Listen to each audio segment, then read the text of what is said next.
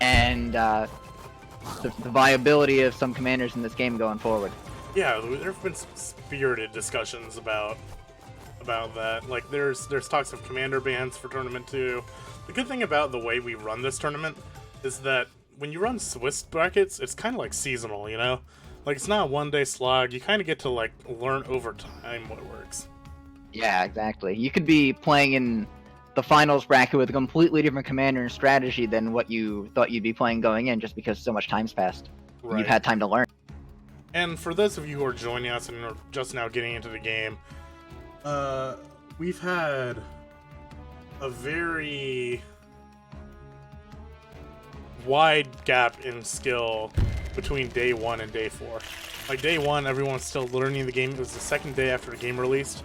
Day 4, it's 4D chess. We are having 10-minute long turns, just excellent lethal that's judged within the percent. Like, it's pretty awesome.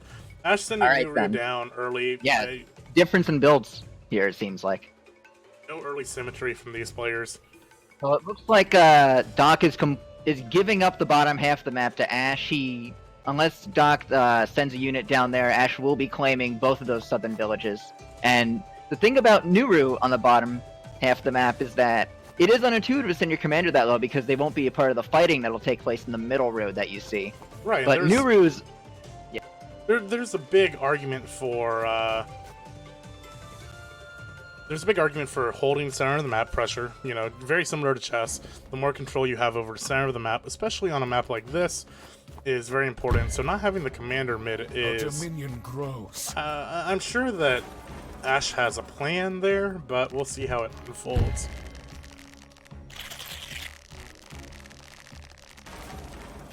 One important thing to note on this map is those gates at the bottom and the port. There's a lot of unintuitive things about these gates that players may not realize. Number 1, hitting those gates charges your groove. Nuru's already at 40% groove charge. It'll be near 100 by the time that gate's broken down. That's right. Number 2, the tile those gates are on is called cement or keystone or something similar to that. And flagstone? Flagstone, so yeah. Vehicles cannot pass through it. Vehicles cannot pass through, and flying units cannot pass through. So it is only infantry, pikemen, commanders, and giants, I believe. Not sure I've ever seen a giant pass through those, but they can. So most of the time, players will elect to use their amphibians to take those bottom points. A lot of different strategies. We saw some great amphibian play the other day when we saw this map. Just some wagon amphibian play. Your wagon can spawn top of your factory and then shuttle to the middle lake.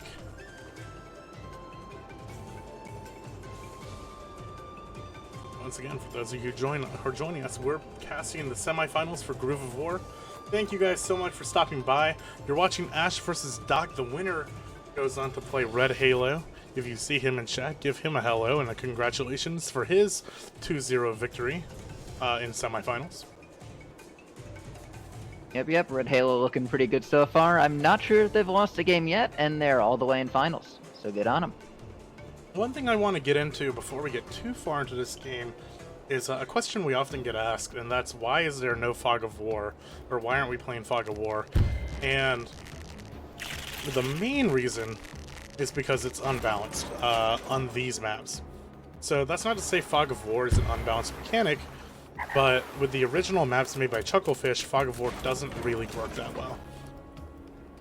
The other reason why you won't see our channel streaming Fog of War is because from the spectator point of view, we don't see Fog of War. And we don't really have a intuitive way to tell players, don't watch the stream. So you won't see us cast Fog of War, even on delay. For any delay to be meaningful, it would be too massive to be an interactive stream, and it's kind of against the point of the channel, so.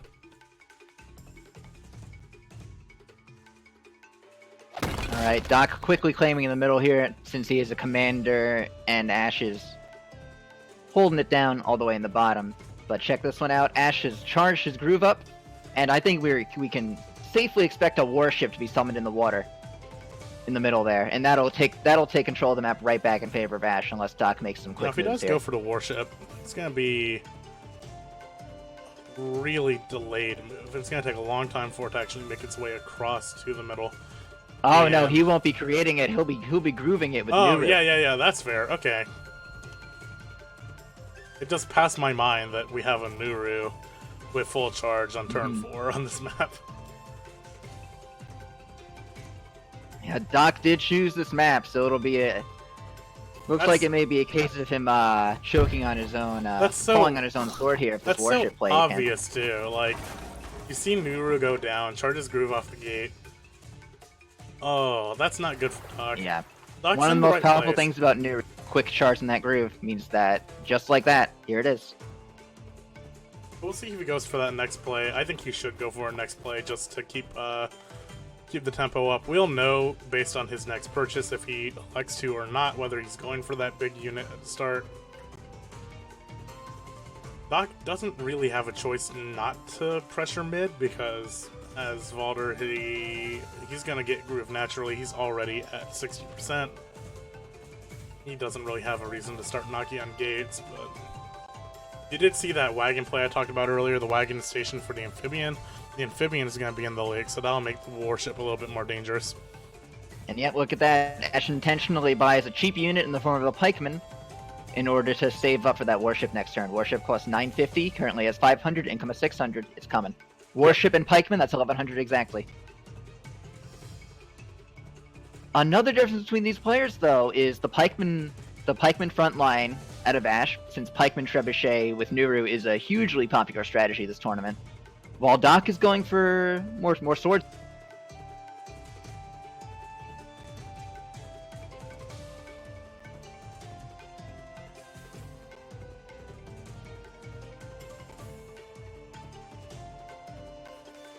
Oh.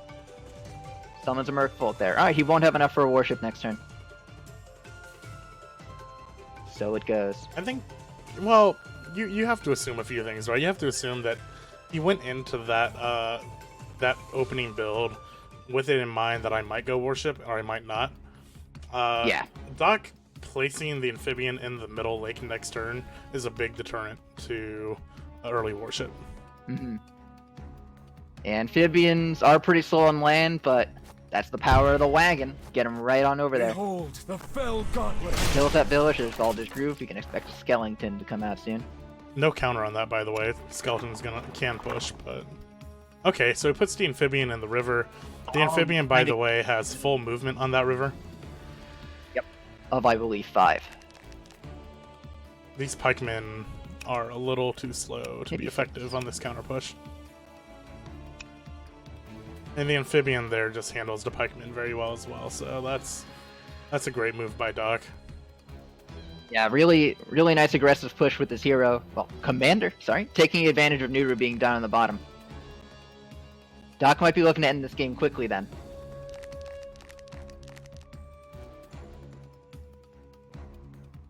He set up that skeleton swordsman to eat a pikeman crit. A lot of this is just Daak is able to make this push in large part because the commander is not there right now. And I don't know what the next great opportunity for Ash to use his ult is. And every turn he has that ult after charging it quick is kind of wasted time, you know? Yeah. He might be in the interest of creating an air unit here. Maybe just a harpy or an aeronaut, I suppose, to buy time, but I don't know. Yeah, just captures that. No groove here. Next turn, I believe the warship will come out in that event then. Or maybe a dragon. As of right now, Daak's only anti-air capable unit is that ranger there, and really they're not quite ready for that.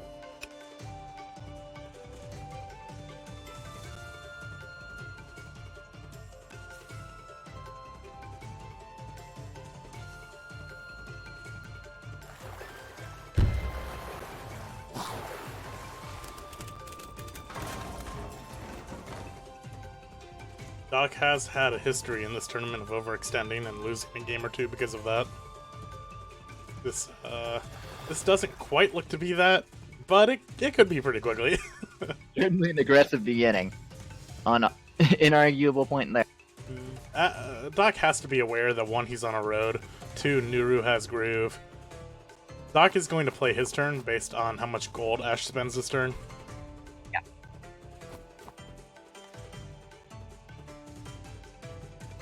Looks like Ash is retreating. He's giving that point up to Daak. Which is something he has to do just by merit of the amphibian plus the commander. Interesting split of the map here now. Looks like Daak will regain control. Will gain control of the 2 top villages here, while Ash with the commander Nuru down there will get the bottom 2. I don't know. I don't know if Ash should immediately go for that city. Yeah. But the longer he sets at an income disadvantage, the more dicey it might get. Again, we'll know a lot more after the gold spend this turn. Ash also has a stronghold in strike distance. That could be a dragon on HQ. Pikeman, alright. By the way, the HQ is on a road on this map, so that is crittable by the dragon. Sure is. Dragon, I believe, deals 70 to that HQ at full health. Damage range is notwithstanding. Okay, not enough for a dragon. But it's enough for a warship. Yep.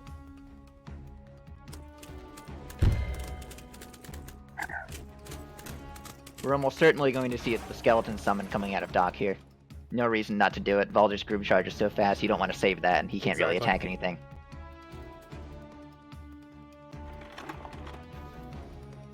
Wagon preparing to pick up that ranger to continue Daak's aggressive push.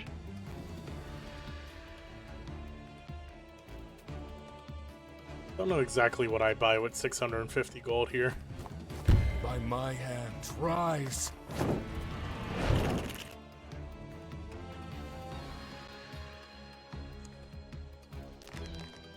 Alright, Daak takes first engagement here.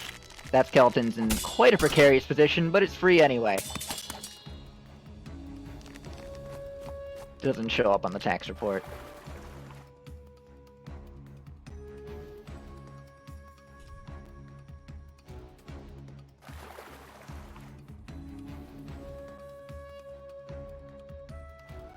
Looking like Daak's answer to the warship opening we were talking about is just to completely disengage himself from that central patch of water with his hero, and start moving on more aggressively. That's really smart. Again, just having your commander there versus pikemen versus soldiers is such a huge amount of pressure.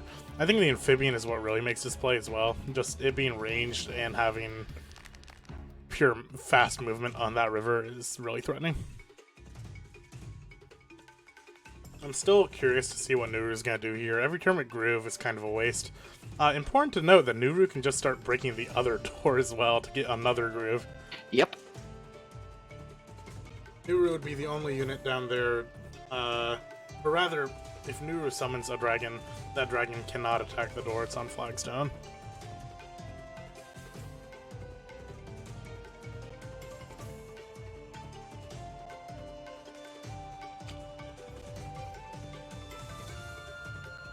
Now, if he does go through the warship play, it has a range of 4, not counting its movement, which means that it can shoot a skeleton, but can't go through to a city.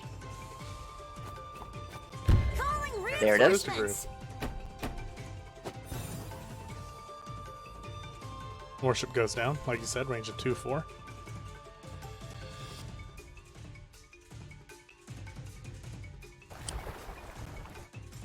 Now, it's worth noting, currently, yep, skeleton goes down. Currently, the income between these two players is equal at 700 because Daak has not claimed that bottom sea village yet, since he used the merfolk that would have claimed that to hop into a wagon and push aggressively.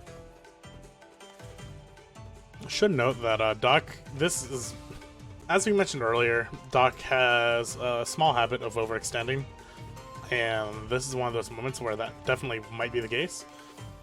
We did see that Daak put out a harpy up here, but nothing is going to really stop Ash from doing the same. And purely by Right. position, Ash's Harpy should be able to push off this army. While Ash can't make the Harpy this turn due to using gold in that warship, next turn we could see that come out. Or maybe even a Witch, but he'd have to skip making a Pikeman this turn, which I doubt he's willing to do.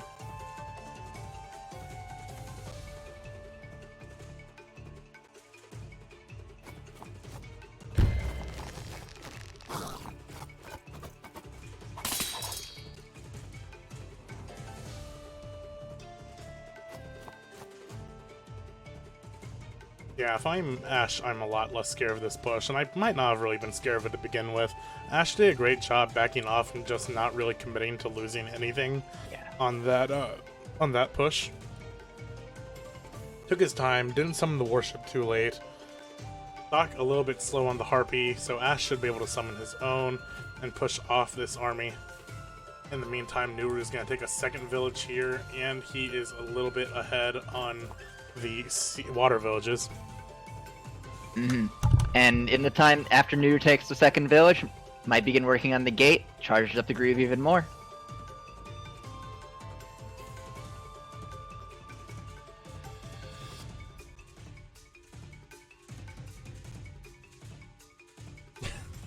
Who needs commanders in the middle?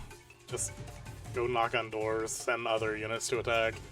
That warship is a lot more terrifying than I thought it would be, just based on the speed of it coming out, but Daak didn't really do anything about it. Yeah, just kind of let it happen. I'm not sure if he was aware of the strategy. After all, if you choose this map against Nuru, you certainly have to prepare for the warship in the middle, but as of right now, it looks like it's pincered him. Yeah, it's not as if you don't have time to adjust to it either. Like, it takes time to get that warship out. As soon as you see Nuru knock on that door, it has to be a thought in your mind.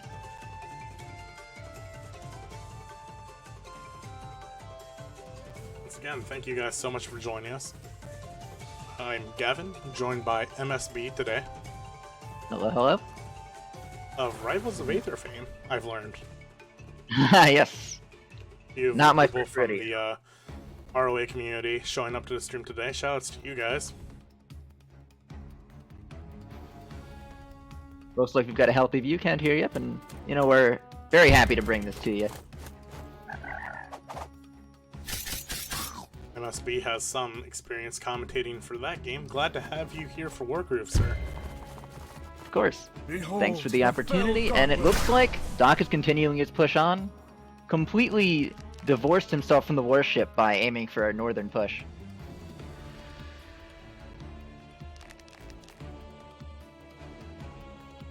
Yeah, with all those skeletons out of the way, that warship is now merely a gate guardian. That's technically the right place to put your army.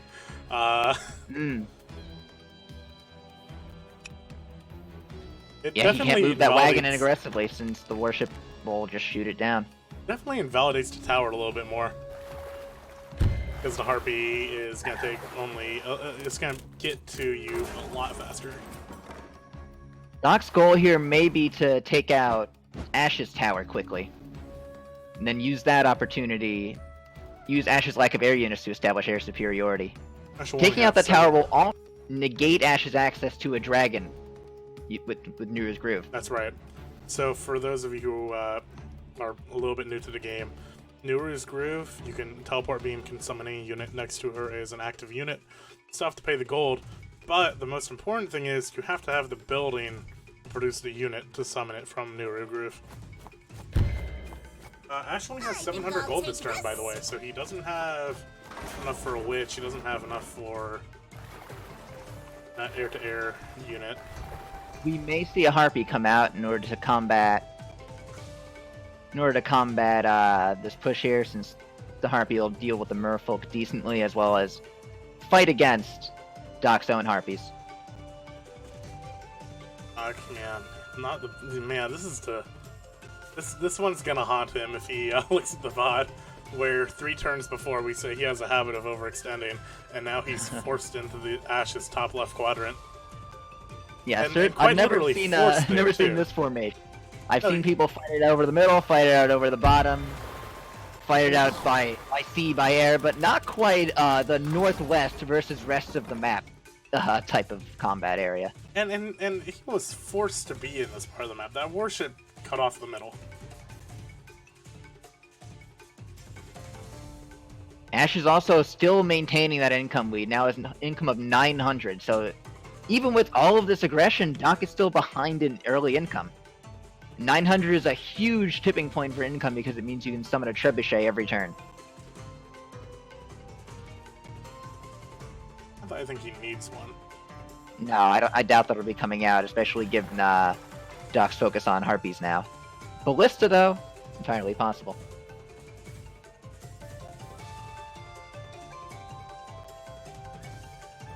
Daak is putting a lot of stock into these harpies, so the ballista would not be the worst play there.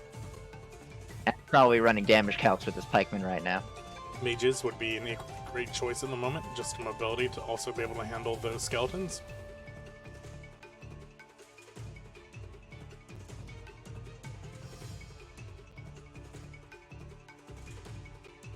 Valder does not really have the groove to save himself from this situation. Yeah, maybe he can get a meat shield up, but not quite what we're looking for to get out of this situation. One more skeleton to get surrounded. Oh, Daak, how are you gonna get out of this one, man? Ash is still thinking this through. It looks like the damage calcs are being run.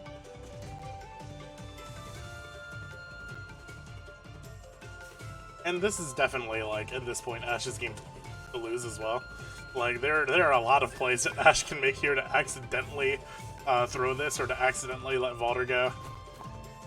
Looks like Ash is opting to retreat and give up the top half of that map. This does mean that the tower is probably forfeit.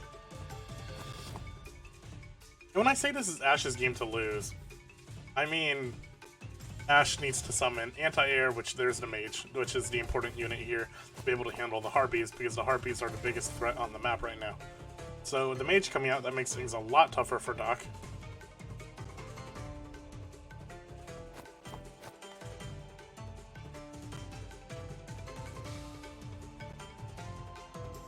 And let's also be clear. So this unit consolidation here is not going to let Valder go. That top half of the map is Valder's prison at this point. Yeah, he's not going to be able to retreat across those mountains. He's stuck over there.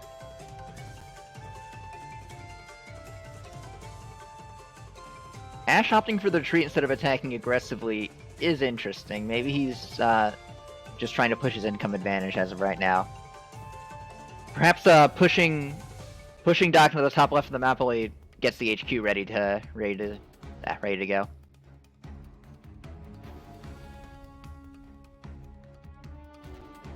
With favorable weather, that warship can hit the HQ from under it, but I doubt we'll be seeing Harpy's that. moving towards the warship, actually. That's good. That's a lot better to be moving there than to be moving at the mage. But yeah, the mage being created is basically a signal to the harpies that they can't cross into that area. Mages cost significantly less than harpies, so 1-to-1 be taken every day. Well, that's really smart, because if the harpies move left, that mage starts to bat them away. But the warship, on the other hand, has no protection. Wargroove is nowhere close to up. I think it is at about 20%. Not as if the harpies can take the warship. The warship's done its job. The warship locked Valder into the corner of the map. Looks like this tower is going down to Valder's group. Rise from your grave. Just a reminder, by the way, Guru cannot summon tower units if she does not have the tower. However, Ash can recapture this tower using the merman up top. Actually recapture this turn. Yeah. Can't summon A from poor the center idea. recap it, though. That gives him merman disadvantage, but in the event that he needs Nura's Groove to activate in a pinch, getting that tower back would be the first step. Second merman wouldn't really take too long to reinforce that either. Tower dropping off the archer. The archer, great counter to pikemen, but Daak definitely isn't as in bad a position as you would think here, especially with that archer against the mobility of pikemen in that forest.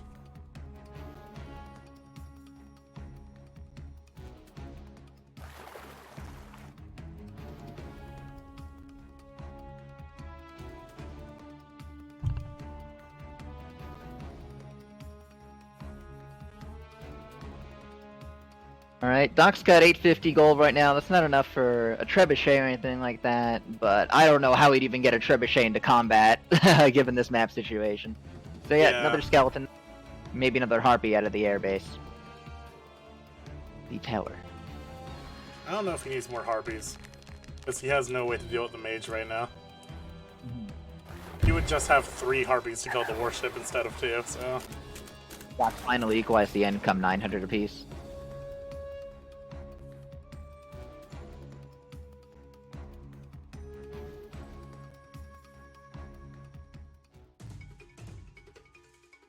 One thing to note is that... Turtle. So, turtles are very good. They annihilate amphibians. Yep, they're the C-to-C unit. I don't know if it's gonna pay off in time, that said. Like, it has some turns to go. And these mermen aren't really doing that much. I actually think they're kind of wasted gold for Ash to have this many of them. The turtle may be for the warship. Well, the harpies are for the warship, though. The turtle, I guess, was like kind of like the only like normal-ish buy. So warship attacks the door. Nuru won't be able to get Groove just off the door anymore. Yep. If Nuru does attack this door, she's gonna be getting poked by that merman. Probably not, though. By the way, for you Fog of War questioners, for those wondering why Fog of War also doesn't work, in Fog of War, if your unit gets ambushed and ends on a bridge tile, the unit dies. So there are some really not cool cheese plays that can accidentally happen through Fog of War. Another reason not to play it. On maps not designed for it. Always with that caveat. It's not that Fog of War's bad.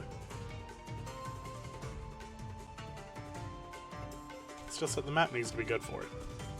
That's only units that are quote-unquote under the bridge, by the way. So, like, anything that can't end on a bridge, like a boat.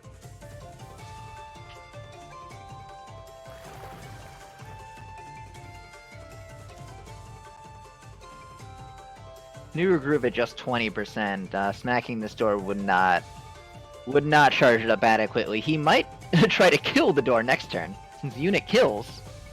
Yeah, but then what? Give more than then what more do you than do? unit. Yeah. I mean, I guess there's not a reason not to break the door, but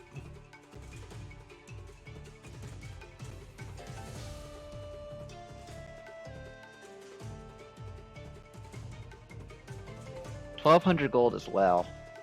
Presumably it'll be spent on that barracks.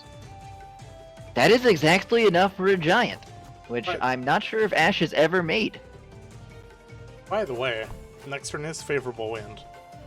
So that warship will have a little bit more terror to enact.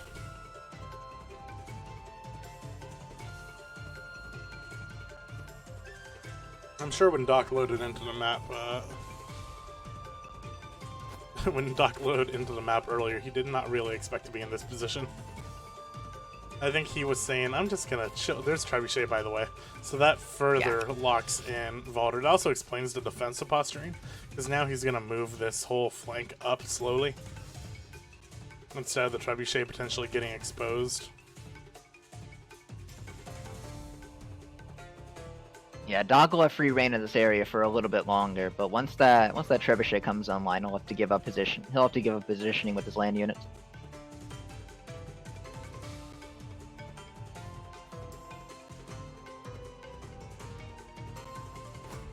Yep, door's getting hit. Move up to No, 40. yep, a whole 20% for smacking a door. Not a bad career.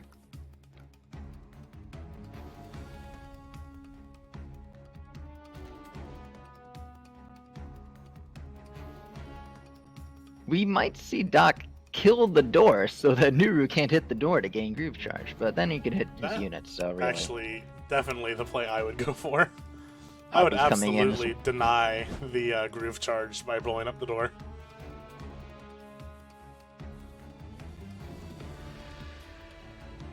First strike on the Merman. This warship is probably going to head south away from the Harpy and annihilate that Merman, though. Trebuchet coming out. The turtle as well. Earl's having some of the best animations in the game. Fight me on that. Did you see that waddle?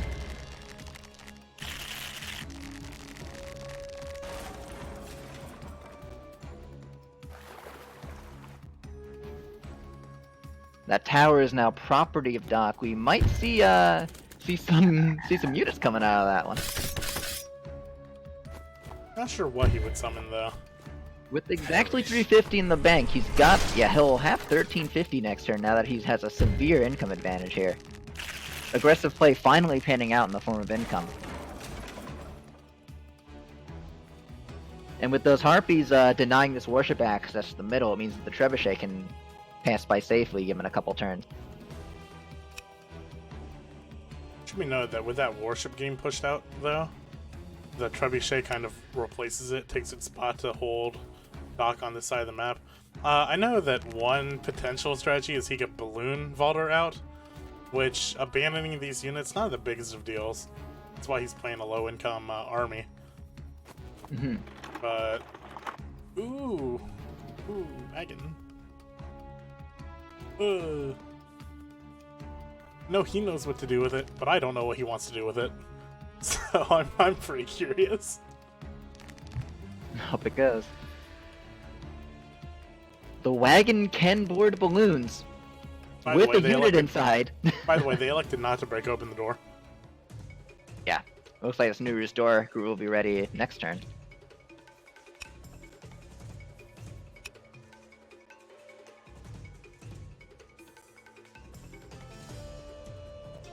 Harpy's got a movement range of 5, so every tile in this middle area up to just under the right side of that lower bridge is in Harpy range.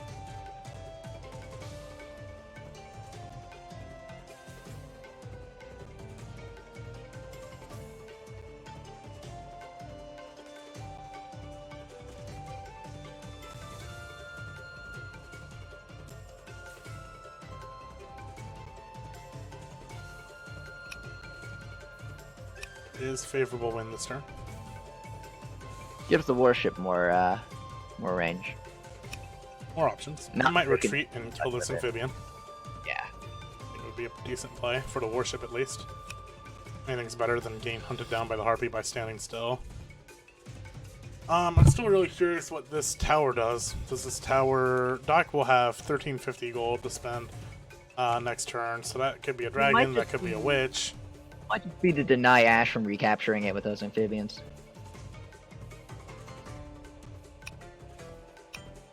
I think Ash's biggest mistake this game was maybe he could have been more aggressive with that pikeman wall when it was just the commander and the swordsman. It felt like he gave up space a little too readily, and in this time crunch, he's now lost his tower. And I was trying to figure out like reasons why he wouldn't push forward with all those units, but it slightly eludes me. The two amphibians can retake the tower, so Daak might not be able to use the tower next turn. And I don't think the skeletons and the amphibian are going to like wipe those mermen, but that does kind of like just delay the inevitable where Daak does take the tower.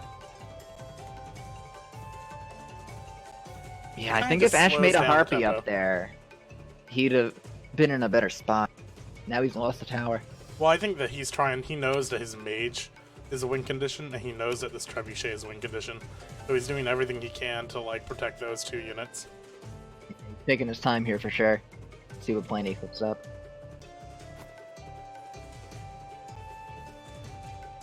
That Trebuchet made by Daak might just be there to pressure Nuru. Make sure that the hero doesn't... Oh my god, I don't even play games where they call them heroes.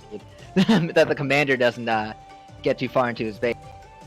Wouldn't want to summon a giant next to the HQ. That's kind of hard to wipe up.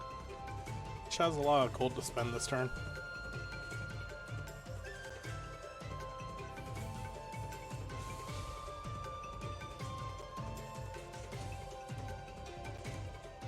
This is semifinals, by the way, guys. This will be our only semifinal match this game. Yep. The previous semifinal match was already played today. You can see the bracket here on your screen. It was Red Halo versus Story Eater. Red Halo taking it 2-0. Winner of this match will play Red Halo in the next match directly after this one.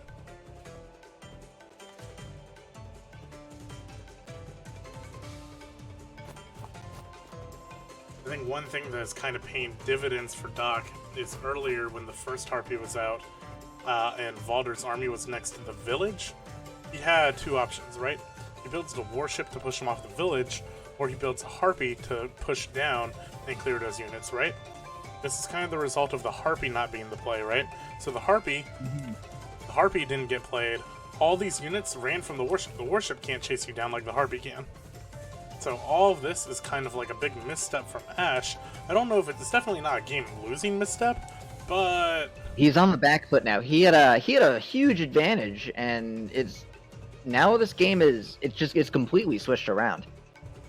this was sort of like a moment where Daak was forced to make the best play possible, and it absolutely worked out for him. Warship making itself a little bit more useful. 2 units on the warship's kill feed. The 950 gold warship has now killed 350 gold worth of units. And is running away from a 500 gold Harpy. I think we're gonna see the door kill come in, but if he does that, he'll get trapped in by those 2 Harpies, actually.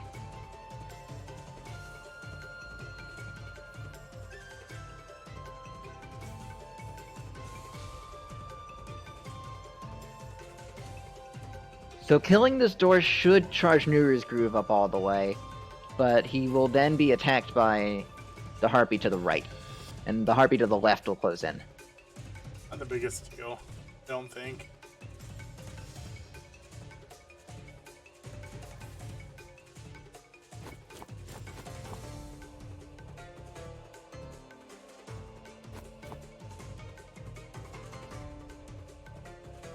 People have noted that Ash has not dropped a single game this tournament so far. Went 4-0 in Swiss. All of those matches were 2-0s. In tournament bracket, he also won his match 2-0. Ash and Daak both received technically a bye round. They didn't have to play into quarterfinals. This was a 12-person bracket to start. And while we are playing up Ash's undefeated streak thus far, Daak, I believe, has only lost 1 game. And then in the set, which he did win.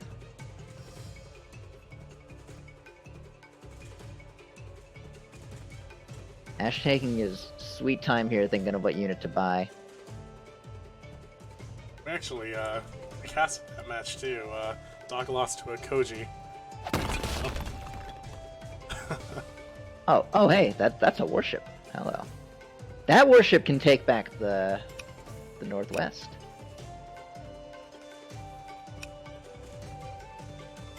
Note that the ranges are a little deceiving there because of favorable wind, but that was definitely probably the correct choice.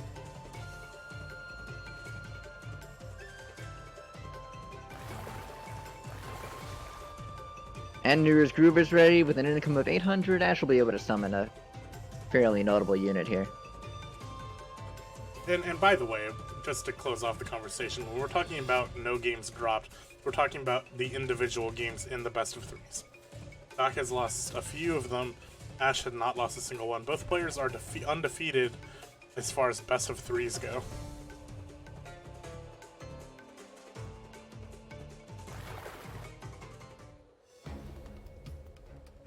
So, Nuru getting Groove. There's no play that Nuru can do to help this top army here. There's no play it can do to be aggressive here. So Nuru is going to go back, play defensive. Probably a Harpoon ship going to come out to stave off the Harpies, and then the Harpoon ship and the Warship and the Amphibians move forward either left or right. do their job on the villages or back up the army here. I'm assuming that Navy is kind of stand by and slow push right, because it would take way too long for it to help anywhere on the top left portion of the map.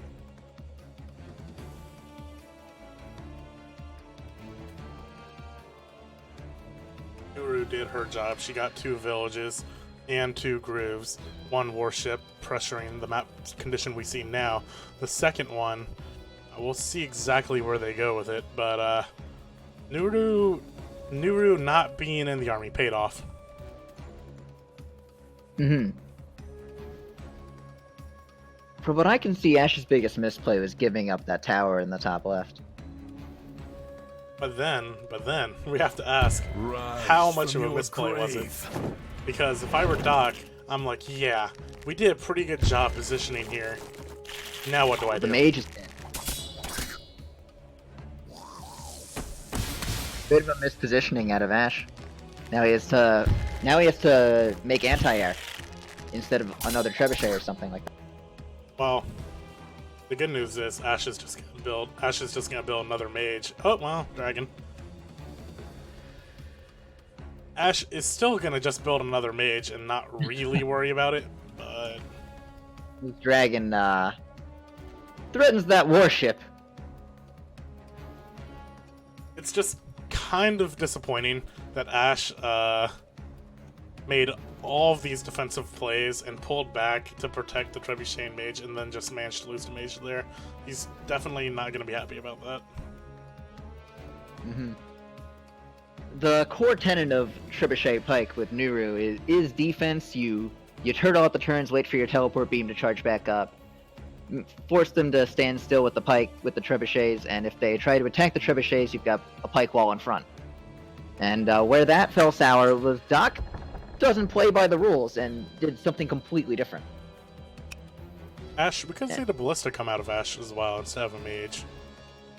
I don't know if that's likely, but Ash is in actually a terrible position here, because whatever unit he summons with Nuru, obviously that takes out from his pool of money from what he can build at the barracks. I believe it'll be a harpoon ship, because that's 550, and a mage, which is 400. Well, that harpy is just abandoning. this warship is about to get hunted down.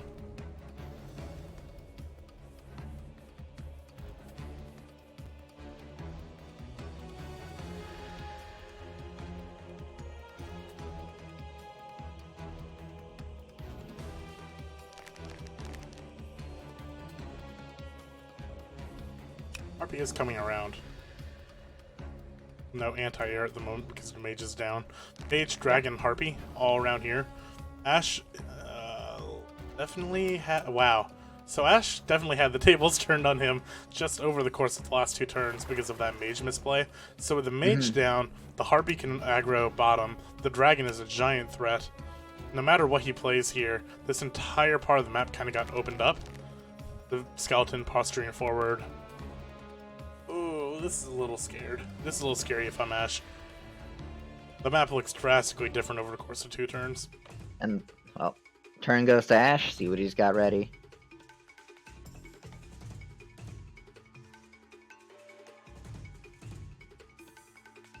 If I were Ash, I'd do a harpoon ship to get rid of that harpy on the left, and then make a mage to defend the dragon.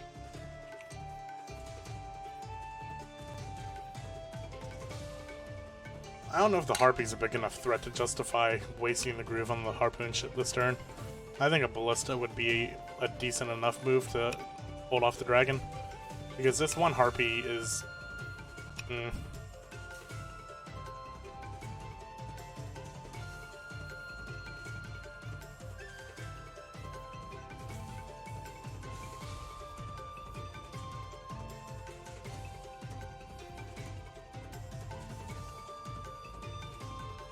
The turtle stops any naval aggression entirely. Actually, this naval army is on the back foot because of that turtle. While the warship can shoot the turtle, I wouldn't really, I'm not sure if I'd go for that play. Check my damage ranges.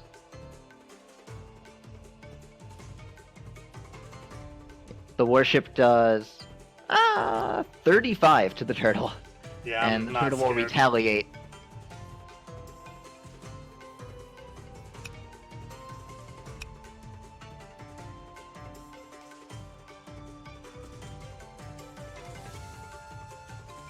There are a lot of options that Daak has to negate any push on the stronghold. So the groove does come out. Let's see what it is. It's probably going to be the harpoon.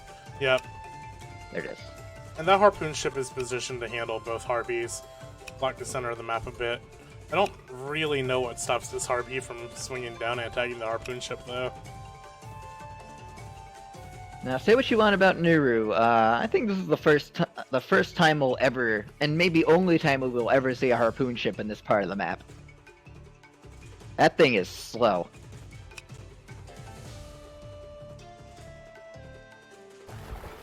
For movement, and it spends double of them on regular C. Oh yeah, I suppose it can just kill the harpy. I don't know why I mentioned that earlier. It can move this turn. Alright, now... I still think that Daak is not in a very good position here. I think Daak is in good position, if only because he's the income advantage. Over time, his army compositions will just be too much for Ash to feasibly counter, since he's in the back foot in income. Dragon is just outside Trebuchet range. Ash making an aggressive move towards the sea village in the top right, which is probably as good as it'll get. But this does mean that now his sea village in the top left will be under some pressure from those amphibians.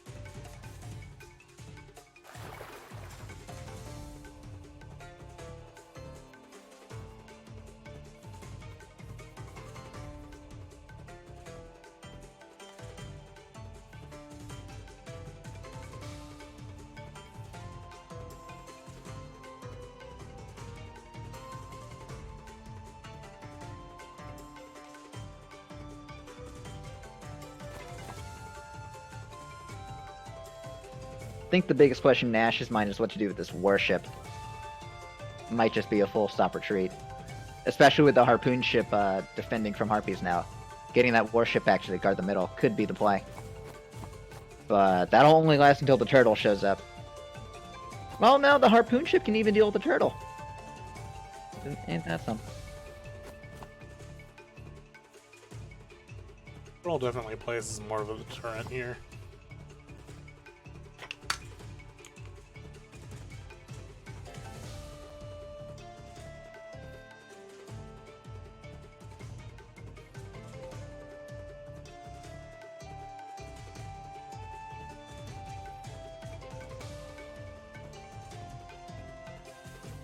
Yeah, there's one out.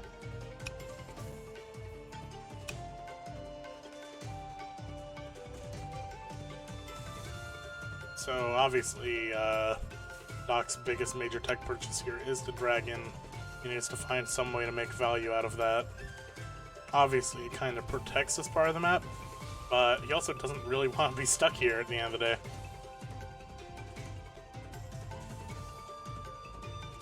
At the end of the day, I think that Ash still has, like, at least is holding on or has minor advantage. At parts of the game he had major advantage, but he threw that away by not defending the tower and then not aggressively pushing while the tower was being taken. He had two amphibians up on that map. These two amphibians are not doing anything when they were both in range of the tower. Alright, Ash passes his turn. Daak has 1,000 to work with. That's not enough for another dragon. We could see maybe a harpy or a trebuchet come out instead. Worthy of note, the trebuchet cannot enter the gate. Nope, that is Flagstone. Flagstone. Infantry only, sorry. You can't pass. It also means the harpy can't pass through that gate. Right. It is it's some kind of ceiling. Yeah, I think it's supposed to represent ceiling of some sort, but You can shoot for through me, wall. it's one of my most forgotten terrain types.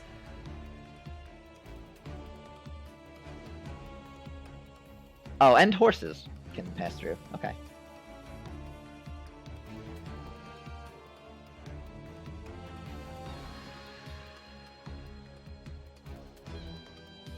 Still, though, using that trebuchet, Daak will be able to deny income from Ash by taking that village down.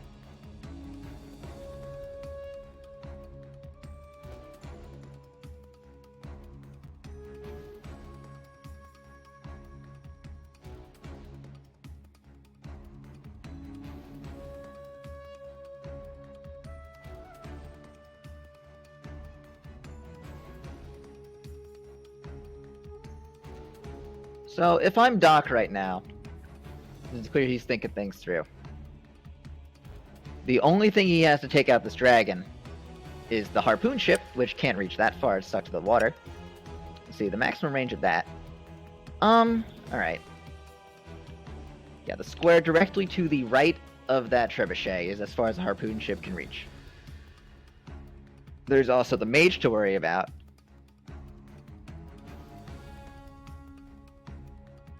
But one thing that the mage can't touch is the water. So this dragon could be used to harass that warship and make that a useless buy. The dragon could also be used to take on the merfolk in the top half of the map. It's really a very versatile unit, and where he sends it this turn, even if it's nowhere, is going to say a lot about the state of this game coming up. There it is, he's moving it towards the warship. Another Harpy comes out for his purchase as well, really dedicating himself to the air, and why wouldn't he? With so many naval units being produced by Ash. Harpoon ship, man, it's so slow. It's gonna take so long for that harpoon ship to do anything outside of that thing lake. Is stuck to the middle. The purpose of the harpoon ship is to deal with that harpy to the right and the turtle. And what do I do if I am Daak in response to that harpoon ship? I don't move any of my units there, because guess what? None of Ash's units are within range of it either. It's not really controlling important ground at the moment. You have two amphibians at the top that aren't valuable right now, that haven't made money past the initial village caps, and they had the chance to. We have this warship that came out a few turns ago that is about to get devalued. This harpoon ship is devalued. This warship is devalued. That's so much gold. That's so much gold. So much, just a lack of value from, and he gave up a mage for free as well. So that's a huge lack of value from someone who's down in income in the first place. And we've said so many times this game that like Ash has had, it was Ash's game to lose. If all of that gold was in units that were able to actively aggress this army stuck on this peninsula, massive, massive difference. So we're going to see the trebuchet blow up that village next turn and the skeleton take it.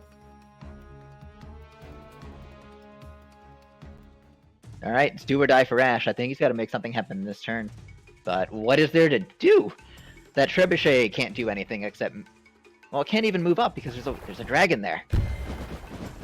Harpoon, Oh, that... There was a harpy in range of that harpoon ship. Alright, good value.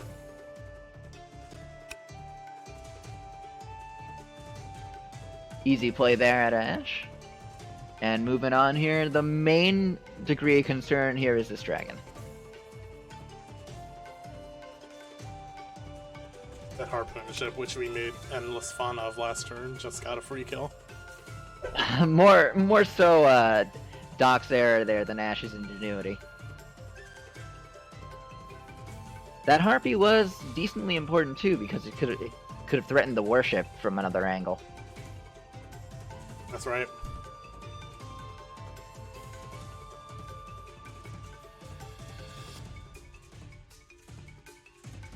Pikeman main comp behind a mage and trebuchet. Little tough to make that army move, especially with high mobility units coming from Daak, swordsman, dragon, commander, amphibian on the lake, archer with the range. That is a hard army to move in on. And Daak will not have Groove next turn, I believe. Unless he gets hit, which I don't see a possible way for that to happen.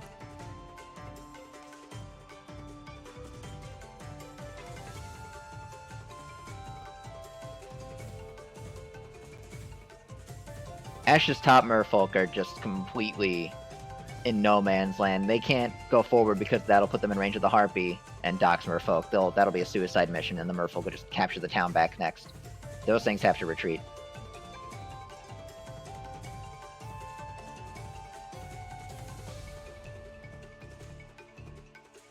I could see Ash output a ballista here and then put the warship in defensive position, so that to ward the dragon off of that warship. Now the question is, how do you protect the ballista from the dragon? And I'd assume that's mage. All right, defensive wall here from the turtle by Ash. But the thing about turtles is that they have 12 base movement. It can just go around and hit that warship anyway. I think that's probably what it's gonna do. Turtles are not very expensive. I can Near just play another 400. one if that army moves forward. Also note for Daak, like, he doesn't really have to move from this position, mind you. He's perfectly content to be sitting on the extra tower. Probably the angle just looks kind of awkward, but it's definitely not like a bad place for Daak to be, especially with a dragon out. An extra harpy dragon, like 2 towers, helps a lot.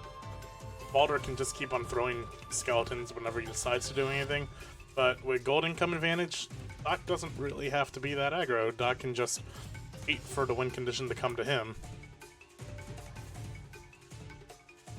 And one more thing real quick about that harpoon ship, it can't hit grounded units.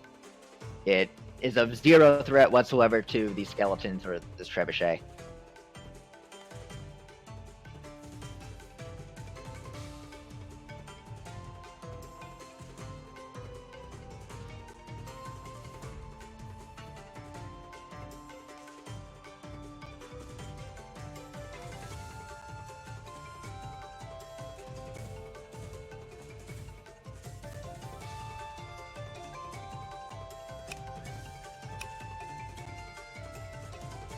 Harvey at the top, continuing to just make these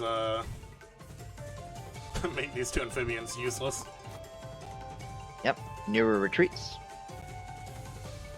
We could see Ash make a harpoon ship over here for the dragon, but that's it goes without saying as to why that might be a shaky line of play.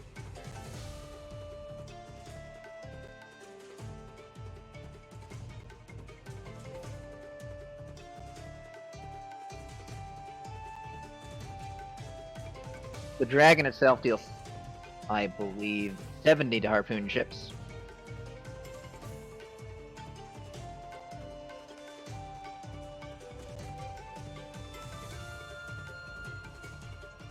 However, if Ash doesn't make a harpoon ship to the left, that dragon can start picking off the sea villages and cripple Ash's income even more.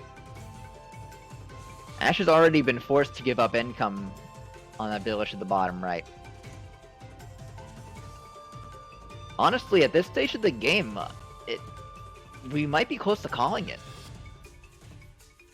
Ash made some serious misplays earlier in regards to more defensive lines of play. He had a couple of engagement opportunities on Daak before the tower was taken, and didn't seem to go for them.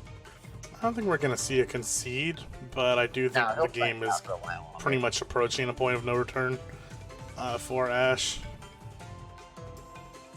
I don't think it's like it looks desperate enough for Ash to surrender, but I don't know. I mean, there's always the argument of you leave a little early just so you have some time to compose yourself. There's also the nerves. He knows he's on stream. You might not want to. You might not want to surrender just for that sake. We should note one thing, by the way. There are no turn timers in competitive play right now. These matches are being played through the asynchronous match client that Wargroove has. So technically these players could leave and rejoin and play this game over the course of days. That's the same client we're playing on here. There's no turn timer option. Doesn't exist. Only in quick play. And forcing players to find each other on quick play is equally uncompetitive, or well, actually much more so than in no timers. So we play without them. There's no choice. My battle pup apparently breaking into the broadcast there for a second. Sorry about that, guys. She's trying to charge her groove.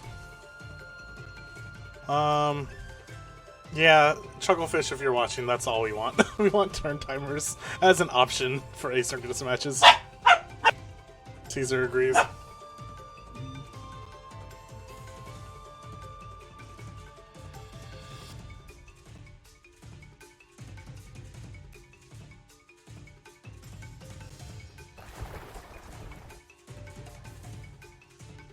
ballistas come out, but that gives up the sea village to the left.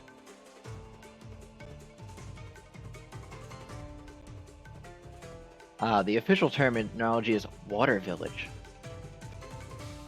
And I will have you note that in the codex, it lists water villages as very vulnerable to dragons.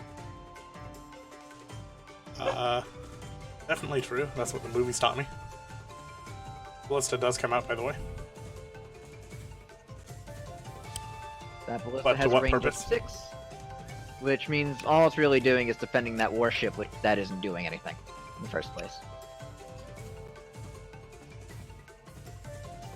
Daak's answer to the ballista can just be the same thing he's been doing for the past 5 turns. Do nothing. Choke Ash out. Yeah. Take income. Daak now is in no position to play aggressively. He's staked out such a claim over this area and is up in income by a ridiculous. Once that village to the bottom right is taken, and then the sea village over to the left, Ash's income will be 600 per turn. That's really not enough to make anything threat-worthy. No, I don't think you can come back from this game with 600 gold a turn. Harpy goes on the hunt. Ash has absolutely nothing to do about that Harpy. That Harpy is just going to kill those two mermen and take the seat and get the village.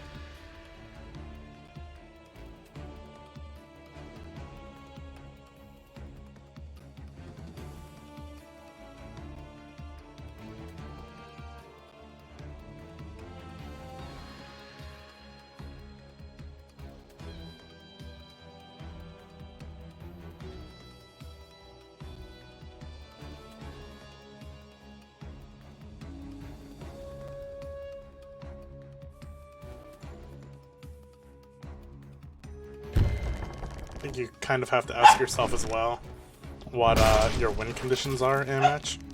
Not only how do I not lose, but what are ways to win. And if I'm Ash, I don't really see a clear one at the moment. Oh my god, that turtle chunked that thing. That's a crit, by the way. Behold the best attack animation in the game.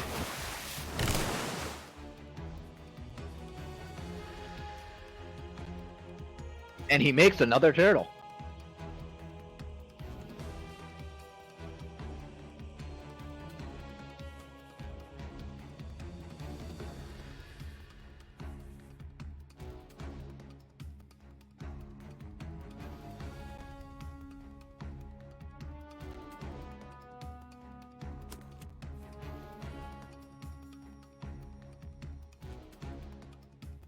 $400 gold turtle, by the way. By the way, there's Yep. a second one. Production continues.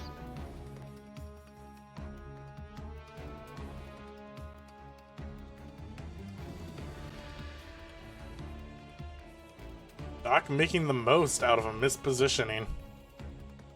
Or rather, a forced positioning. Daak started this match, probably didn't plan on controlling this top half of the map. Absolutely made the most of his play, while Ash probably didn't capitalize on his, on some units he could have built. My impression of Daak is someone that knows something that we don't, and this top half of the map strategy that ended up panning out kind of fits the bill. I wouldn't be entirely surprised if Daak had this plan all along. I think Daak was more scared of the Harpy coming out, and when he saw the warship coming out, he was like, I guess we can do this now. Yeah.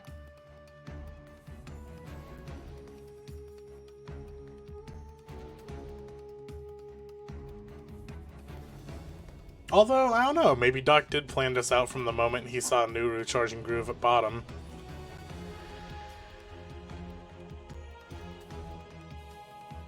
Those of you who are joining us late, thank you so much for joining. You're watching Groove of War.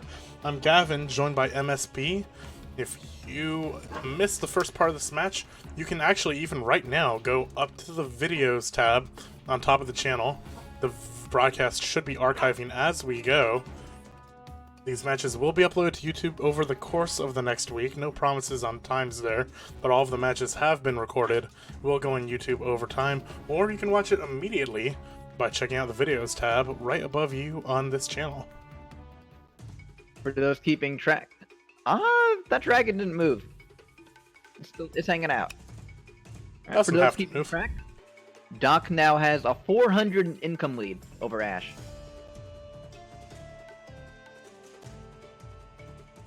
Once Daak secures the water village in the top left, he will have an income of 1200 and dragons cost 1250.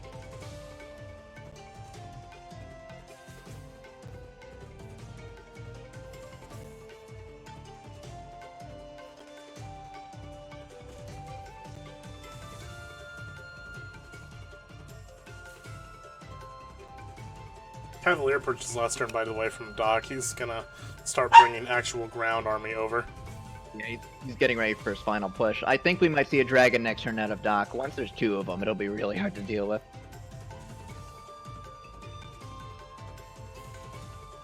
By the way, we mentioned that YouTube channel just now. If you look down, if you're watching on mobile, there is a tab for the YouTube channel.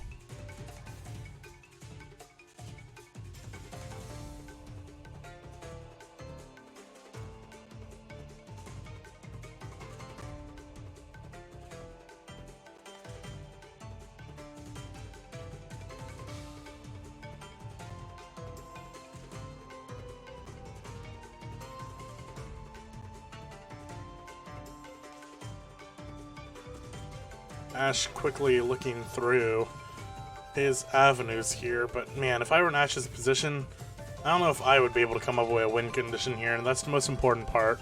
He has to have a win condition. He can't just play the game by not losing.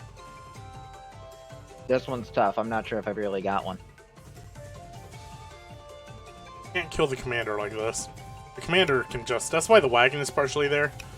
For the commander getaway. Not that it has too many places to run there, but the wagon's either there to block or to be a quicker escape for a unit. I could see Ash kill this village to charge up Groove. To what end? Yeah. You got me there. There's not much he can summon here, especially with such a low income and no air units. Yeah, he's thinking this turn out, taking a while. Probably trying to think several turns ahead, but Daak doesn't even have to play perfectly. As long as he plays passively, I actually don't see how Ash makes it through here.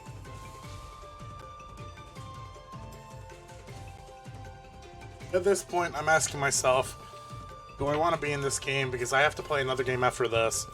The longer I wait, the more... It adds up. It's stress, it's mental damage. I know in fighting games, the less time we spend in character select, the better sometimes, usually, honestly, after a loss. You can definitely outplay yourself in the thinking game. Mm.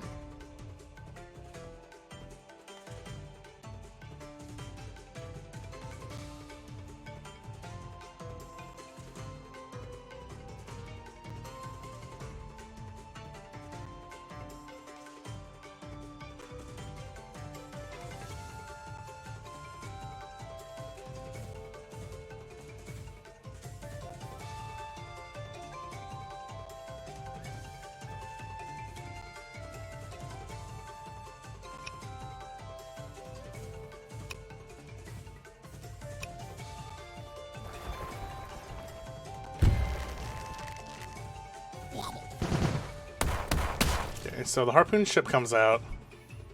It deters the dragon. And we have the slow push command. So Ash is definitely going to start the slow push. He's going to make his stand here.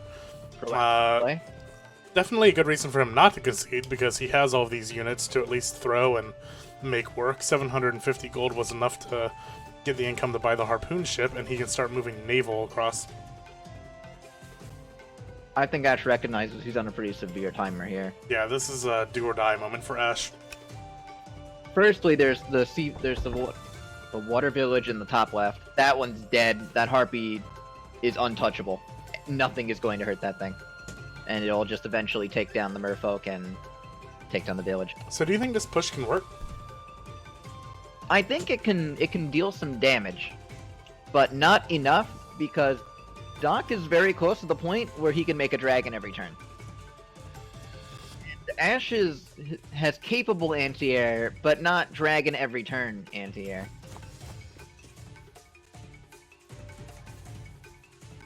If you count it by the unit, it's actually a little deceptive. It's an archer, it's Valder, it's an amphibian and a dragon, ignoring the skeletons. That's, you know, unit by unit, that isn't the worst spot to be in. Daak was kind of playing a starvation strategy here, and the dragon helps with that, but this harpoon ship sort of deters that.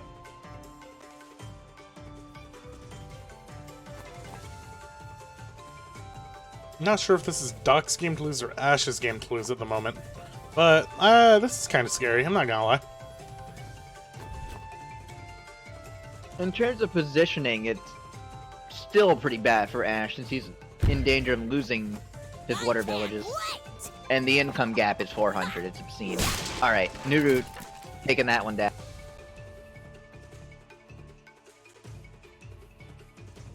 That will delay Daak's income a little bit, but once that trebuchet rolls in, Nuru's gonna be forced to get the heck out of there.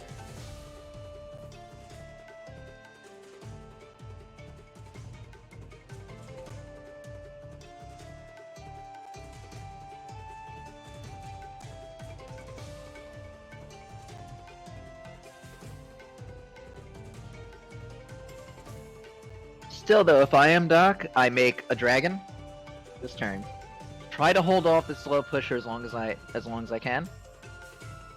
And use those dragons to threaten HQ. All the while, the trebuchet threatens Nuru.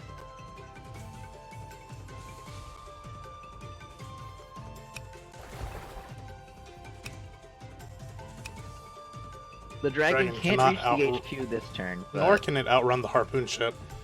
Yeah, more importantly, it has to retreat. In range of both the harpoon ship and the ballista. It has plenty of places to run, though. It can run north of the village, too, and then go south. Like, this dragon has a lot of free reign. All it's stopping it is the harpoon ship and ballista. I could see this dragon kinda just facilitate the process of taking out the northwest water village. In that event, a second dragon is probably not very useful.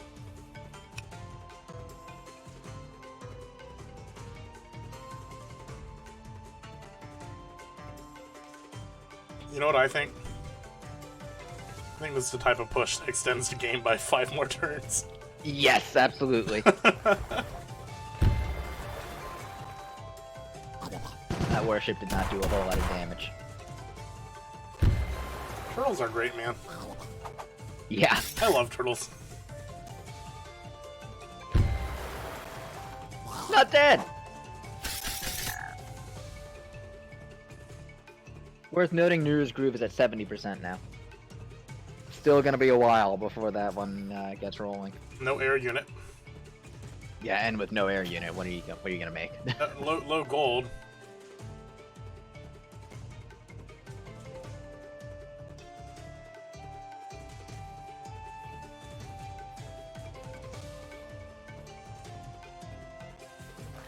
There's always, by the way, the complete reset where a balloon comes out and we reset the entire map.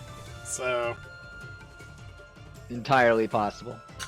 Yeah, as of right now, that archer and those 2 skeletons are completely cut off. They really are gonna have to go up through the river to reach the commander, and that's just a bit too slow to be worth doing. I might try it anyway. Alright, turn passes.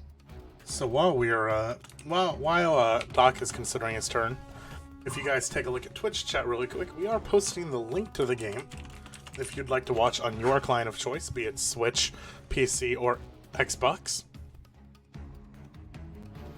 You are able to watch with us if you want to see some of these stats on your own. Very cool of Chucklefish to give us such extensive cross-platforming.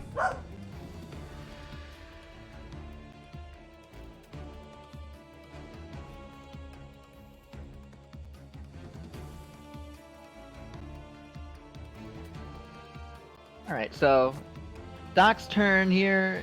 Alright, setting the archer up first. Definitely need to get those things out of the way. Yeah, looks like that skeleton will rejoin the rest of the army. And as expected, that harpy is going to immediately start threatening that village. Will we see the dragon come up there as well? The dragon is actually in a bit of an ineffective spot due to the harpoon ship and the ballista covering each other. The ballista is actually completely immune to damage. That dragon can't get it. So... And there's the balloon! So we are going to see a full retreat out of Daak. But not before he captures that northwest village, which will cripple Ash's income yet more.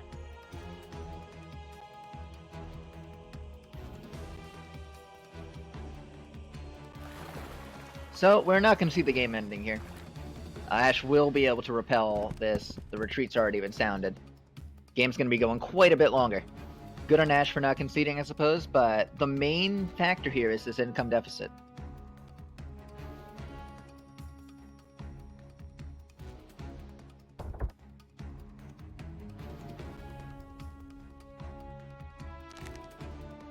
Trebuchet comes down and threatens Nuru. Means Ash can't recapture this town.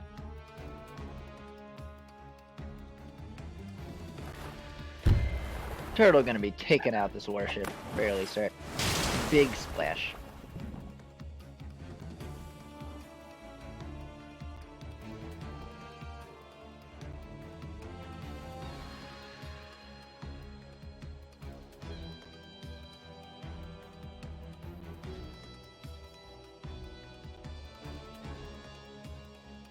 More air units coming out of Daak. Okay. Now that is interesting. Might be a bit of an investment, like over-investing. With all these harpoon ships, and now a ballista and a mage, this is so much anti-air on Ash's side. I'm not sure if I agree with the harpy here.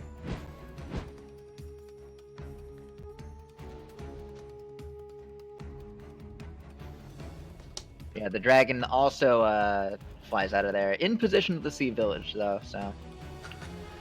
Looks like that's Daak's next goal.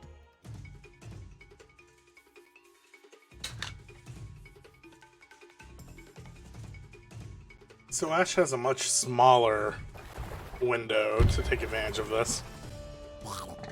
But he does have a window. Window is opened up where Ash can really take back this game. Undo a lot of the earlier non-aggression.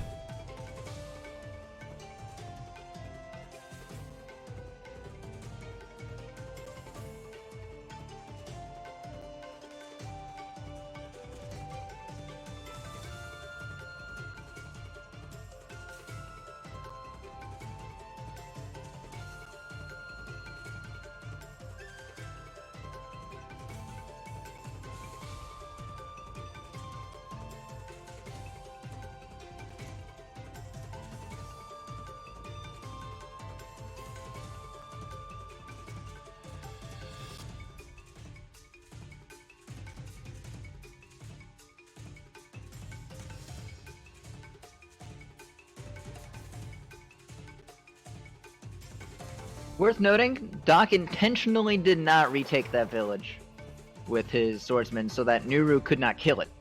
I think capping still charges Groove, though. Oh.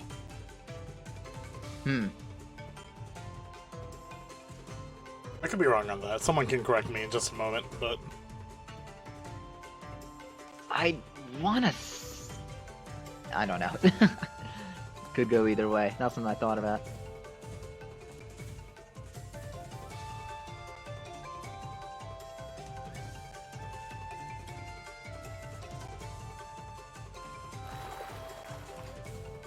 I'm going to make a bold prediction here and say that in the event that Ash wins this game, the finals are going to be tomorrow. It will take Ash such a long time to come back from this income deficit, regardless of the result.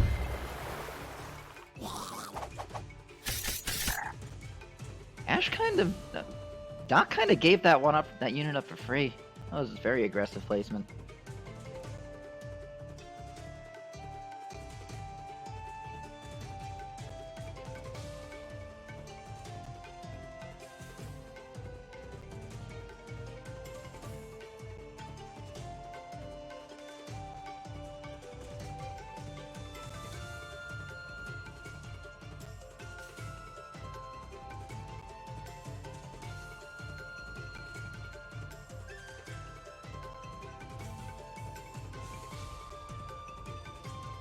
Where to go from here, though?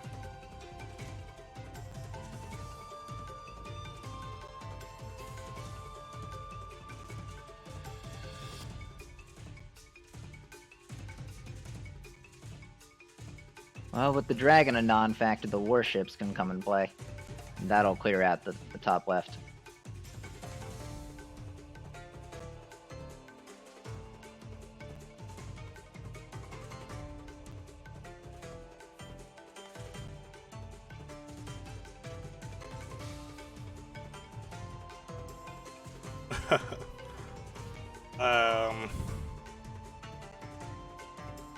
This is gonna take a while to conclude. Yes. Don't really have much more to say than that because neither player is really going to take an aggressive stance here. That balloon again is such a reset.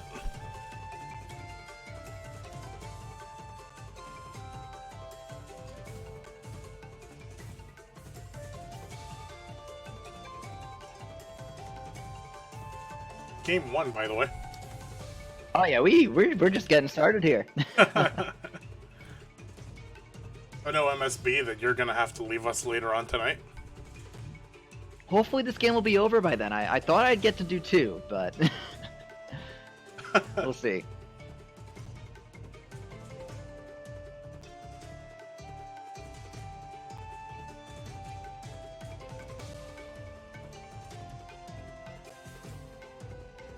Next turn is unfavorable weather, by the way. Probably I think that's like the first time we've seen it aside from the very beginning of the game. Yeah, first relevant unfavorable weather turn. I don't know if that's gonna really change too much. I mean, all of those range units are still just covering the areas they need to cover, but...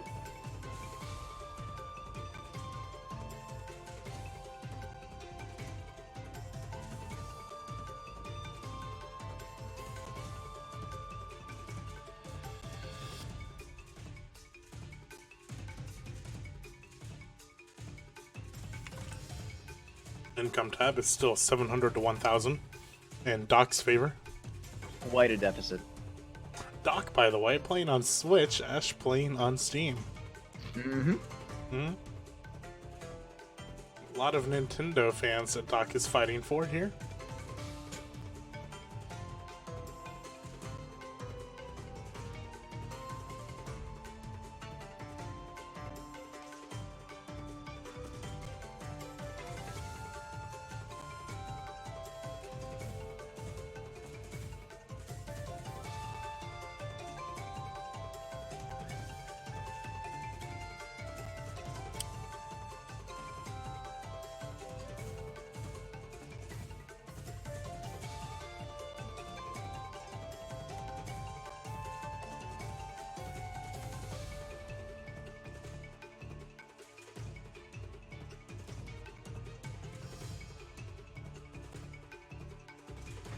Still trying to figure out potential win conditions for Ash.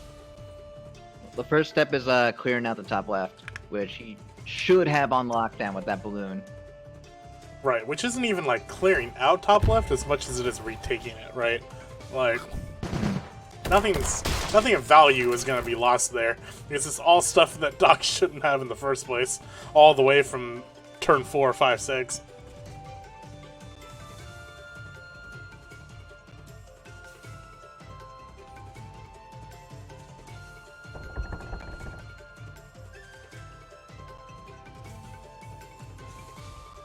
Worth noting with that warship, that was a crit.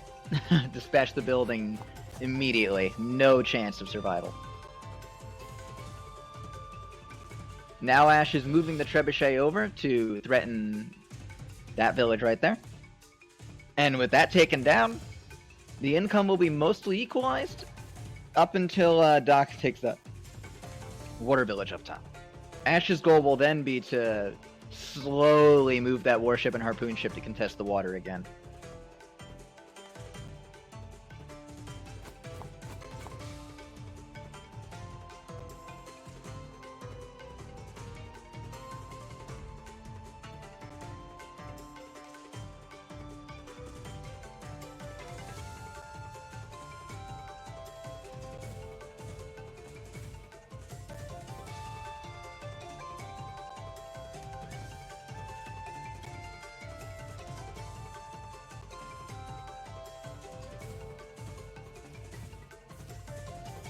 Well, I believe that Ash made the greater strategic errors this game by giving Daak control over so much income and that tower.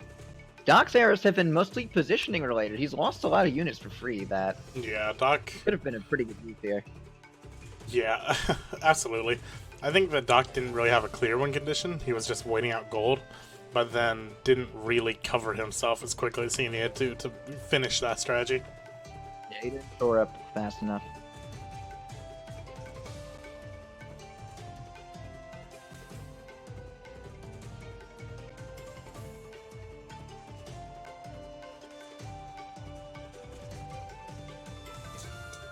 Ash turned it around. Definitely by his own merit as well. The harpoon ship pushing off the dragon, the mage that was mispositioned slowed it down, but he recovered from that too. So, Ash did a very good job by not caving into pressure, by surrendering early.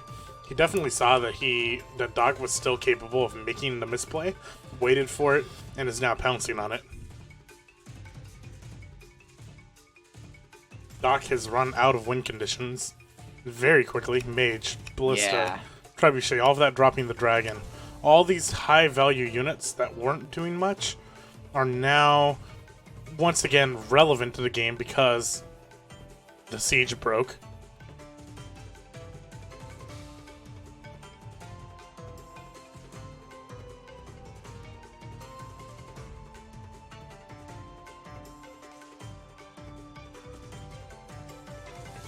I don't know if, by the way, I don't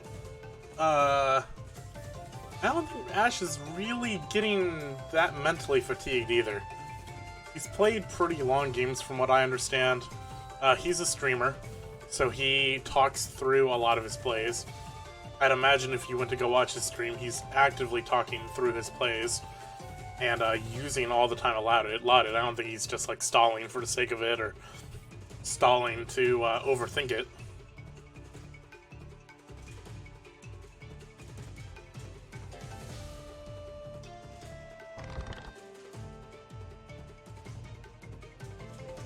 That Ballista's trying to do two jobs to both push with the land units and defend the sea units from that dragon.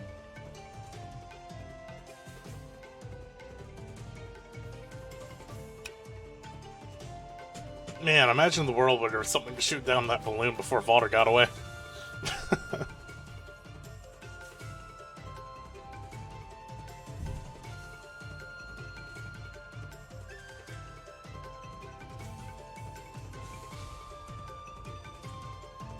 I'm sure Ash on his stream was doing a hearty laugh at us when we thought about when I thought about calling the game here because yeah, it was not nearly over. Certainly still ongoing. No, and that's probably one of the more valued skills in this game that people don't think about is when's the best time to surrender, when should I keep going? Like being able to recognize loss conditions and win conditions. Ash obviously saw that there was no way for him to lose in the short term. Maybe he thought it was getting there, but then Daak kind of didn't do anything with it.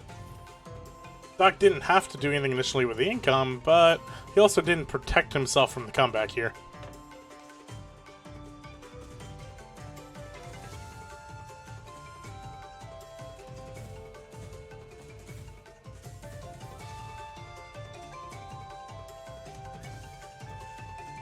I don't know what Daak does in this situation. It's just an equalizer.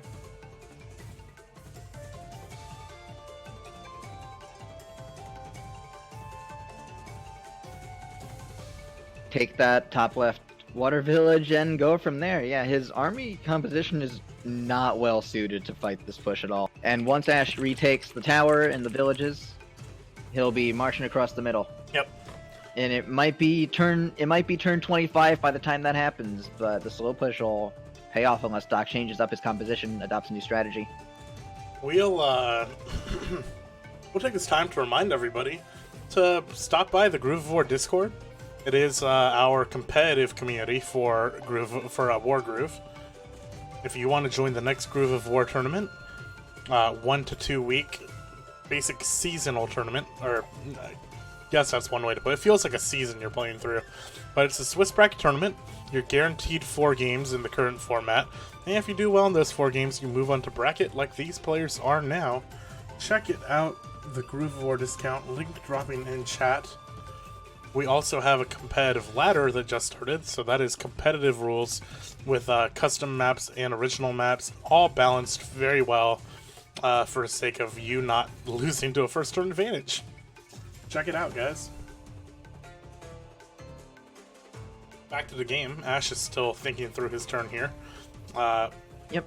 Nuru is the main person here. There, only unit left. No gold spent. And Nuru moves.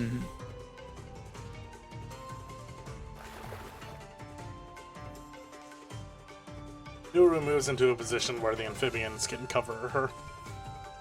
Yep. And out of range of that trebuchet. Alright, we've got a pass turn. I can imagine the trebuchet moves up a bit further, but that risks the amphibian approach now. So things will get real interesting.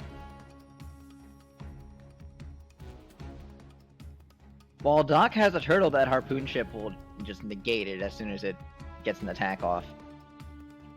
And that thing's got range, so... Precarious position for Mr. Turtle.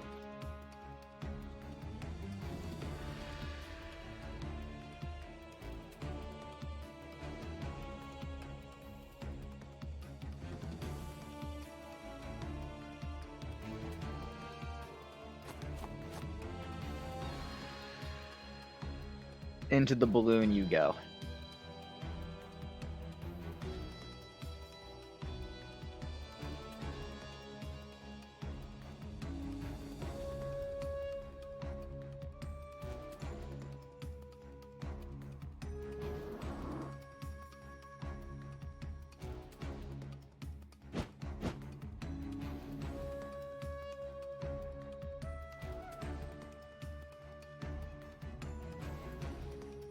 Air superiority will be claimed over these 2 unfortunate souls.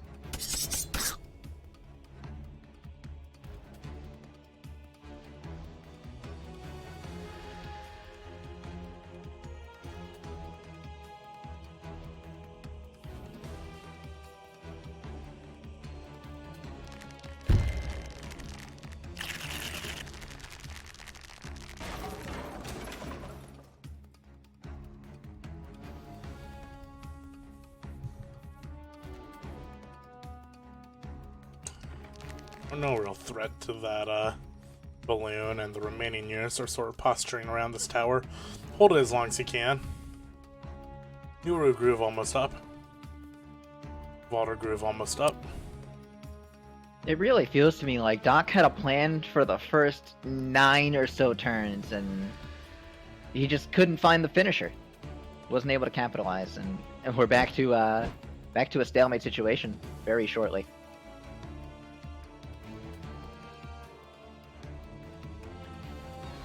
Now this dragon might be used to harass Nuru on the bottom, but there's a harpoon ship there. It's a bit dicey. So probably won't go there. I think the dragon is just gonna kind of awkwardly get shuffled and pushed out while all this heavy anti-air covers it.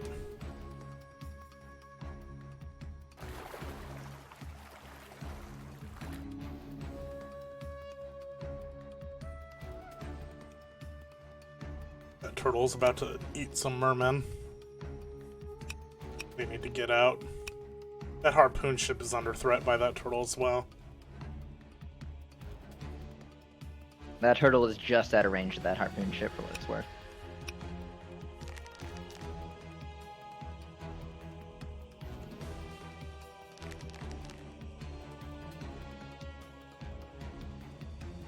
The skeletons are retreating to block off the merman from the trebuchet.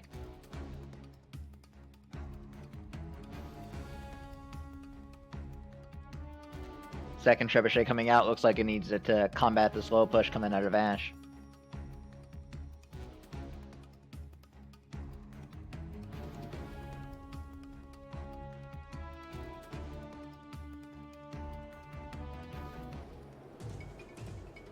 Unfavorable weather this turn.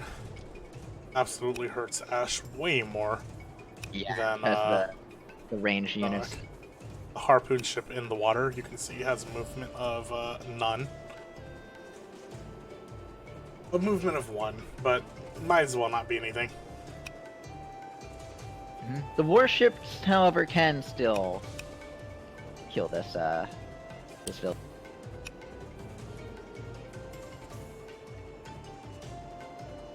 But yeah, harpoon ships aren't really moving anytime soon.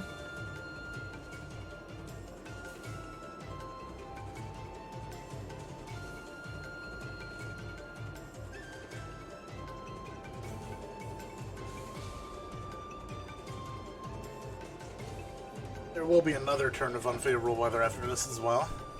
Mm-hmm. Honestly, more than I hope- anything, that also hurts this archer from being valuable. Above the middle side village. I hope you guys like the nice snowy weather here. We will be here a while. The biome is default green, the default grasslands. Biome doesn't make a difference, but the flavor of bad weather changes depending on what biome you're playing in. So all of it does the same thing, either a snowstorm, a sandstorm, or heavy rain. But all of it is classified under bad weather.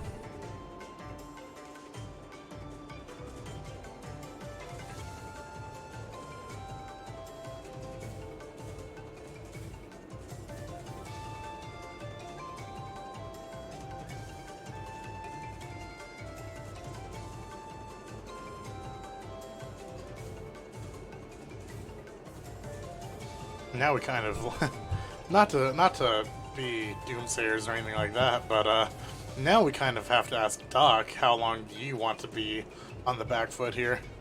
If nothing else, this game has been going back and forth. Unfortunately, despite the players trying, it's been back and forth.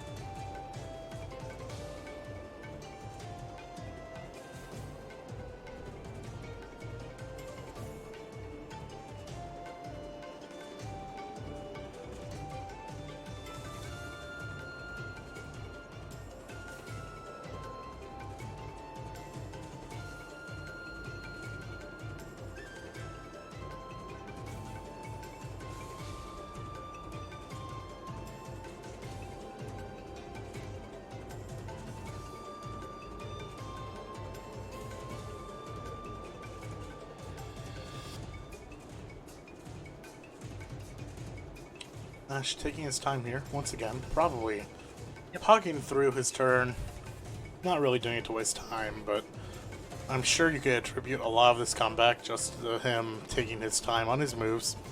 I would not, definitely wouldn't take as much time as you need while you have the benefit of no turn timers. He's playing this for him, not for us.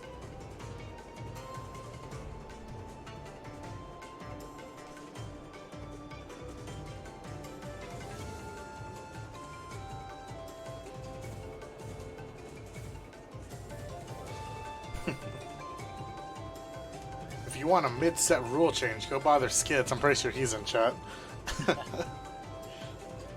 No, I knew about this going in. The only reason this game is taking such a long time overall is, I mean, it's the turn timers, but it's also just the fact that it's been back and forth. Right. If Ash didn't get into that situation in the first place, he'd have had this push available much sooner. Absolutely. And that's another thing. I know we discussed it earlier. I know that in earlier cast, talking with Kaal about it, our theory is that the games go longer when there are two equally skilled players. It doesn't matter how skilled they are, but if they're equally skilled, the game tends to go longer. So that's kind of a testament to the higher level of play these guys are playing at, but they're matching each other back and forth like you mentioned.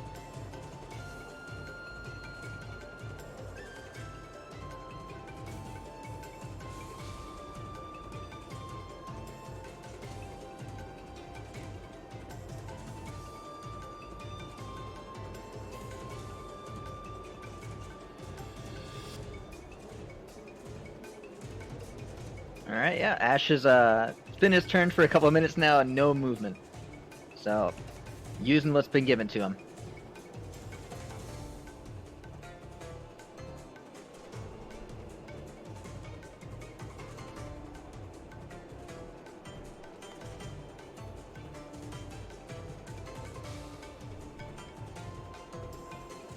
The most interesting thing here is that it's a little bit late where Ash is from.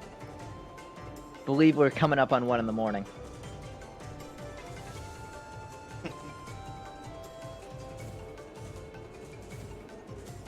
Or is it? No, it's 2 in the morning, isn't it?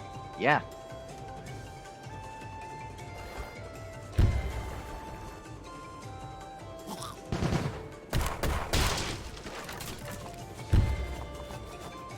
Reclaiming that village, first of many.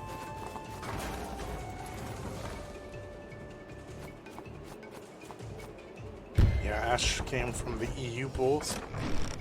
I'm not sure how next tournament is going to be formatted, but this tournament was formatted in mind where pools were based in NA or EU, so you'd have an easier time coordinating scheduling with your opponent. Worth noting, because of that bad weather, Ash can't take that village back. Normally, you'd have the Trebuchet to hit it and the pikeman to capture. Can't do it. Trebuchet isn't in range.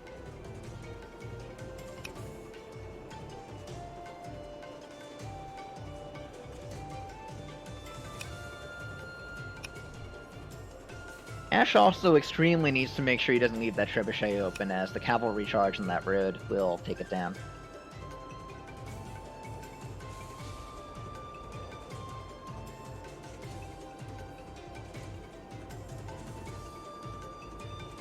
The harpoon ship is also still covering that Trebuchet.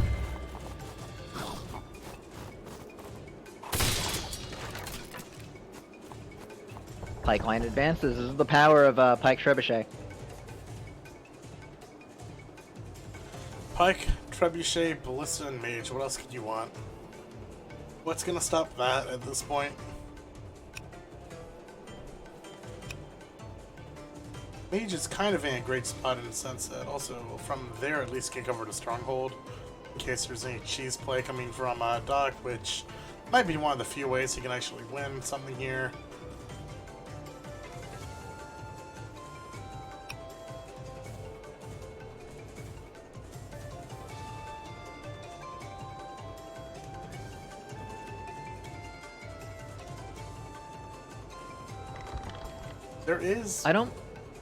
There is a rule that is not cited very often that turns should not be taking 5 to 10 minutes, which just by the phrasing that's a little like vague and arguable.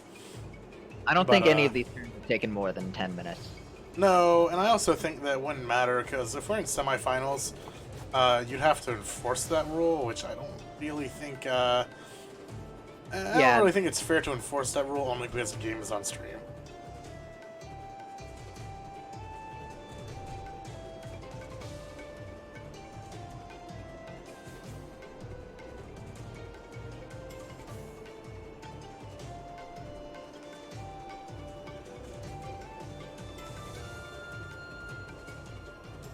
Also, if you had 10 minutes to make your turn, I would probably close out the majority of my turns at 9:55. Yep. Use my maximum turn allotted if I were allotted time like that.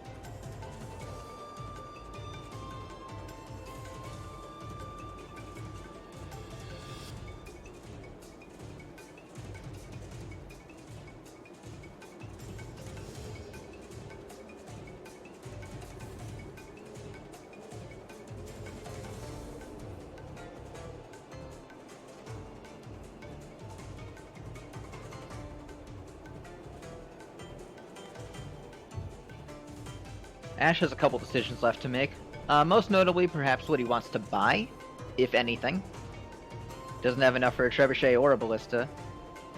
And more Navy probably won't come into handy here. There's a capture.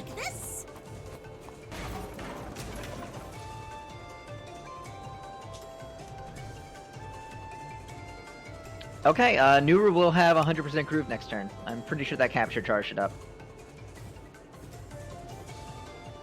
And due to the bad weather, that Trebuchet cannot punish Nuru. It can take down the village at least. Yeah.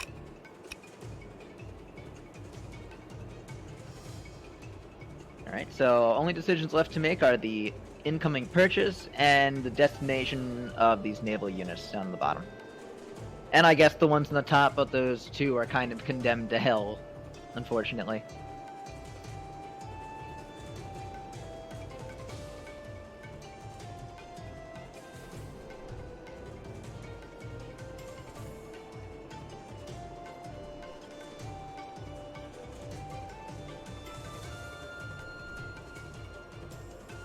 And for those curious, I would sooner compare golf to chess in this game. The casting cadence is similar to chess, but the game itself, no. Yeah. Big argument of timers. A lot of people are saying they want chess timers. I think I want chess timers too. The only problem is I couldn't really see Chugglefish programming that in. Like, if they were to make a change, I see them from, like, the development standpoint, just mirroring the quick play options. So the thing about chess timers, and another game I played with similar timers, Faria, which was kind of sort of a card game with a board, is that as those games go on, the end game gets closer. As this game goes on, the end game has gotten close, then far, then close, then far. It's kind of a completely different format. The best way to go with timers would, in my opinion, be scaling timers. I'm a big fan of scaling timers too. Maybe not based on turn count, but perhaps unit count would make the most sense.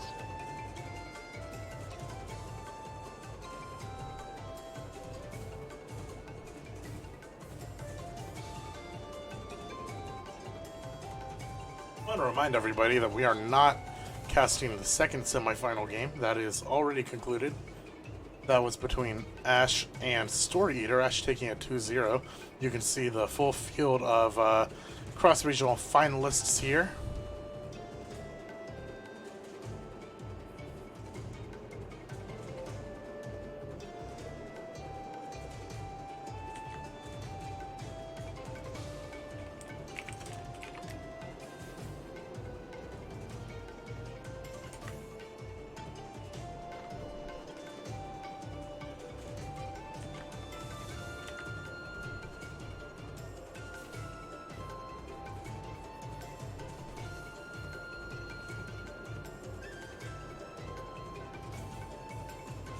You know what else I think, MSB?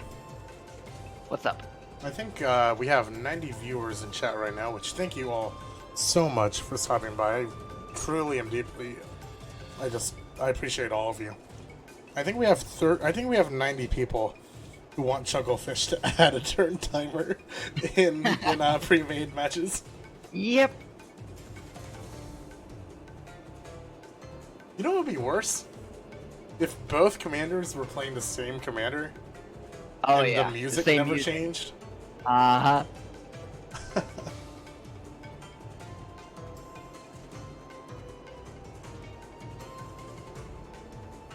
Ash has 2 units left to move in not very important fashion.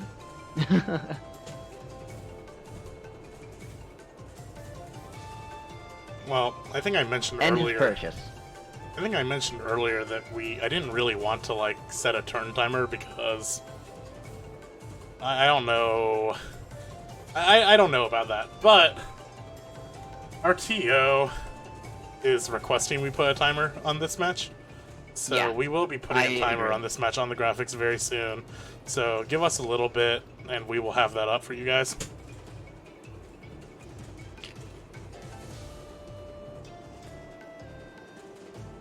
It's a pikeman. That was a 3-minute decision. Maybe longer.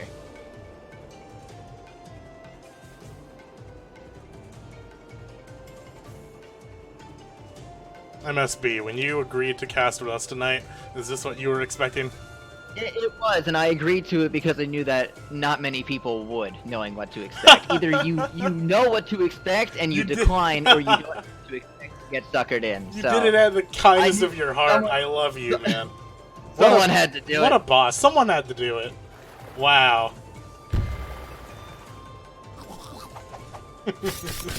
Well, I appreciate it. Thank you, MSB, for stopping by. MSB of Rivals of Aether fame. Thanks to everyone from that community who's watching tonight. Rivals of Aether is the exact opposite of what we're looking at. Those games are fast. And that's the could first play thing an I told you. Entire rival set in the time that turn took. And that's what we talked about earlier. We were talking about you commentate a lot of Rivals matches, at least in pool play. You often never drown in pools, but we talked about how the cadence would be very different. I'm not sure if we were expecting this much of a difference. I enjoy the cadence, but I think it would be better suited to 5-minute turns than 15-minute turns. I agree with that. I think Daak is speeding up his turns a little bit. I think that's I think Daak is tired.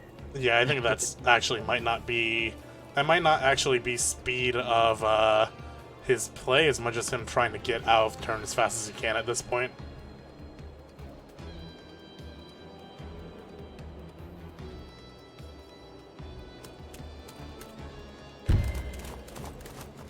Aggressive play out of those amphibians.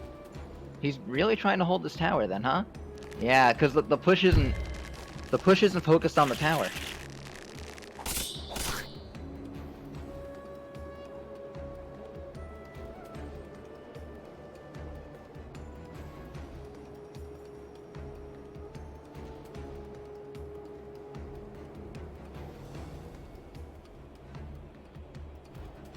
Oh boy, those that archer and that swordsman in the river of Daak. I don't know how they're getting out of this one.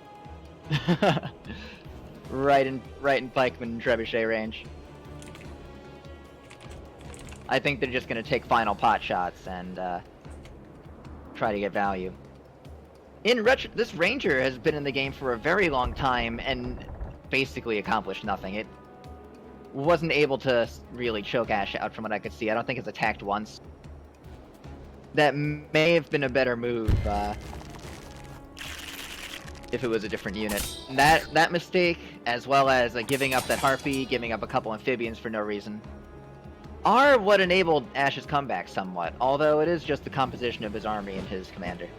Nuru Pike Trebuchet is the gold standard right now.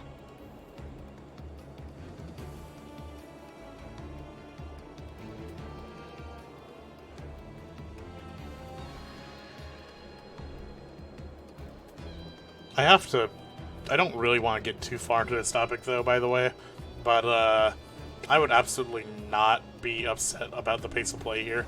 The players have the turn timers that they're given, and they're making the most out of them.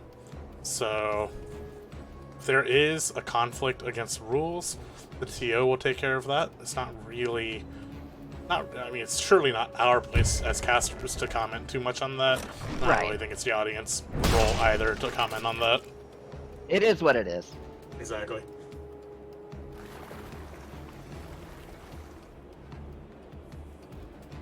Turtle taking more of a defensive stance. Out of range of this harpoon ship, of course.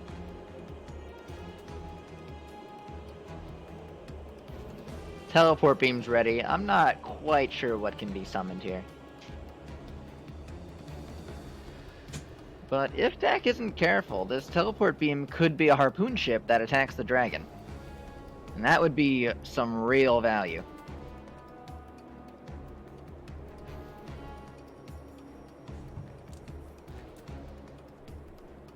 This is almost one of those games where I'm in such a daze trying to figure out what's going on that I don't actually watch the game. Feels like it. I think a lot of the monumentous plays happened earlier in the game. Any turn play at this, like any play that changes the tide of battle here, with Valder especially, I don't really see it happening. I think Daak is on the slow push out, and he's like playing out of formality at this point as a sort of a just in case, but I don't really think he has much of a chance here. Alchemist coming out from Daak. I think that he... What is this for? Is it for the healings? I don't know about that one. It's for the movement, primarily. Movement and the damage against the pikemen.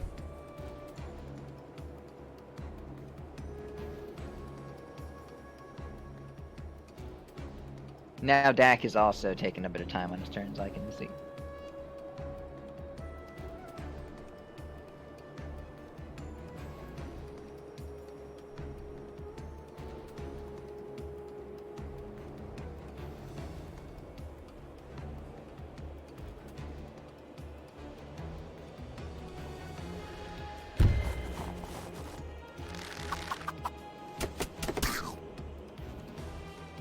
So, I think it's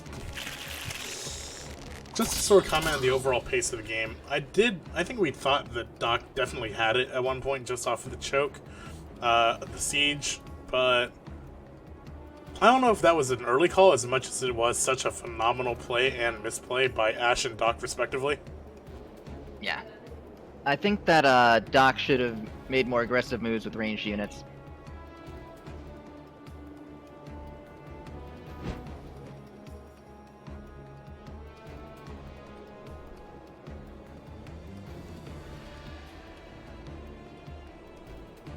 It's just that the push we saw Ash do to take back top left was a push that we thought we'd see happen 5 turns earlier. Mm-hmm. Certainly taken as much effort for Ash to come back as it took for Daak to take the lead, to take the lead in the first place.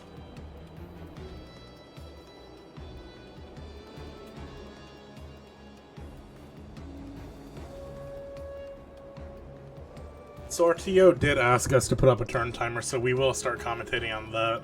I will note that Daak has made this move with a pretty fast cadence, like moving his units pretty actively. And it seems to be definitely a faster cadence than we've seen from Ash. Although, again, I don't want to comment too much on that, because guess what? Ash is winning. Yeah, in comes even now.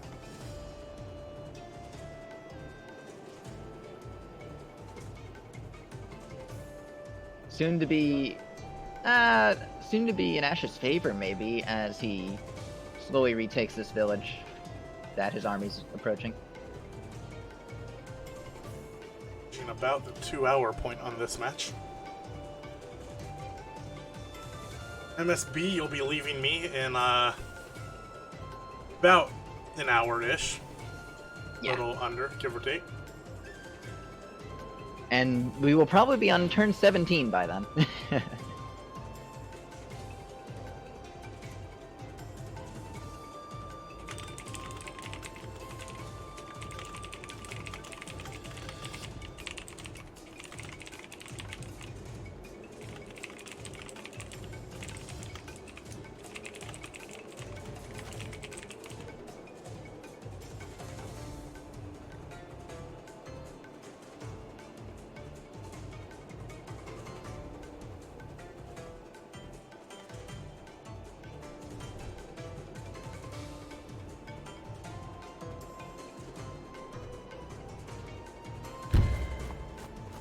I think I'll take this.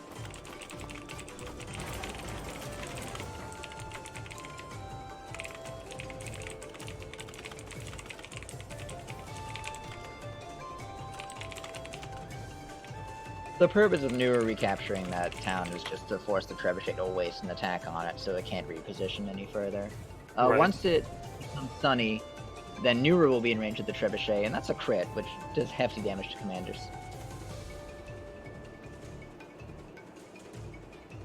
Also worth noting is the dragon cannot come and harass Nuru through the gate. Dragons can't go in there. It is flagstone. It doesn't look any different than normal terrain, but it is a special kind of terrain, and only foot units and horses can pass through, and merfolk, but they're kind of foot units.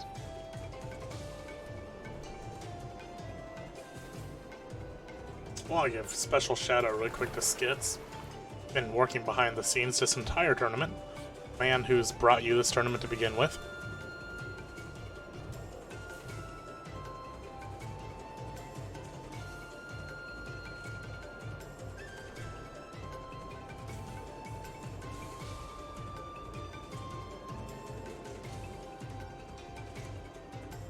The dragon, by the way, can make it like through the middle, just the sides are closed. So, the dragon could still find purpose there. The harpoon ship, though, of course, is what stops that from being a big thing.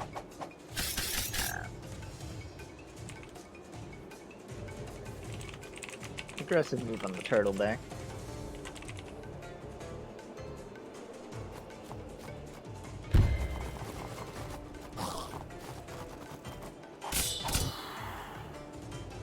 Yeah, that's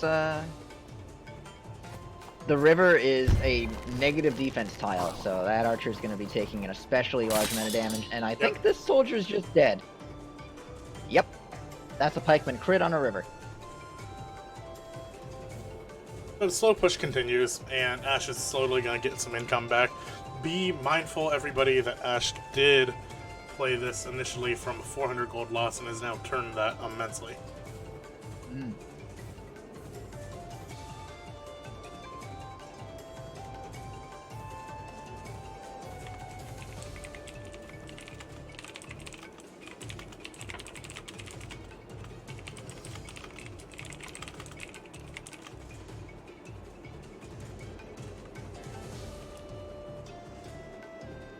I guess now's as good a time as any for an announcement, as I notice a certain person was mentioned in our Twitch channel.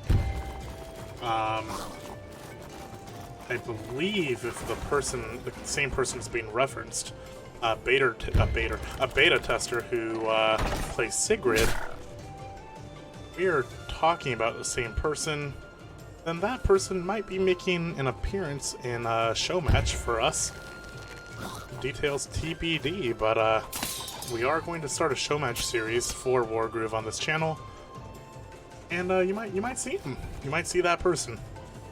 Who they're playing? Well, we're gonna look at a list of people, and you might see some names you recognize from the higher position standings in this tournament. So we'll see what happens.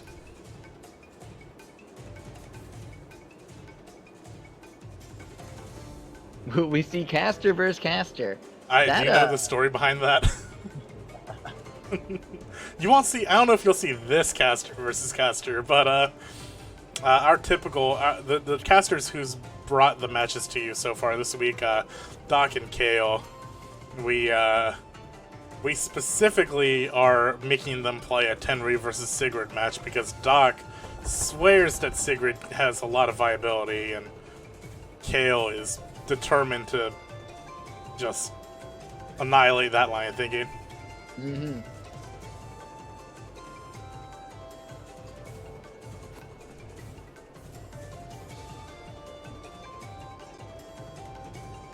But that series, that I'll give a little bit more info about that show match series.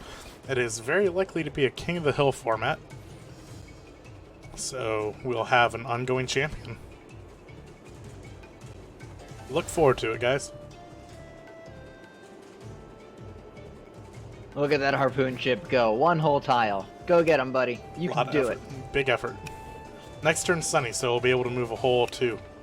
Let's go.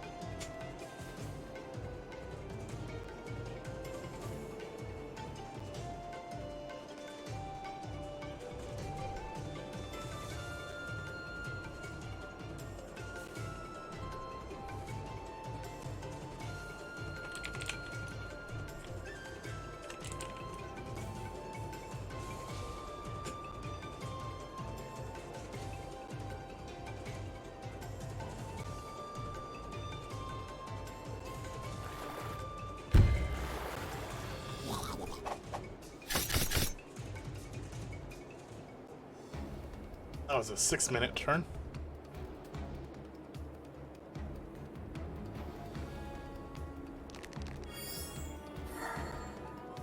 Both players picking up the pace a little bit. I'd imagine that is partially with TO interference. I'd say interference, more, I guess enforcement would probably be the closer word there.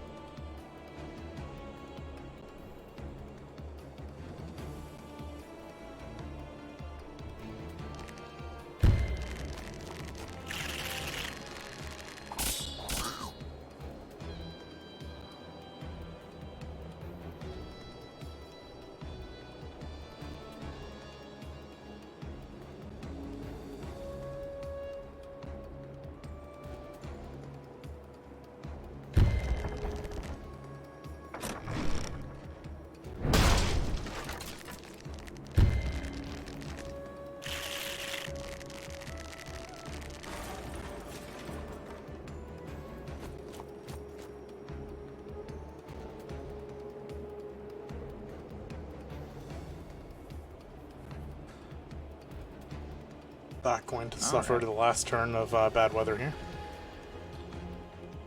overall, really just plain holding defense. Doesn't really have too many ways to slow down this push. Trebuchet helps a lot.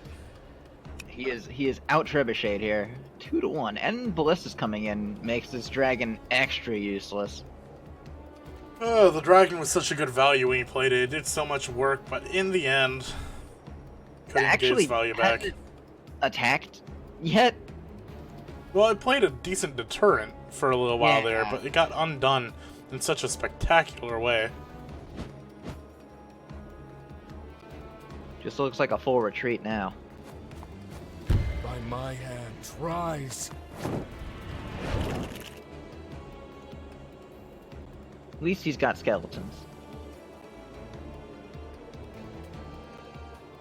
I think that the most low-key, I don't know what that dragon's doing, I can't enter that. The most low-key game-winning play here for Ash was teleport beaming in. What is this dragon doing here? Alright, let's teleport beam in that harpoon ship. Oh, turtles are so cool. Oh yeah. Sorry. What that harpoon ship did was it killed 2 harpies and is currently running the turn for this turtle. This turtle is barely out of range for this harpoon ship right now. And it being here means that it also means that the dragon couldn't come down there because it's anti-air. So I think that Daak's biggest mistake was allowing that harpoon ship to be such a good play. If maybe he positioned his harpies differently, such that harpoon ship wasn't a good groove option. I think absolutely. Daak made those non-relevant units. He brought them back into relevancy.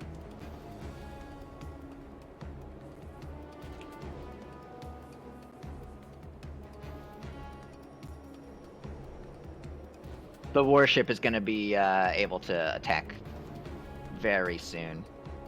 Yeah, next turn that warship will be able to attack the units, and then it'll make its way all the way around and retake the water village. That's very long term, though. I'm not sure what day it'll be. Well, today is Monday, so it'll probably be Tuesday. The rate this game is going.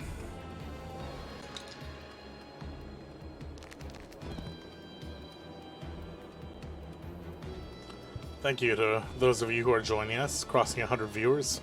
Very much appreciate you guys stopping by. This is the semi-final round tonight between Ash and Daak. We're in game 1. Been in game 1 for a little while. Can you believe that there's supposed to be more games? Woo!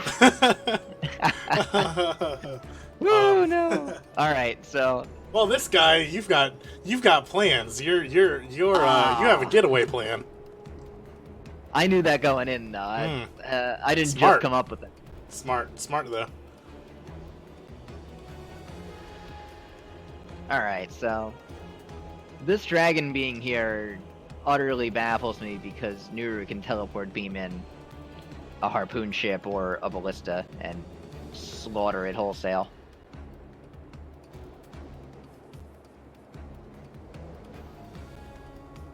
If Daak has to surrender due to time, I hope he does it in the most glorious way possible, loading up Valder in a balloon and firing it towards the ballista. Worth noting, a ballista does 90% to a dragon. 90% damage to a dragon. That'll buy itself even if it doesn't kill the dragon.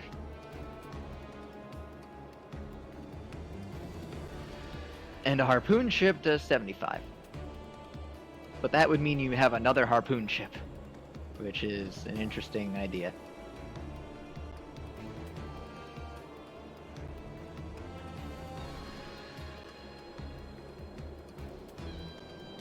For those of you who, by the way, are looking for a more competitive map pool, check out our Groove of War Discord. We actually opened up our ladder very recently, and the ladder for Groove of War has a smaller pool. All of the maps are a little bit more vetted. We're still working through what the most competitive map pool could be, including testing maps, custom maps, stuff like that. But if you're looking for something a little better than quick play, then check out the Groove of War Discord. The Turtle weather died. turning back to normal means the harpoon ship could move and kill that turtle. Yep. Next turn's bad weather, by the way, so Ash literally Oh my. has... Yeah, Ash has... One turn to get it done. Yeah. That was a forgotten turtle as well. That turtle killed a unit, but that was it. So yeah, if you join the Groove of War Discord, I'll drop a link in chat very soon here, or if someone else could drop a link in chat, I'd highly appreciate it. The next Groove of War tournament will be played on a smaller map pool as well, a competitive map pool with custom maps created from our competitive community, so check that out.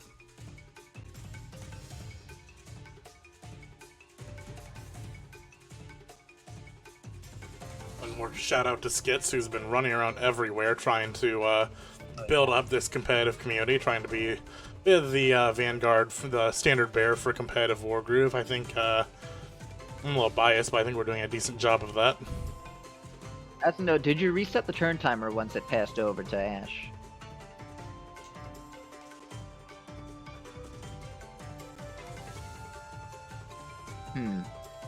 Alright, so Ash, once again has some deep thinking to do here. We'll most certainly, lose that amphibian to the harpy there. Slow push with the trebuchets will probably continue. Worthy of note is the horsey here. That knight can one-shot the trebuchets with a critical if it moves his full 6 tiles, which is set up perfectly to do in these trebuchets. It means that the pikemen have to block. Mm-hmm.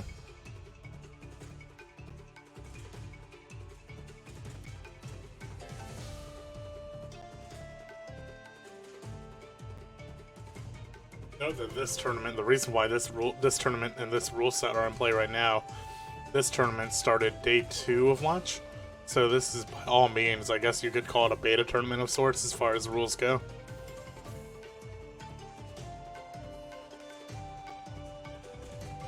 I think I forgot to set the turn timer there. I think it's gonna be this plus, probably plus 2. My fault there. Right. It's worth noting that Nuru can trebuchet the trebuchet, which will kill it with the trebuchet critical, but that leaves the trebuchet then in range of the skeletons or this dragon. While the dragon can't enter the building, it can fly almost all the way around it. But then again, that would leave it open to the harpoon ship. So you give and you take.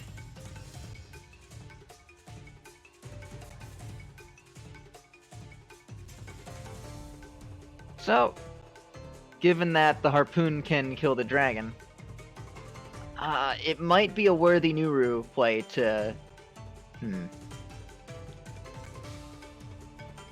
hit it 1 to the left, summon the trebuchet directly above, and kill that trebuchet.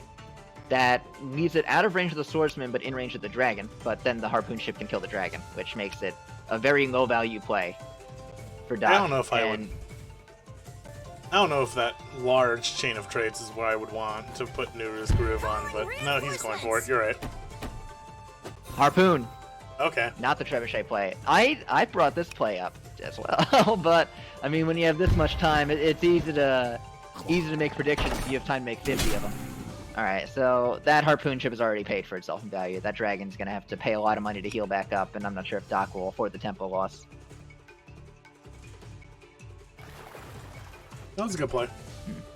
I'd have rather Why play with the trebuchet? the trebuchet. Yeah. I mean, why bother with the trebuchet? What's it doing there compared to the dragon?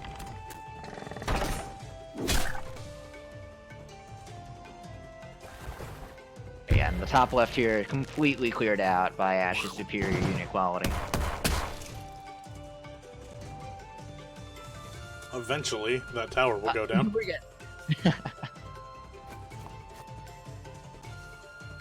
Ash is gonna have to commit a little bit more to actually kill this tower.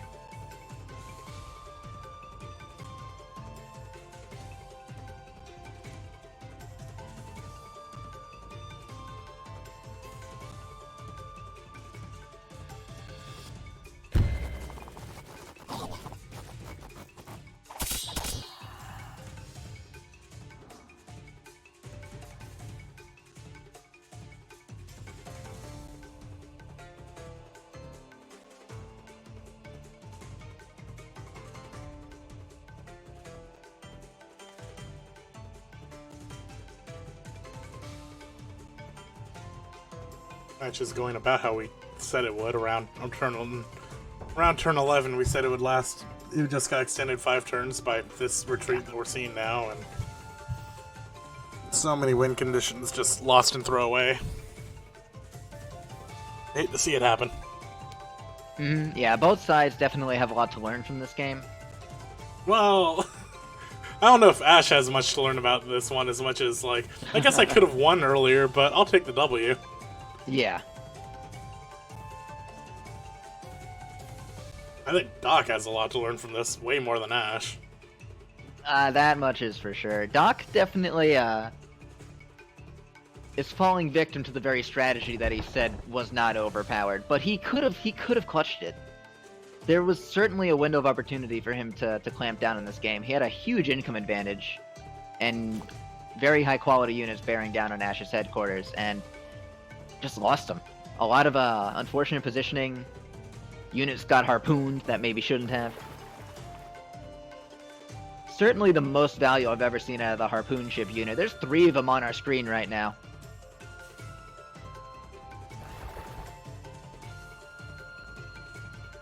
Look at him go. All that movement. Where to? Who can say? Probably won't be getting anywhere until about turn 25.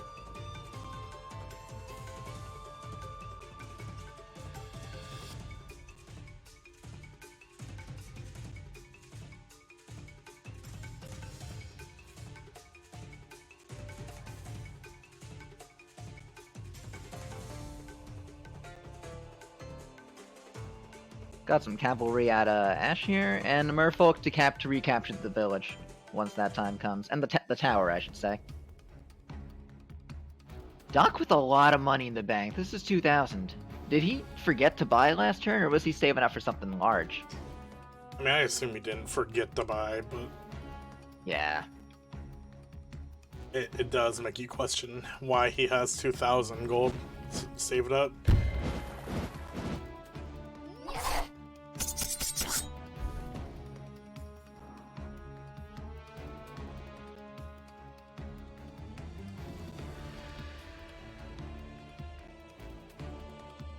This dragon has absolutely nowhere relevant on the map to be. It is dead weight.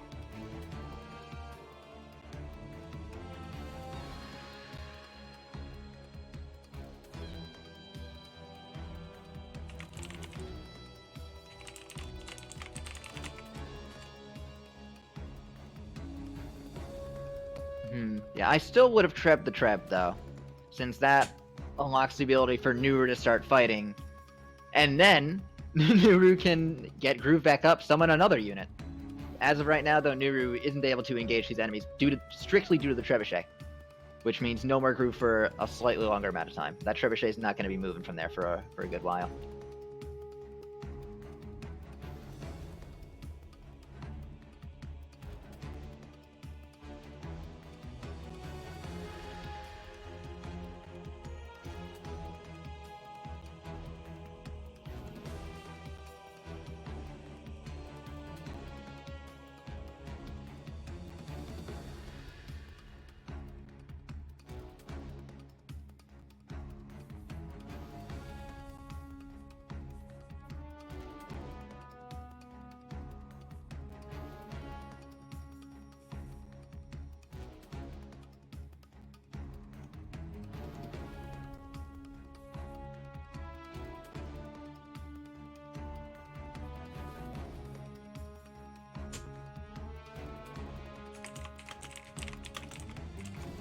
Interestingly enough, Daak does have a unit lead over Ash by about 3, and there's a dragon, another one, on the field. I don't know what this one's going to be doing. I forgot that tower was still there. I just assumed Barely. at some point Ash would take it back. I guess that explains why he had so much gold, because that is a decent place for the dragon to be. Except, you know, between the 2 ballistas that make the it not two be able to do ballistas. anything. Harpoon ship, it's a whole thing. But still, maybe Daak's got a plan here. Is it a good plan? Let's just do... let's just call it like this. Ash left the tower there to bait Daak into wasting another 1,200 gold. That was the play. Genius play. Incredible. That tower definitely seems like a double agent so far with all the gold invested into it that hasn't panned out yet. What can the dragon do? There is a lot the dragon can do. The dragon kill Bad the weather village. next turn means the ballista range will be shortened. The dragon can kill the village. The dragon can kill towns. The harpoon ship stops a lot, but it's not going to stop this town from going down. It's not going to stop, some of the movement gets slowed down. Double ballista versus double dragon, I mean, that's eventually going to work out in the dragon's favor.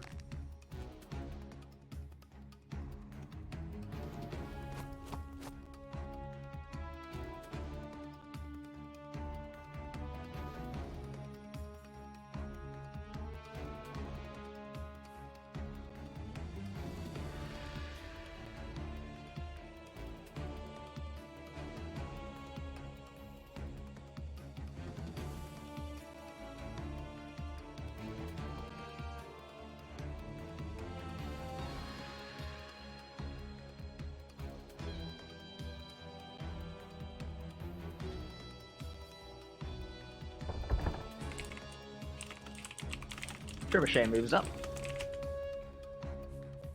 Threatening Nuru once more. Ash is being pinned back on the southern front a decent bit here.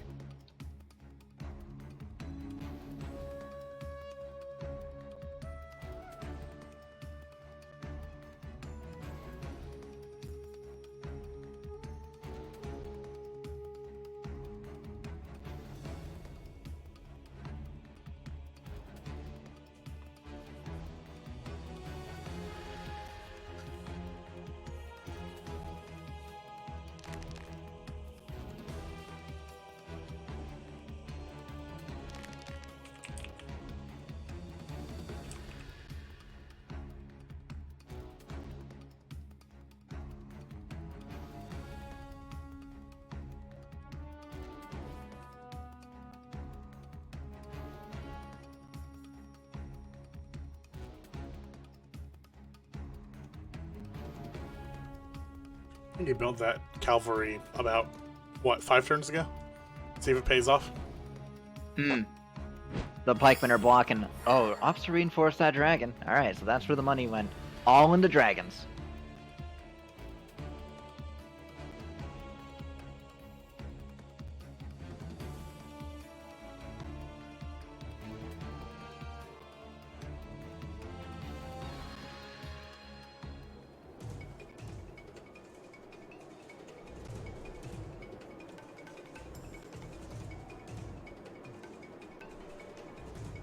Bad weather sets in. Will be sunny next turn, though.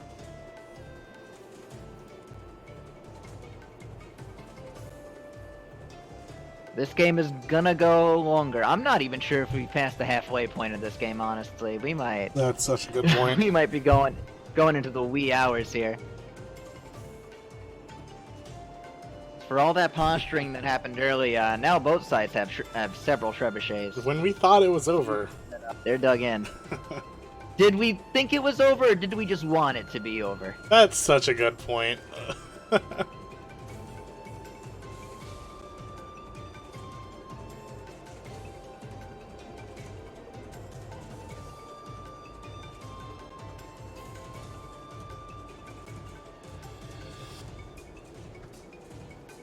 Good turn for Daak here. The dragon has an attack on the harpoon ship. Ash can't move it out of the way due to the weather. Right. And he also can't hit it back due to the weather. Oh, that's rough. You cannot set that boat underneath a bridge.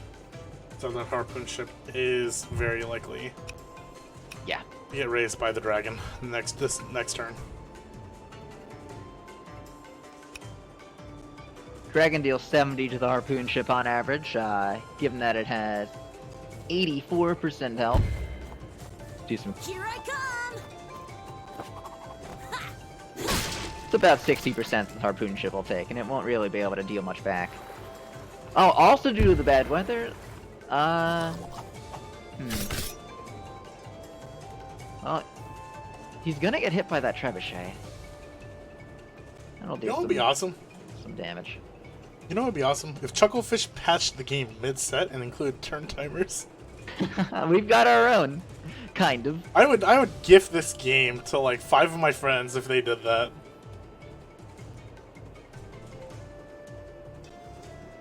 This one's really been brutal because the average game is one side wins the whole time, and eventually someone concedes. But since this one's been so back and forth, I mean, we've had a couple resets. It prolongs the whole dang thing.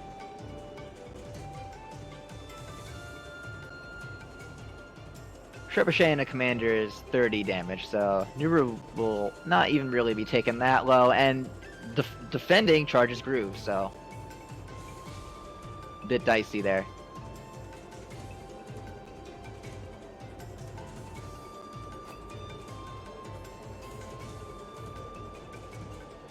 The good thing for Ash is that he can move this other harpoon ship up, and that'll retaliate against the dragon.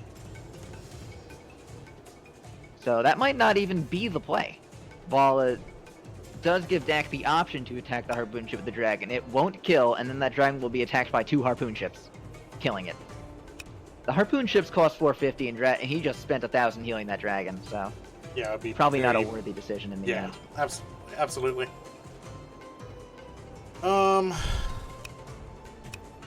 Man.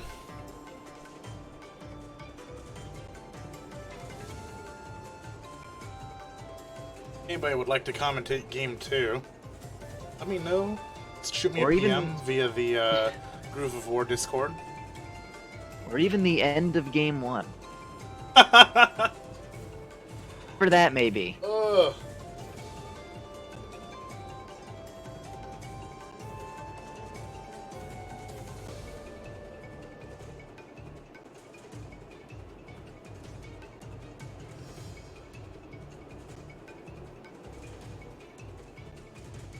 This looks like a dead stalemate. I'm not even sure if Ash can continue the trebuchet push until this weather clears up. I think this match is coming down to which gives first. The fact that Ash is playing from EU, or the fact that Daak has work tomorrow. I think we're gonna see the set end tomorrow. Game 1 will be decided at some point, probably by someone going to bed, and then they just won't play the second game.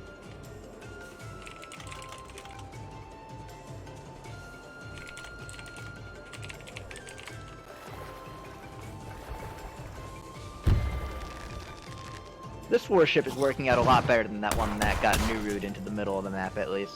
Getting some decent quality skeleton kills. And that harpoon ship is covering it from this dragon. As best it can with this movement pool of 1.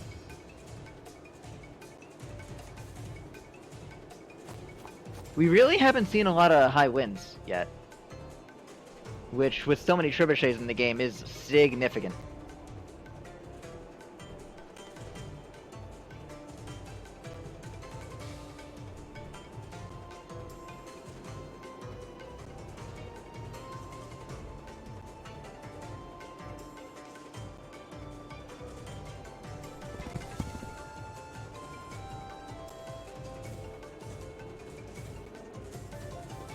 Those of you who are just now joining us, by the way, thank you for watching. You're watching Groove of War, Tournament 1. On the left side, we have Ash as Nuru in the red. Right side, we have Daak in the blue as Valder. Been a relative stalemate for the past few turns, but there were a few turns where both players had a chance to quote-unquote end it, to at least start posturing towards an end. But, both players said, we're gonna time each other out instead. Daak had a very aggressive opener and then kind of went back on it and hasn't made too many power moves since then. He was forced into it too. He was forced into a very aggressive position. The position was awesome, and then... yeah, didn't really have the follow-up to go all the way with it. Harpoon ship gods claimed his sacrifices. Harpoon ships have dealt thousands of gold worth of damage this game.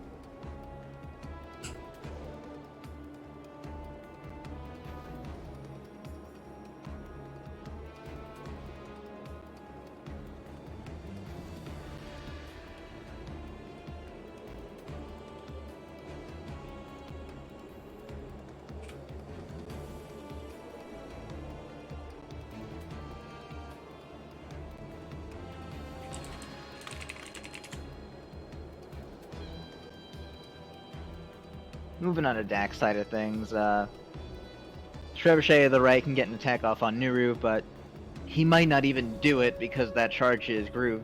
That counts as a defense.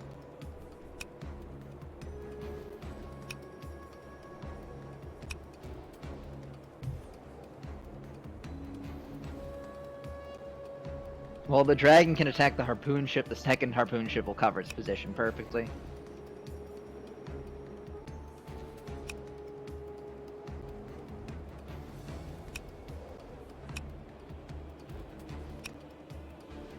Ash is now has the income lead, which is worthy of note, since he was down by so much, and is working on establishing yet more of an income lead in the form of this water village in the bottom right, but I don't know if that will happen anytime soon. There's a few things to note on the map state this turn. So the dragon has a lot of access to the artillery. This knight is in crit range of the ballista and the trebuchet.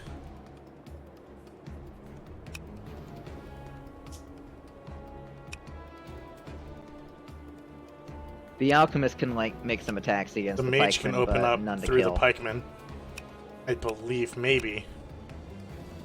Probably not. Ash's knight can get a crit off on this alchemist, and on the other knight. Daak has a very good turn potentially here, depending on what he does with his dragon up top. This knight and the mage.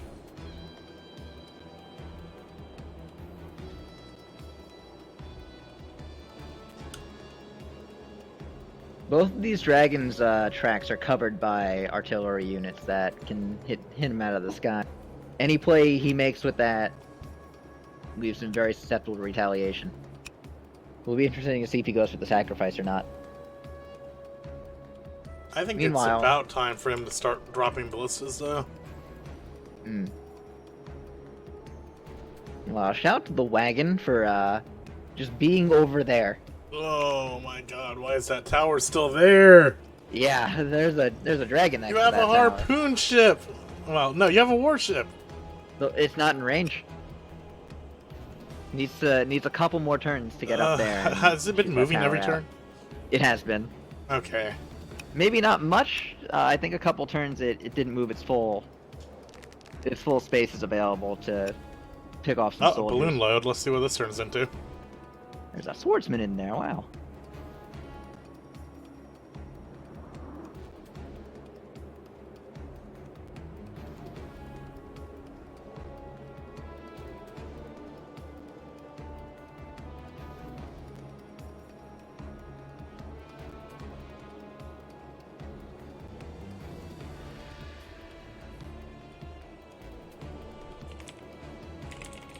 This balloon is just one swordsman, yeah.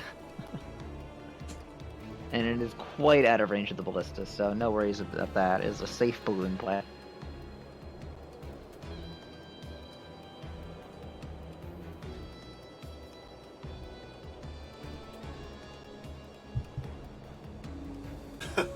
This isn't really Daak's like pace of game either.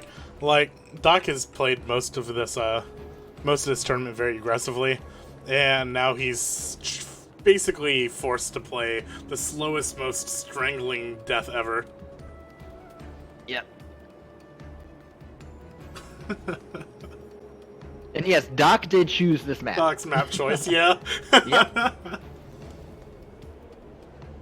Ash got first turn advantage in exchange for Daak choosing any map he wishes of, I believe, 13 options. And And at this rate, apparently Daak, this one was a better idea than 12 others. and at this rate, Daak's gonna get to choose map 2 as well. So That dragon is going north. And it's a retreat. Ash gains more position. Yeah, the trebuchet line is fading backwards. This will deal about 30 to Nuru. High roll. By 1%. And did that charge Nuru's groove? Well, we're at 70 now either way. I believe it charges on the first defense a turn.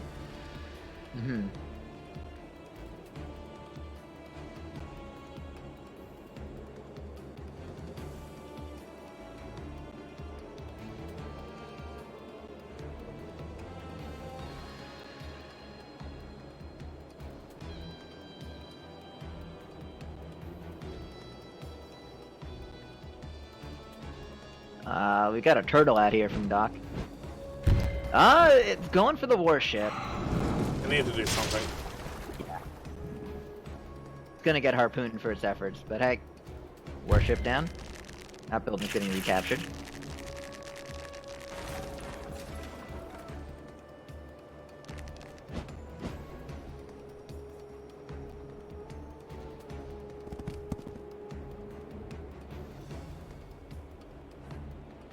While the range indicator on the harpoon ship would lead you to believe that it can't hit the dragon, once the weather clears up, it'll regain its full range of movement and line up a shot.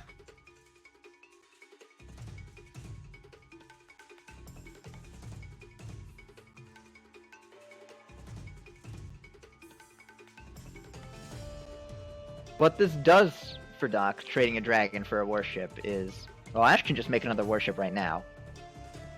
But, for the time being, it delays Ash's push over the mountains. And the harpoon ship can't one-shot this dragon. It'll be left with about 1 to 2 health.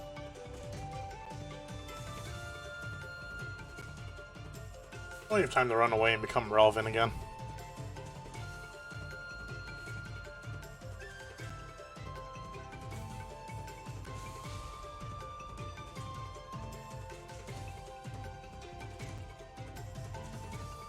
Interested in following either of these players. I don't believe Daak has any social to follow, but I know that Ash streams in EU times, except right now, playing in this tournament, I think it is, the match started 2 hours ago, so I think it's about closing in on 4 AM for him. Tower's been retaken finally.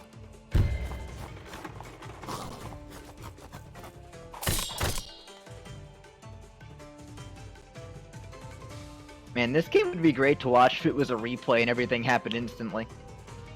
But, we got a bit of delay on that one. Yeah, the dragon got 2 health left on the indicator. A nice 23% total.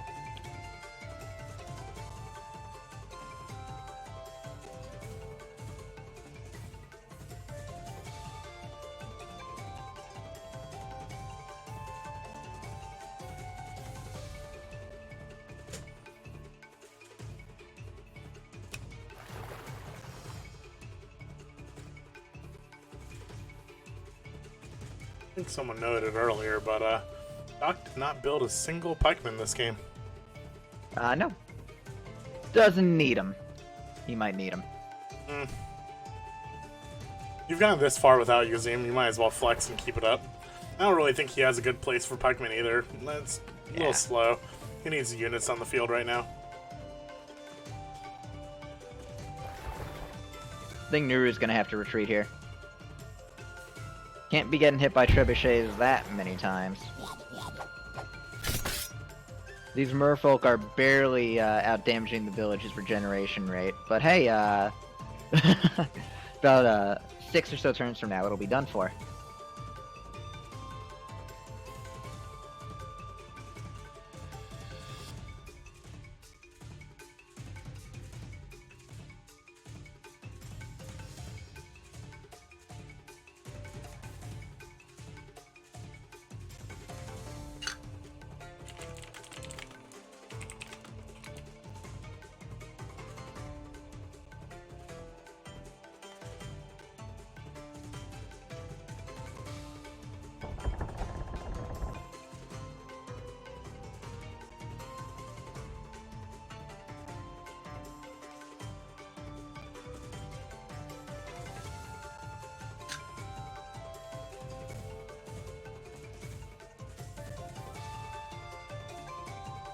Okay, so we just got some news, came in a few minutes ago. This is from the TO. Due to the rate of semifinals, grand finals will not be played tonight. Makes sense. I'd have made the same decision. I think he says that, you know, streamers, viewers, most likely players only have so much stamina. I think we could keep on going, but I do think that it would severely drop the quality of the game if either of these players had to go play another set after this. Yeah, and not another game, another set. Right. And we're talking about grand finals being best of 5. That means that if we play grand finals tonight and all of these sets hit their maximum game, on hour 3 of the stream, we would be on game 1 of 8. That's 24 hours of Wargroove, and we're not even done with the first game. Oh, dude, don't say it out loud. Oh. That,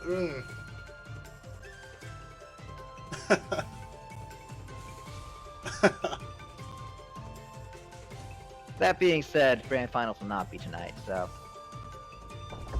Guess we're gonna start changing some of my stream titles here.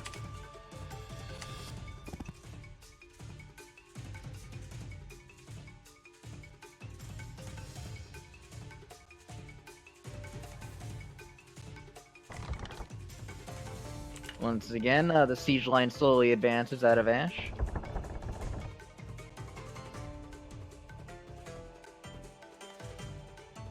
Only thing left to do is purchase a unit. I think it might be a warship coming out for Ash here.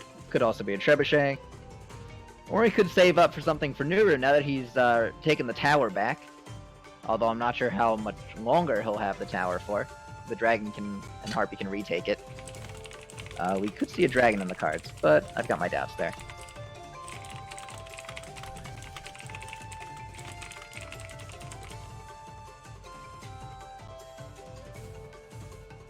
Just a pikeman from there, okay. Reinforce the lines. Ash might have aspirations of dragon next turn then. But it'll be interesting to see if he can maintain the requisite tower.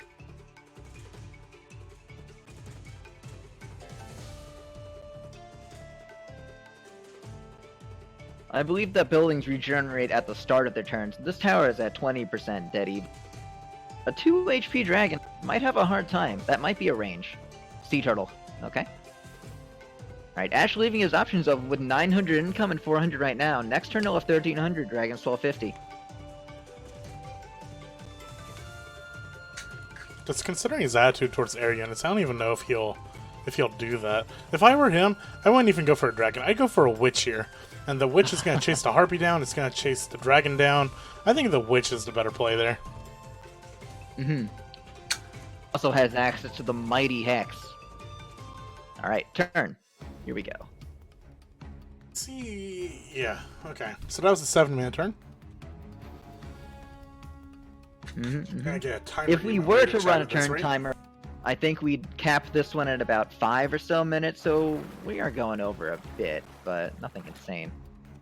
Daak's got a nice turtle here, swimming down to interrupt the merfolk's slow and insidious takeover of that water village. Warship. Okay. Interesting.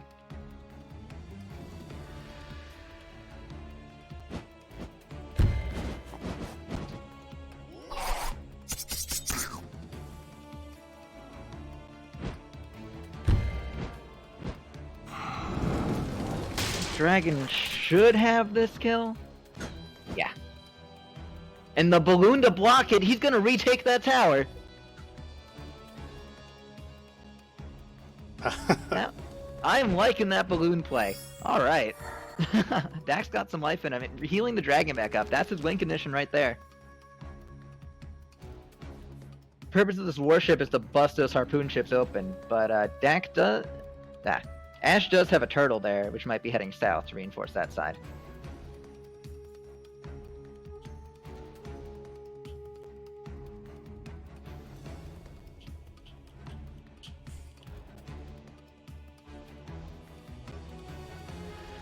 You know, the best part about this game is that the camera auto moves based on the action. So we could play out finals and we could just, you know, leave the mic. I like to have the overview open since it shows the whole map. Oh, even better, you know? Let's just leave Also this on shows, stream for both 8 players' hours. incomes.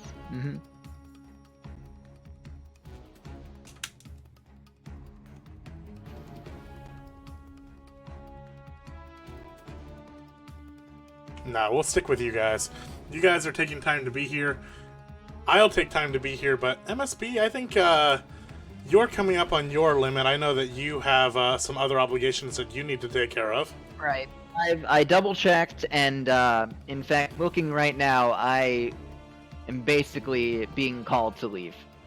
So Alright, that so- being said, as much as I'd love to rejoin you guys, maybe I'll have time to cast an entire game of Wargroove another day. But for Hey, now, you'll dude. just have Well, to. wherever you're hopefully- going, you might come back, and this game 1 might Right. still be going. You know, you might Hey, get maybe a full game yet. Maybe I will. If I'm done and you're still streaming, I'll hop back on. MSB, thank you for stopping by. Is there anyone you'd like to plug? Anything you'd like to plug before you head out? Hey, shout out to the Rivals community, giving me my streaming experience as well as my experience with long blocks, upwards of 3 hours. That's right. That's about 15 games total of Rivals, probably even more. Oh boy, the full block I casted at Genesis was 2 hours, and that was, I want to say, at least 7 or so sets. There you go. So hey, hopefully you guys can enjoy the second half of this game without me, and I'll be I'll be What you heading mean to out say now. is they can enjoy the final 2 turns of this game. And yeah, MSB, always a pleasure, man. Thank you for stopping by. all right. Catch you guys later. Maybe I'll come back if you're still knows? doing this. See ya. Thanks for the opportunity, and guys, enjoy the rest of this game. I pick Ash to win this one. All right, there you go. The I final- know I said that he should concede, but that was I was clearly The hottest take possessed you made was by a- wrong, but it's by not a a big ghost. deal. You were only wrong about who would win the game. The least important metric in a match of Wargroove. Yeah. Wins don't matter. It's the friends we make along the way. And I think Daak, wait, what just happened? Did Daak just call a turn? looks like there's a dead harpy here. I'll leave you to it. Catch her later. Alright. So, that was MSB. Thank you guys. Thank him so much for stopping by. I think he was not MSB in Twitch chat of Rivals fame. He's actually a top player in Rivals of Aether. A Smash-inspired PC platforming fighter.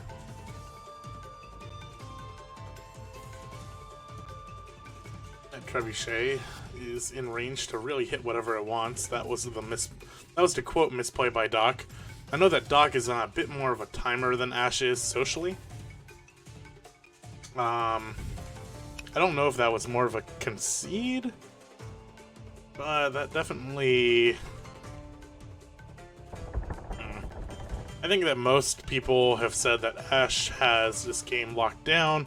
I think Daak is finally sort of realizing that these misplays are cascading more and more, and I think that might have been the breaking point right there to at least speed this game up a little bit.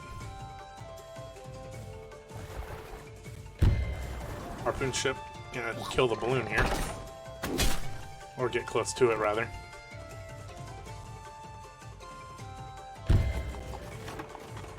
We can still do its job. Of course, at 1 health.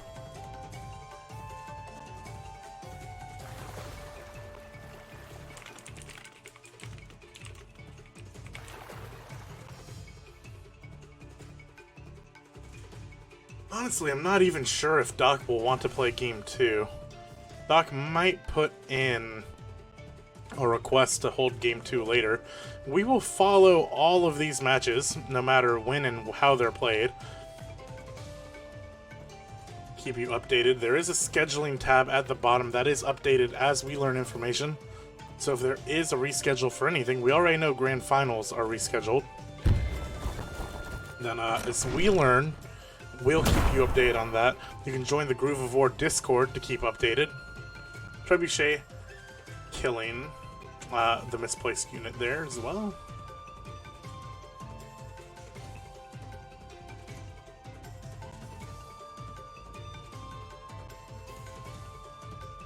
No weather coming up, so this Trebuchet line will not be really moving up for a little bit. Well, it'll be slow pushing up, but it won't get that artificial boost from weather range.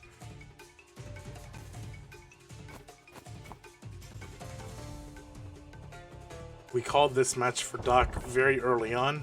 Obviously, at this point, that is known to be the incorrect choice, as Ashe has mounted a very successful counterattack, but mounting the counterattack in the same fashion that he mounted his defense, slowly and methodically. 3 pikemen holding the line here, protecting with a cavalry, 2 trebuchets, and 2 ballista. Top trebuchet moving forward just to try and do more to lock down this tower. It's more and more ahead for Ashe. You're watching Groove of War. I'm Gavin. Was joined by MSB. We had some prior obligations we talked to him about. He had to go. We thought that maybe he'd make it through both games, or if this were a 2-game set, he'd make it through, but obviously that was not the case as we approached the 3-hour mark of this round.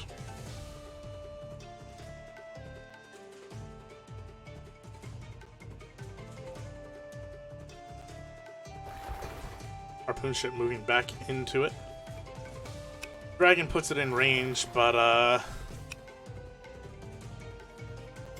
well, I'm not entirely sure why that harpoon came into range. Obviously, the dragon has more than one target here. Harpoon ship is under non-countered threat.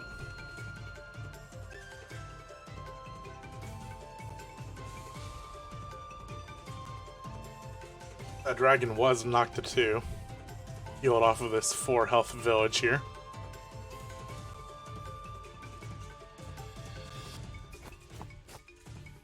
But overall, Ashe, with the methodical win, definitely confused us casters. A lot of people called it for Daak, and honestly, all of us were simultaneously humbled as we watch Ashe finally move more and more into the center 2x2 choke.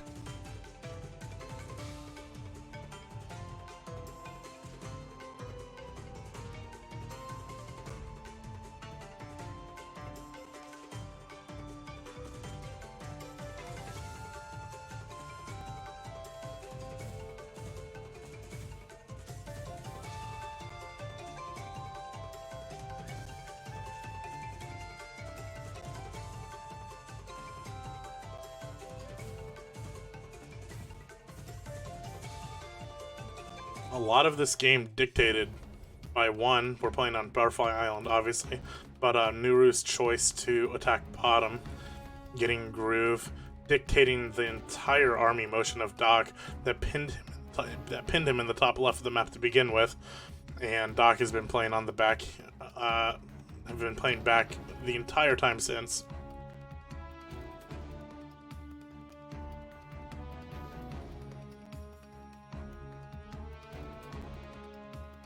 I know that MSB mentioned that he was watching chat, I wasn't, but they were considering a gentleman's agreement not to play Nuru.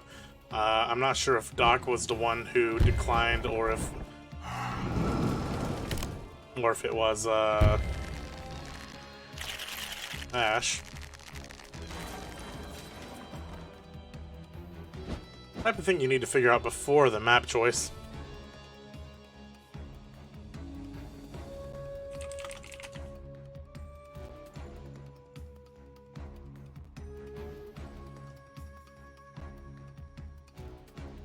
KO in chat, in our broadcast chat, mentioning how happy he is. He's sick and not able to cast this match. Please take your chance to publicly shame him in our Twitch chat. He's right there as the moderator and the Twitch Prime. Say mean things about him. I will not ban you over it. Absolutely do not tell him to get well soon.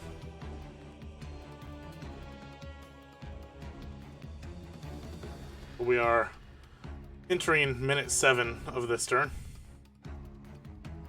I believe. I think we got the timer right there.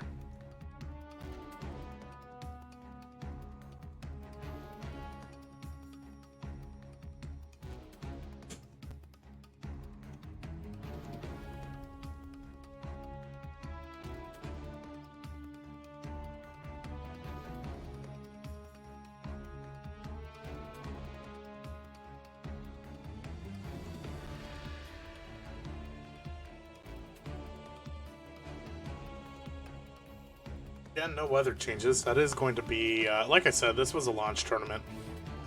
Skit's our main TO for this tournament. Doing a lot of little protective rules, but we're slowly getting in line with other established competitive formats. No weather changes for next tournament. Map pool will change.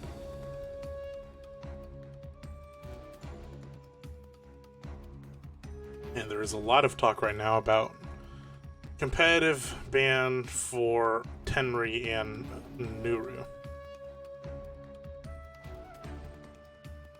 So we'll expect a lot different of a tournament next time around. A lot more people are learning that this tournament exists. So I think we're going to get a major shake-up for our top 12, top 8, whichever it ends up being.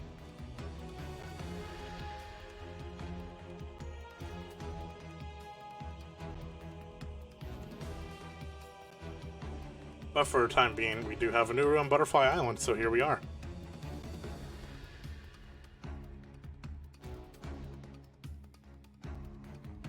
A little bit of word we're seeing in Twitch chat from our first finalist, Red Halo. Check out the bracket. Red Halo did beat Story Eater to advance to finals. Ran through DXM Cake as well, and he got a round 1 bye. Daak playing Ash. Daak went through a Berserk.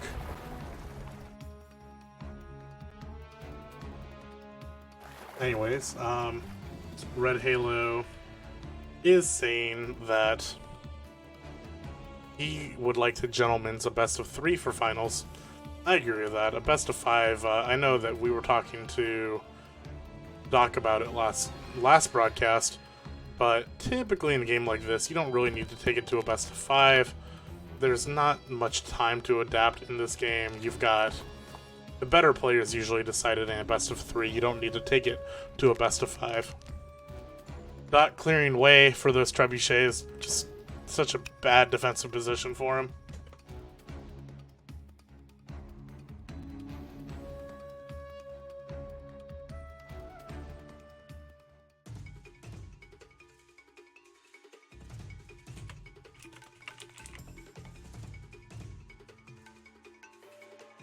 That was right on the 10-minute timer. Assuming we got it started in time.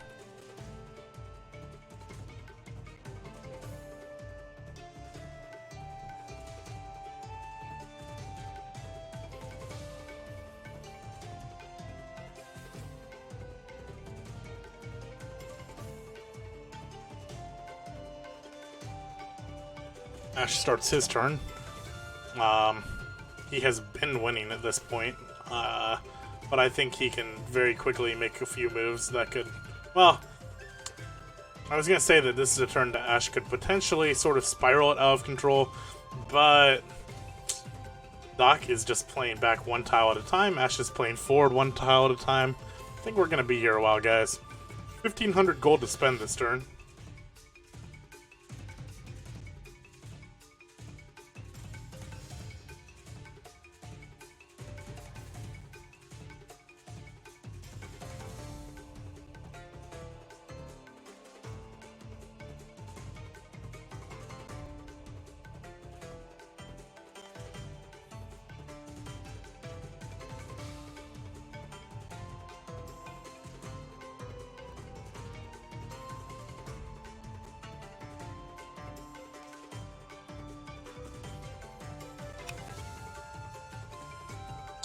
Harpoon ship does have the dragon in range. No options for the Cavalier. I don't see the skeleton not getting erased by the trebuchet. No reason not to fire at it. Mage protecting from the dragon, both of them. This trebuchet took some damage, but will be killed by the harpoon ship or the ballista, so it's going to be the harpoon ship. It's a weird looking arrow, by the way. Dragon falls in the river. And hopefully we'll slowly see the retake of this tower. Hopefully that tower will give Ash the tools needed to close out this game.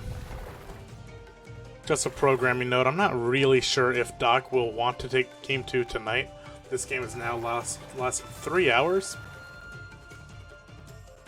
I know that I wouldn't want to play Game 2. I'd want to delay Game 2. I think we mentioned earlier, but we will follow the action the best we can. We'll split it up between several streams. Our schedule kind of just goes along with whatever works for them. If anything, we will find someone to stream that Game 2 if it gets delayed.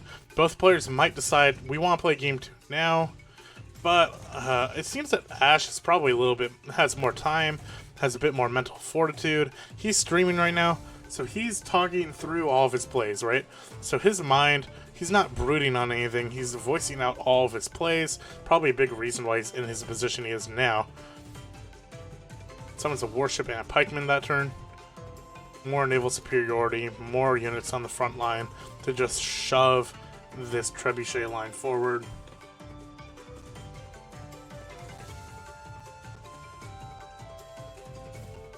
But if this Game 2 gets delayed, which again, okay, let's say that Ash wins Game 1 and decides, I've got more mental fortitude, he's exhausted right now. Ash has the right to ask no. He can deny it. That is not, as far as I know, the TO should not and cannot interfere in that decision. So at that point, if this goes to Game 2, 1-0 for Daak, or 1-0 for Ash, Daak might actually forfeit in that scenario, depending on what Ash wants.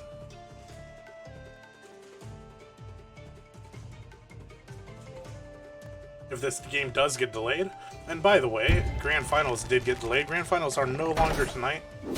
That's due to the, we just want a higher quality match from Grand Finals. If you want to keep track of that, check out the schedule below this stream. We update it based on the information that we know when we know it. And shoot a follow. We always go live 10 minutes before each tournament round, give you guys time to get in there. So come hang out with us. Shoot me a follow on Twitch, Gavin_XI.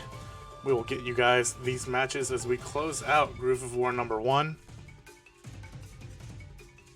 And we have a few more extra topics. A little bit quicker of a turn from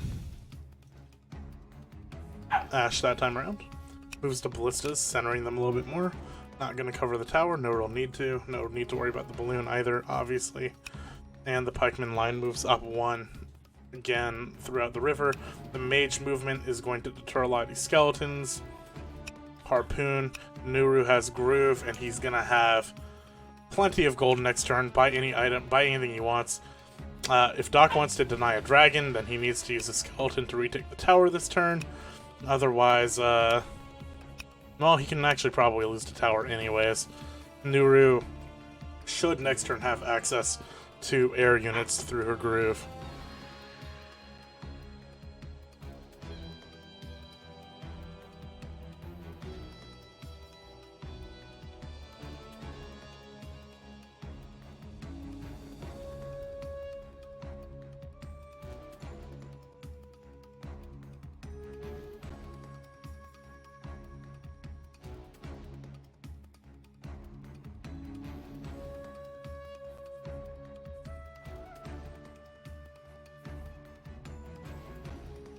Not sure what Daak really wants to do here.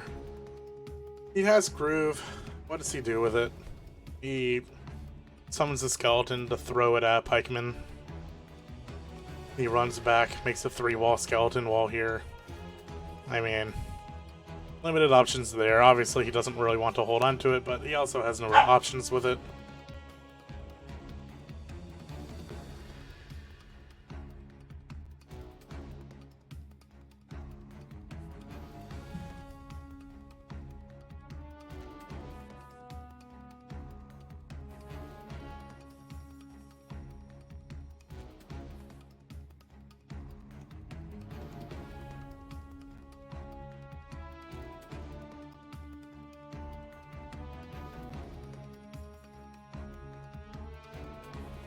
Daak kind of, if Daak wants to make this last longer, Daak needs to find a way to keep this tower held.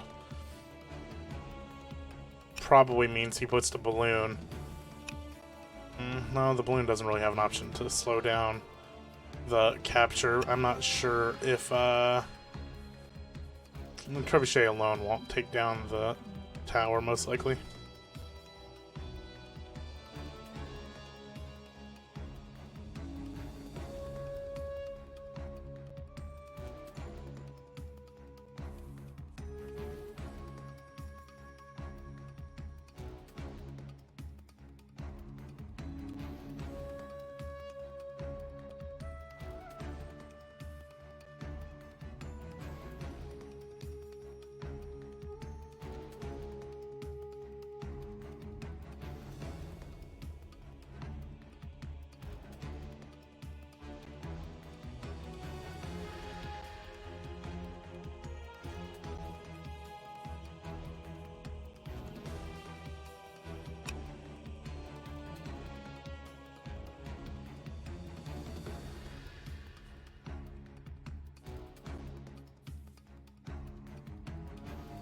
Looks like Daak is actually... I think he's likely going to make a request to the TO to request a small mid-set break.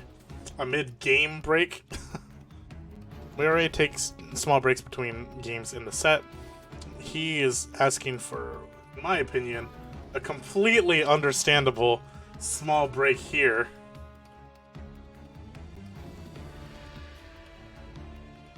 Mid-game intermission. Again, I'm very curious. I think if we do end up having a small game intermission here, I'm going to try to get some info from the TO for you guys to see what we're going to potentially do for a game 2.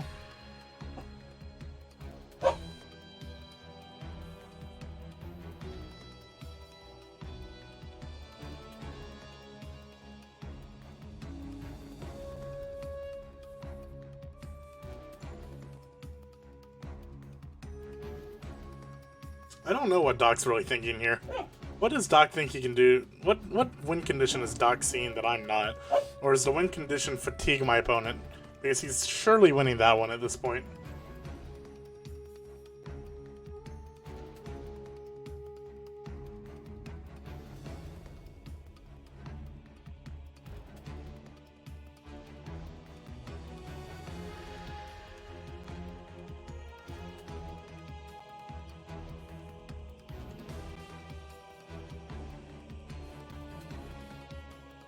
Alright, I just got word from the TO that we are going to take a small break.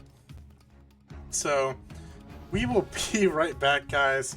Take a second. I know you guys have been glued to TV screens. You didn't want to miss a minute of action. But, we're going to go ahead and pause the turn timer here. And we will be right back. We're going to take a small break mid-game. You're watching Groove of War. Launch week tournament celebrating Wargroove from Chucklefish.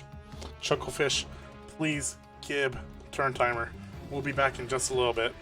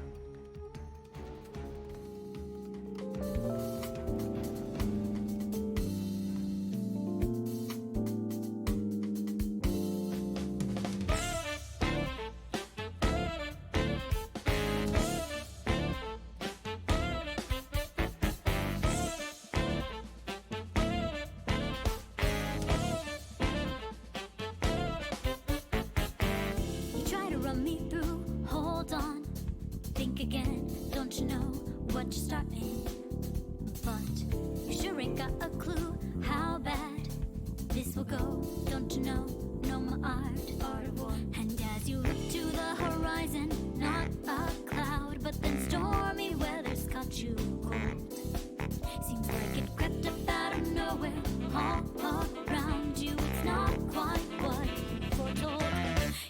never see it coming. You'll see that my mind is too fast for eyes. You're done in. By the time it's hit you, your last surprise.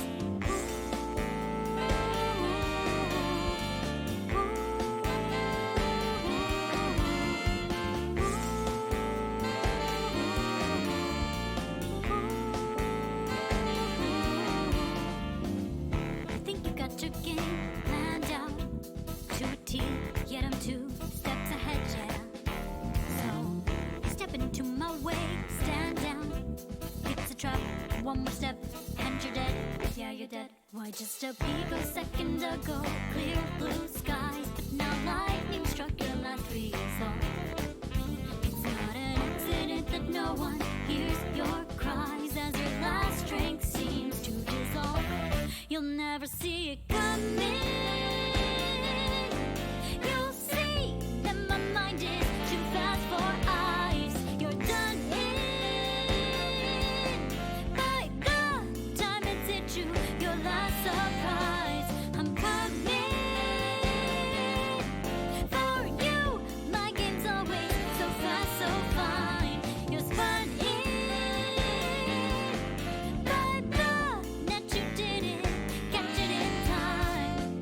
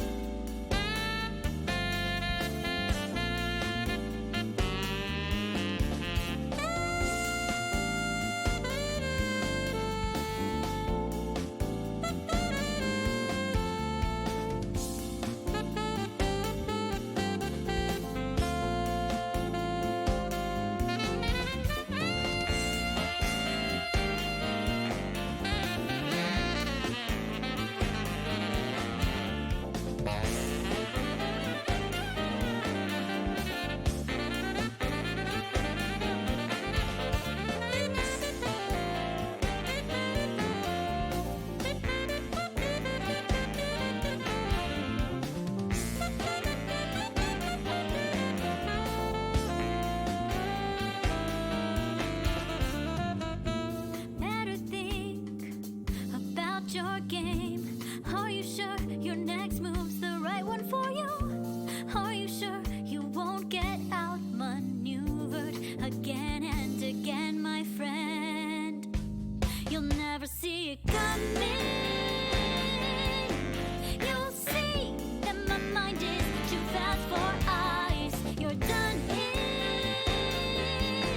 By the time it's hit you, your last surprise. I'm coming for you. My game's always so fast, so fine. You're spun in by the net. You didn't catch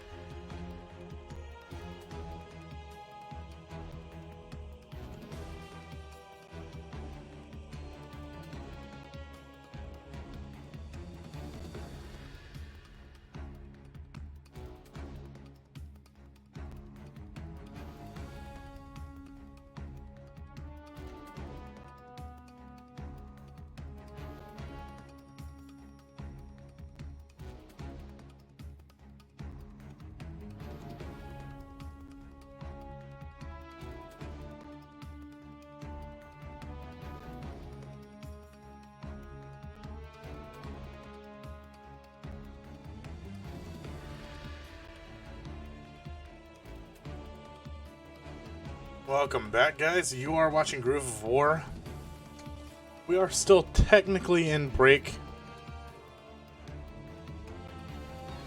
Length dictated by the players. I don't know, like I said, I'm very curious to the potential for a game 2 here. I cannot imagine that either player wants to play for, assuming next game is paced the same way or even closely similar to game 1 here, I cannot imagine both of these players woke up this morning thinking, you know, instead of going to work for 8 hours, I'm gonna play 2 4-hour games of Wargroove.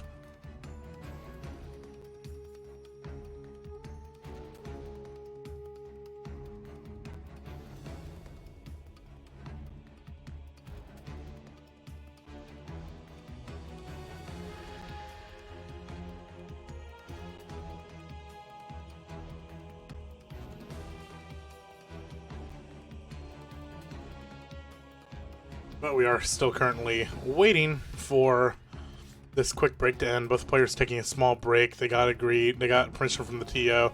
It is currently Daak's turn. Turn timer is paused right now. Daak had a few good options throughout these turns, but likely just didn't want to commit to any large play.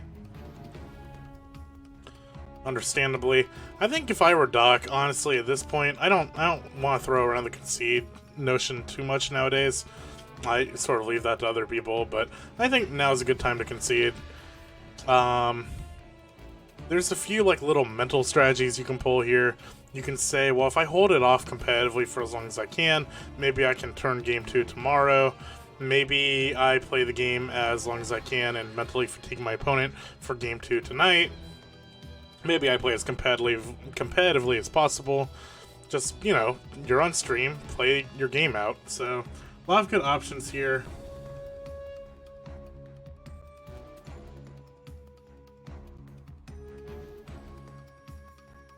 A lot of people are wondering when the next tournament is. I'm not exactly sure when the next tournament is, but if you want to get involved in some competitive ladder Wargroove now, instead of quick play, head on to the Groove of War Discord.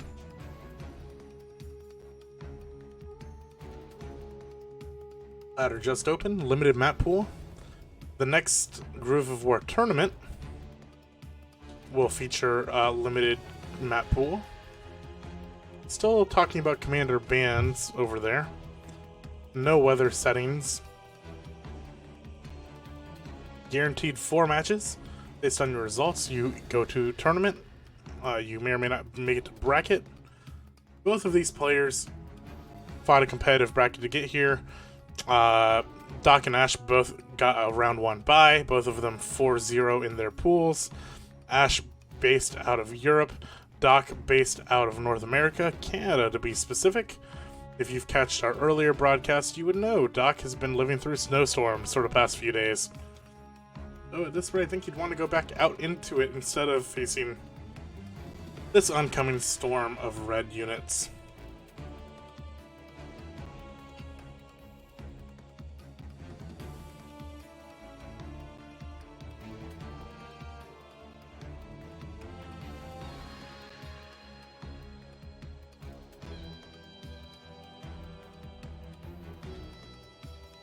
Excited to see a lot of people excited to get into a tournament. I know one of our casters, Kaal, unfortunately couldn't be here tonight. He is sick. If you see him in chat, say hi to him. He's bragging that he doesn't have to cast this match, but he is sick, so we'll let it slide.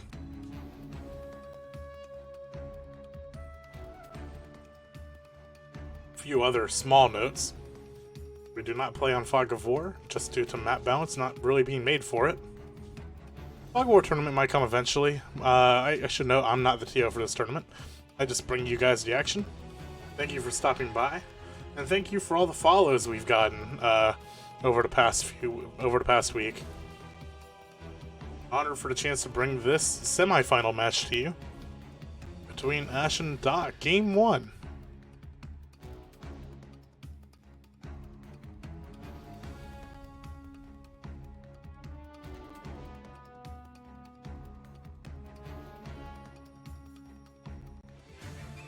Alright, wow.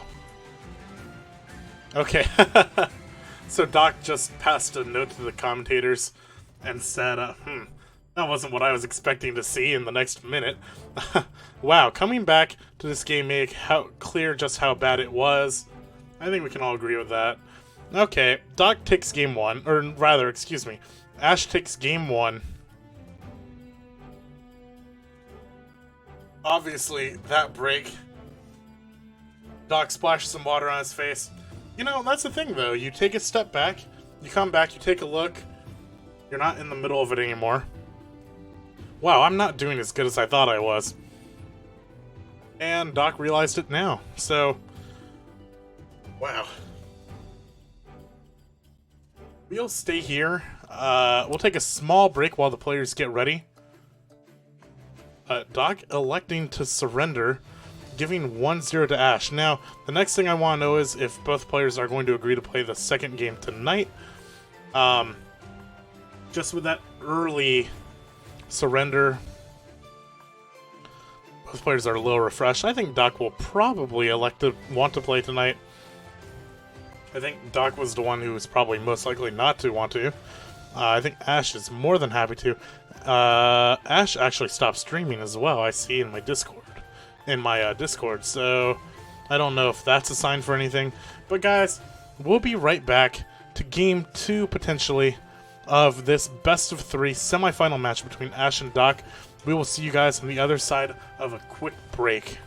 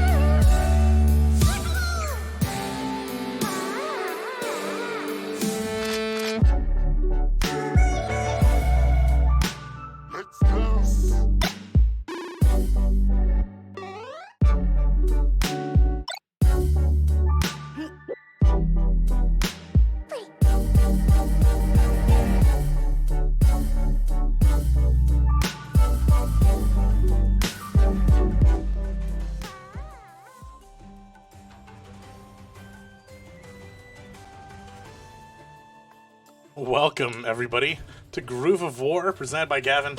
I'm Gavin, and yes, you did read that right from chat. This is the setup for Game 2 of this set between Ash and Daak.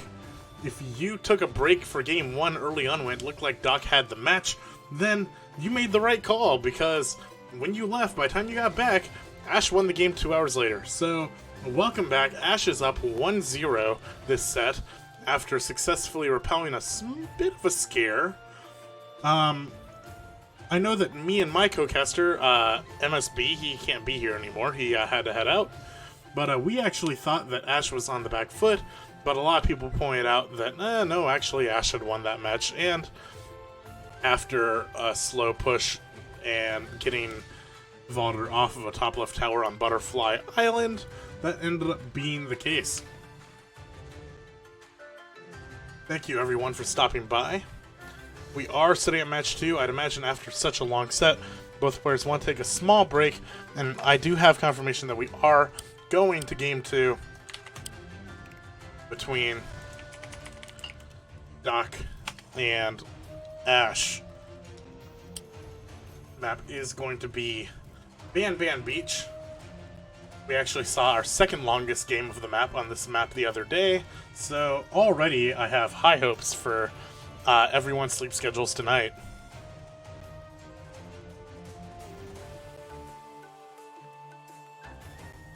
High income map, generally.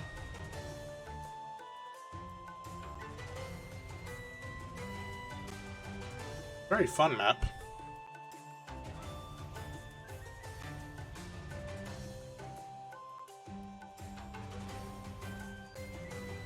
Very similar to Butterfly in limited production, but a lot of fun chokes to fight on. Definitely way better than the 2x2 choke on Butterfly Island. Balanced the map as it is.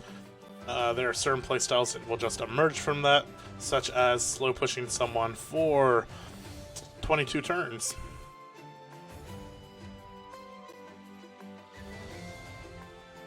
Daak could have elected to play Butterfly Island again. I don't know why he would, though. But there is no reason he cannot do a run back. I don't know if it's an official rule. I don't think we have enough 2-1s to determine it. But I don't think there's a specific clause that says you can't take an opponent to a map you've already won.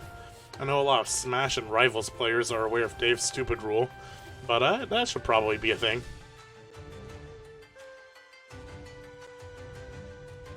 Daak actually passed us a note in between games. Wow, Nuru is insane on that map. I don't think that Daak would want to play Butterfly Island on Ash's terms on there.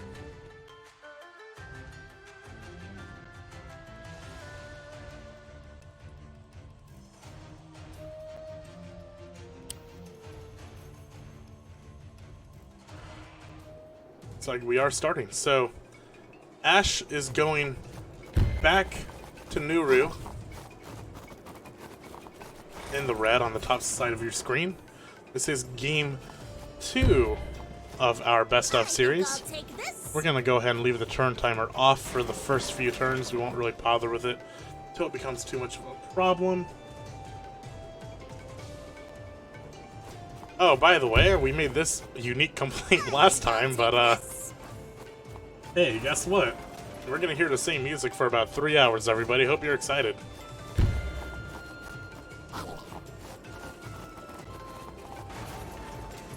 Once again, electing to play this one on a different biome than default, so if you see this on quick play, this is the desert map, if that's how you think.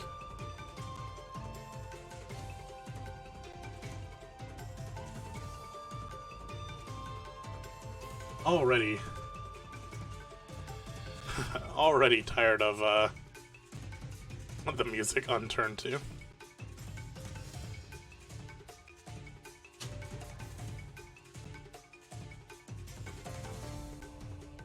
If no one's tired of Nuru's theme yet, here we go. I think this game will probably be a little bit faster paced.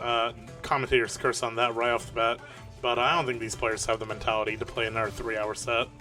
And I also think that the TOs are going to keep a little bit closer of an eye on it as far as early turn timers.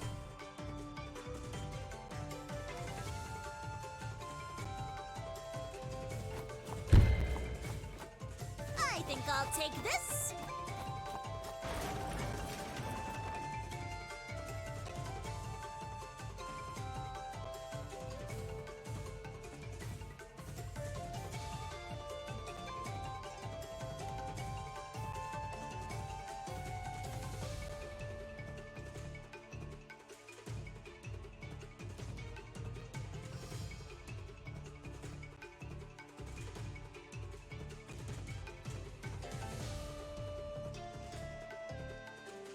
Map income in this one is a little bit more than Barfly Island, enough to make a difference. Neither player was really able to hold too long above 1,000 on Barfly Island.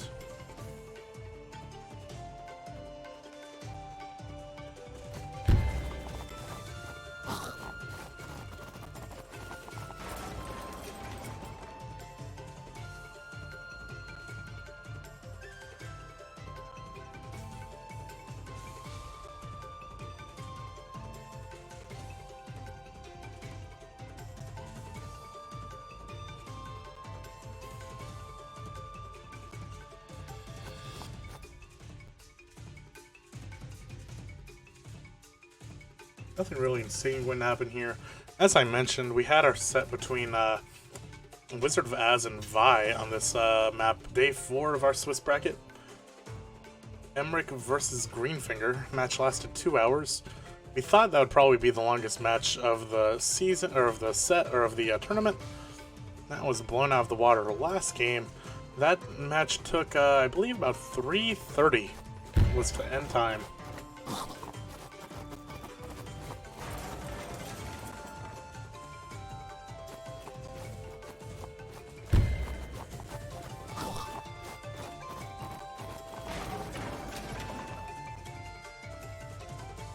Few things to note on the casting style here that we do on this channel. We have recently made sure that colorblind mode is on for you guys, that grid mode is on. We do plan on keeping full animations only because we're watching this from the spectator standpoint. No real reason not to have them on if you are spectating rather than playing. We're not really dictating the pace of the game on our end.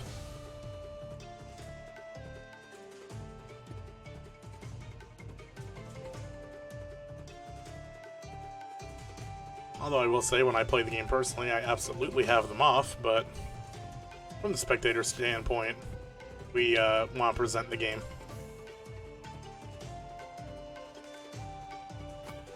I think I'll take this. Does not make the game any faster.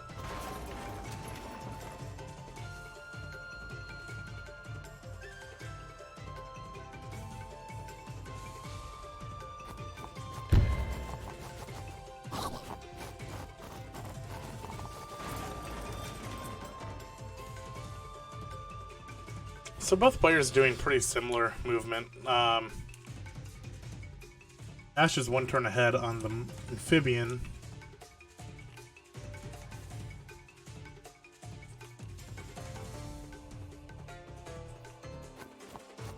And then their commanders are taking separate paths on the center choke.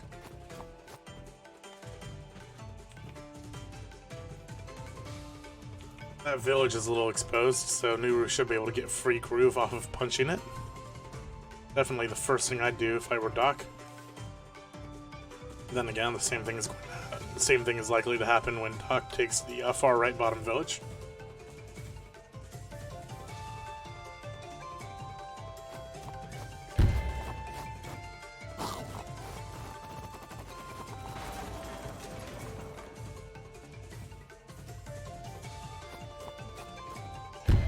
This map is played with weather animation, or weather on.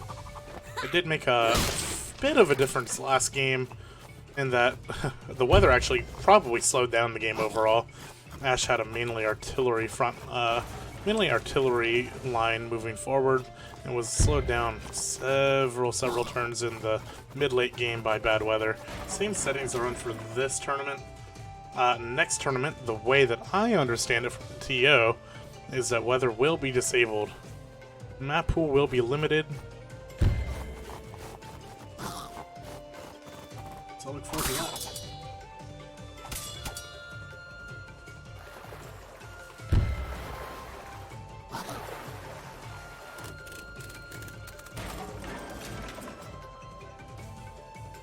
Having been on the receiving end of first turn advantage trebuchets plenty of times, I'm pretty glad to see weather going away, but the remainder of this tournament, at least, unless players decide to do a gentleman's rule, is that weather is on the map. I know that one thing Daak requested, or Daak commented on our last game, would be probably be more interesting to see 3 turn rotation on weather, as in 3 per commander turn, or per half turn, I guess. A little gamey.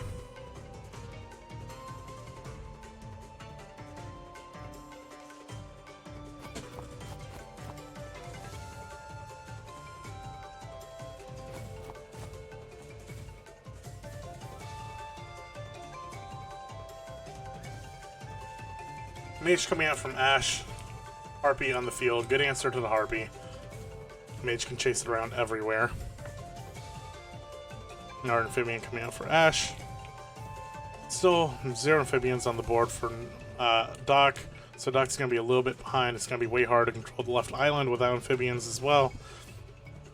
So Daak is probably hurting a little bit just right off the bat. Minor advantage to Ash with the Mage out to handle the Harpy. And the Amphibians being delayed because of it. He is going to get this village next turn though, and he did charge Groove off of it. Ash going to charge a lot more Groove off of the soldier and then the village.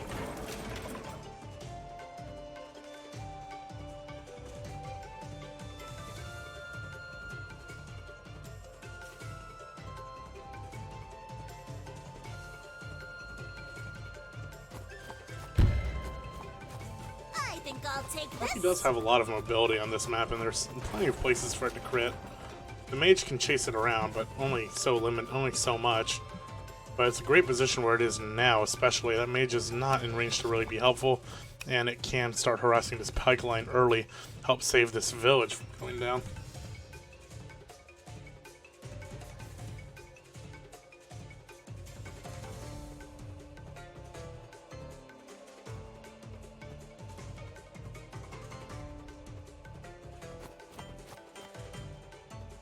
Favorable weather, not really doing much for anyone this turn.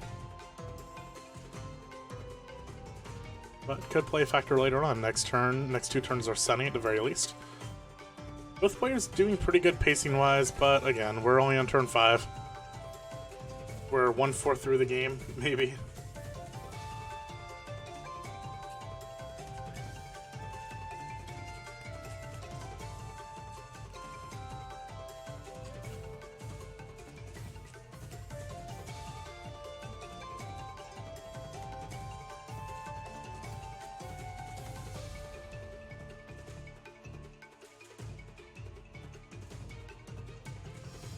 Probably gonna see Ash start pounding this building, but gotta do something about Nuru back here as well. So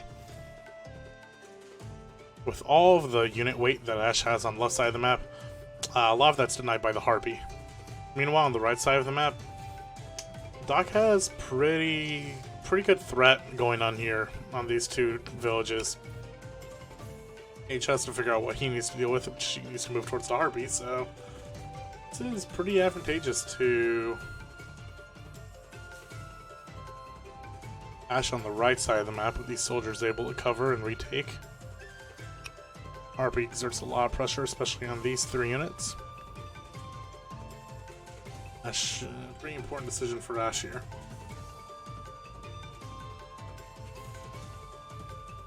Also worth noting that there's no amphibian spawn left from, or yet from Daak. A lot of that gold that would have gone to amphibians went to this Harpy and this cavalry. Cavalry is a great option to move in the crit range to defend this village. That's really actually going to effectively deny Ash from doing too much of this village, while meanwhile Daak's going to get free reign there. So that was probably the best move there. To move back, he knows he can't do anything because of the cavalry. And Mage probably needs to move up a few squares to help fight this if Daak goes for an attack on Ash here.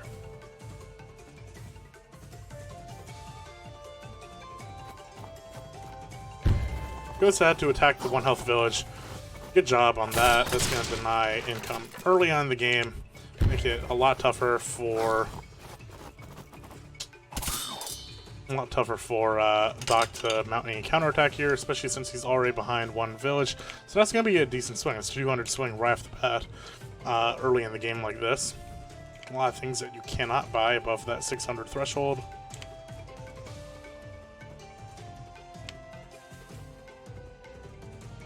Excuse me, I read that wrong actually. Daak, because he took that earlier village. Daak's the one in the lead, so Ash is actually taking it back rather.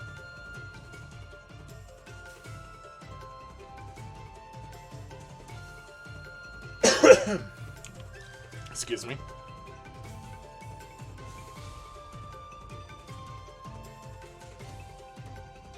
Yeah, Daak has a really good position here.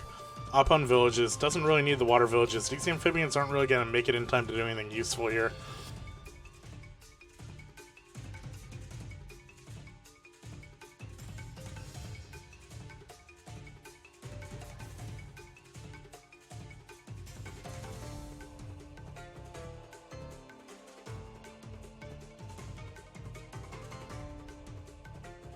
Really curious to see what Ash does with the mage, and then he has 750 gold to spend. I wouldn't mind seeing cavalry from him as well. So the pikemen are going to move to sort of suppress Daak.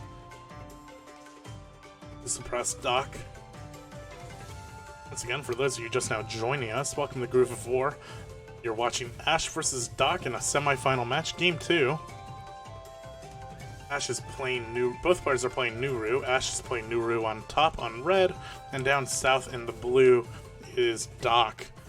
Daak down one set. One game.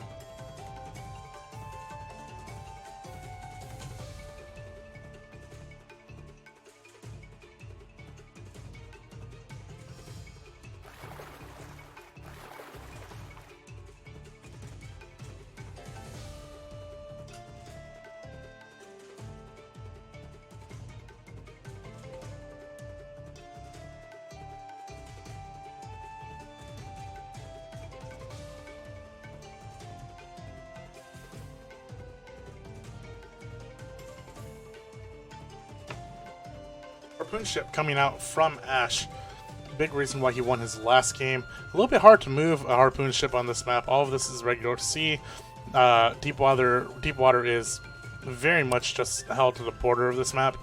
But the harpoon ship should be a pretty big factor in a few turns. Mage will suppress the harpy on the right side of the map. So this harpy did help Daak take some early tempo. Gonna be interesting to see if he can hold that tempo.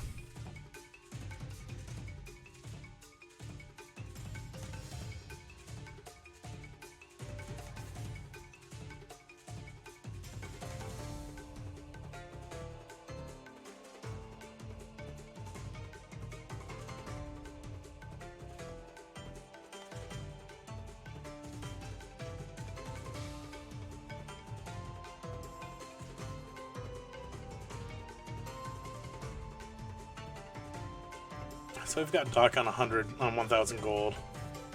I don't think a turtle would be a bad play to handle these amphibians, but again, it's not really... Mobility's a bit of an issue. He has the gold to spend on it, though. Cavalry is going to move up. It should be interesting to see what he does with his commander.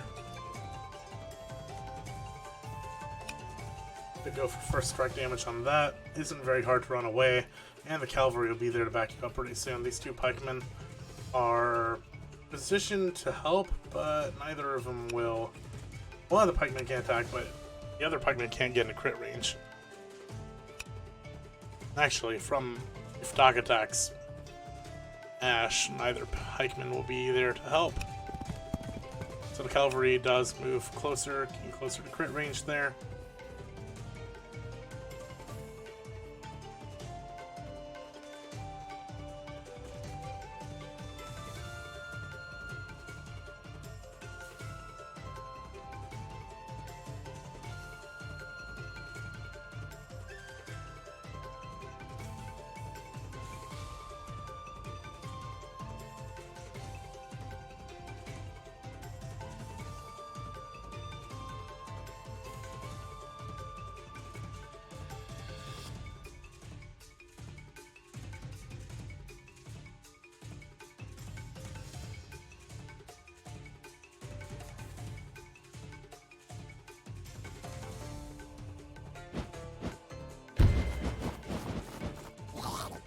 So that's the predicted play. The Harpy is going to move in, start pushing back on that island, and the Mage is slowly going to make his way there.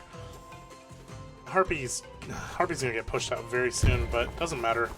The Soldier will come in and clean up a unit. Harpy will run away from the Harpoon ship, probably make its way to the right side of the map.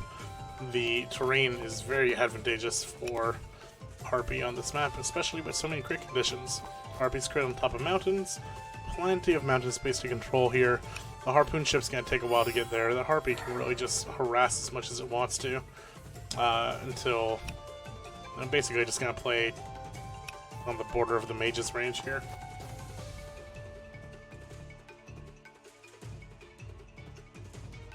See a lot of discussion about first turn advantage on weather in chat. I think majority of the people have mentioned that being first player gives you the ability to push out somebody rather easily. That's pretty much how I feel about it. It doesn't matter if you know it's coming or not, you're just going to get shoved off. Your front line is going to be forced, if you're player 2, your front line is going to be forced to move back a space because you can't, because your opponent gets first attack. Not very much harder than that.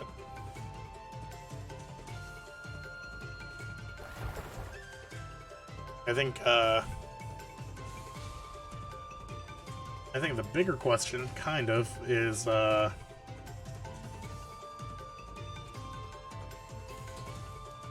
in this tournament format right now,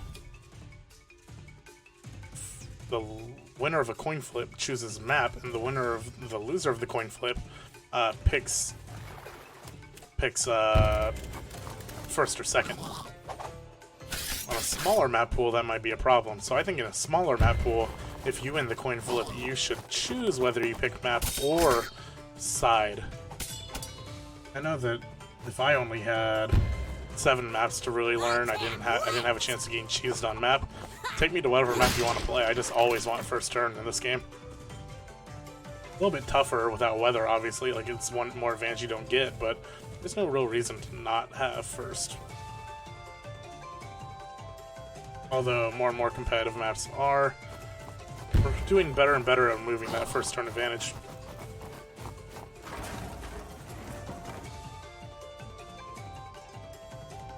Anyway, Daak's gonna move back. Both characters are going to have Groove charged. Looking at gold income right now.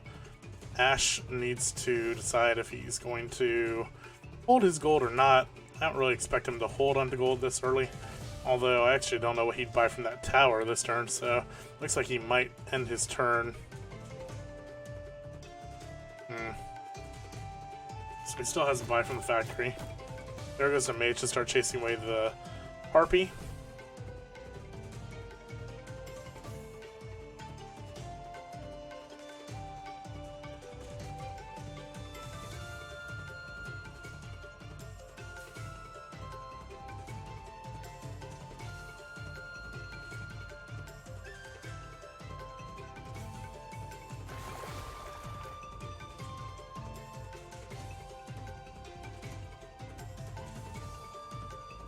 These amphibians are going to pay off really quickly for Ash. Did get a two turn advantage on his docks, and then also built every turn so far. Daak did not build early on his docks, so his only naval unit right now is that amphibian. Might be even difficult to actually hold on to that village pretty soon here, but pretty sure Ash is just going to use those amphibians to help secure the midpoint, especially since that Harpy is going to get pushed away.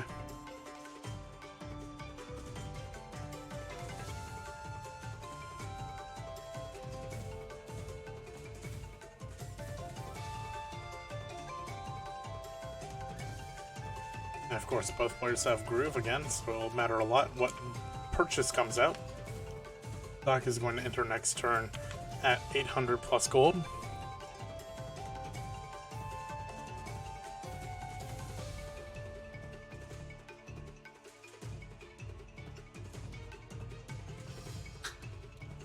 Next turn is severe weather, by the way, so that Harpoon ship actually cannot end its turn on this War Village. I think it's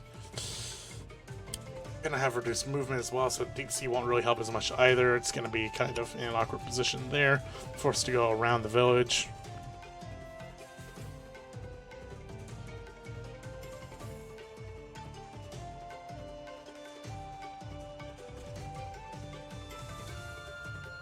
Harpy also gets weakened by the bad weather, but the Harpy's mainly done its job. It needs to just get out from the mage chasing it down.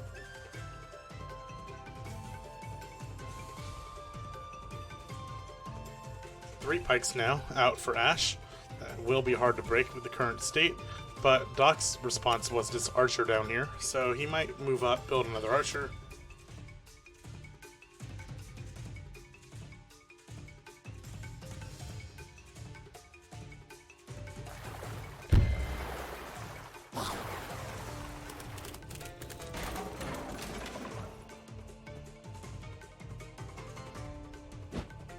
Here's the turtle.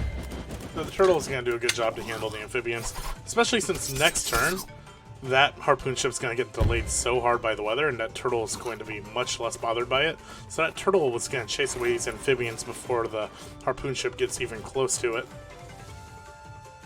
Going to be a recapture on that village just to stall this mid push a little bit longer. And honestly, Daak is probably, with the bad weather coming in on the harpoon ship, probably going to hold the center two villages.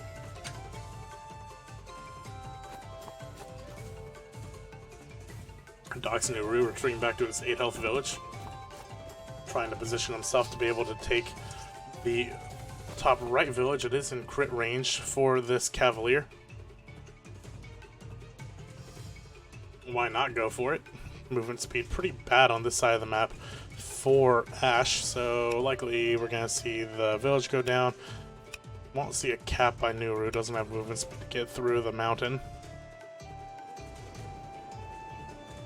For those of you who are new to Wargroove, these ruins here are not a map feature. It is normal plains. Ruins are just a small terrain accent. You'll see every once in a while on Butterfly Island, people will ask if the chest in the top left is an actual thing. Nope, just decoration. So the harpoon ship does get delayed pretty harshly. It's going to be one off to the left. Even Deep Sea is not really going to help it much. This turtle, on the other hand, is going to force this amphibian to move either forward into the fight more or back altogether.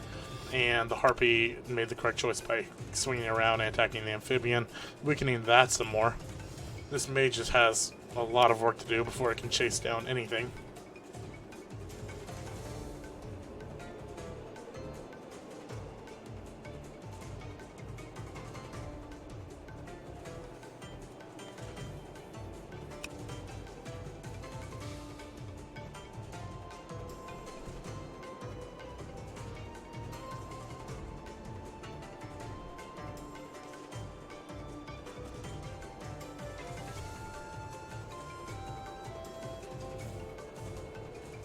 Ash has Groove. Ash has 1150 gold. Ash has a lot of options here. I don't know if he's going to use it to defend his village. He's going to use the low health amphibian to at least finish off the soldier here, clean that path up.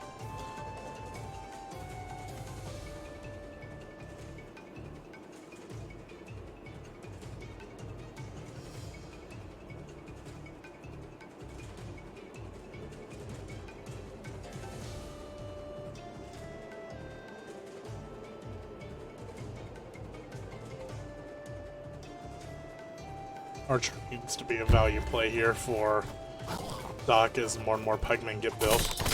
But you also probably need the archer to handle retaking that left side of the map. Quick cap with the mage by Ash. Swings go back to even. And honestly, it's going to swing out of favor very quickly as that top center middle village will be taken very soon. Turtle match a turtle, that's a great move by Ash. He's now gonna have to once again worry about the harpoon ship.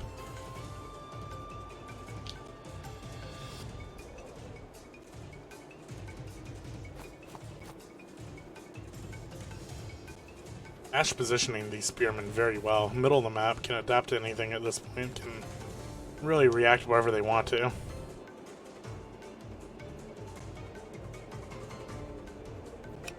The one on the right especially. Both players holding on to Groove wisely.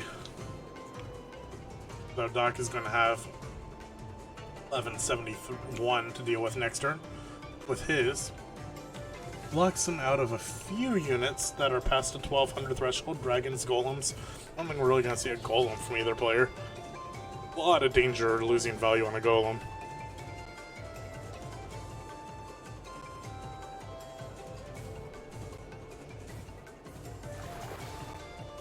Amphibian has to retreat back due to the turtle. Going under the shade of his friendly turtle as well. Next turn is going to be sunny, so we're going to see a lot more movement on the naval side of things. Not sure if Daak is going to want to push forward with his turtle.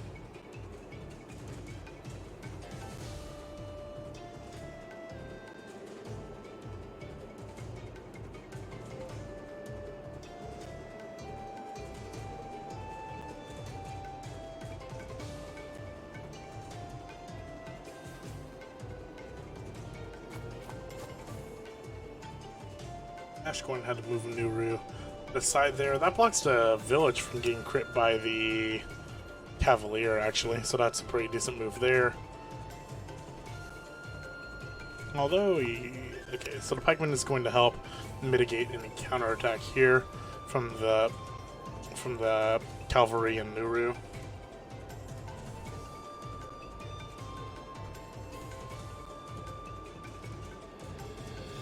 Although that is really tempting. Okay, the swordsman come in as well, so that's really just gonna deter any type of like aggro onto Ash between the pikeman and the swordsman.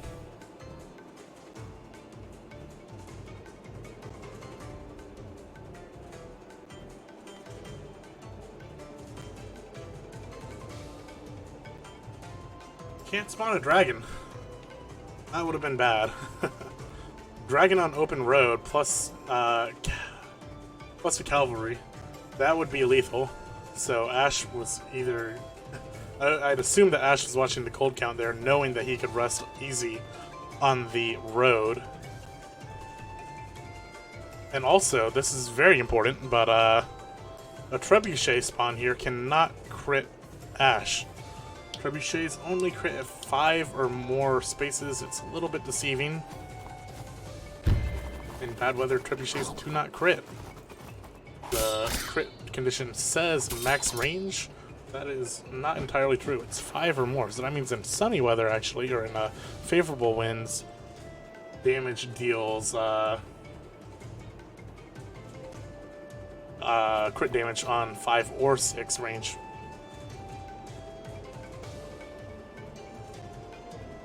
Soldier coming out for Daak because he built his warship left side. So Daak is very much now investing on this naval push, which is pretty much necessary. That's his major gold advantage. Top cities haven't been taken yet, so we're not going to see like quote-unquote full income, but we'll see matching income for the time being. On Ash's next turn, I expect this village to likely fall. Not really enough damage to take the village with just a mage. Archer's positioned to help take out units as well, and it will be sunny next turn. Otherwise, he have a little bit more trouble.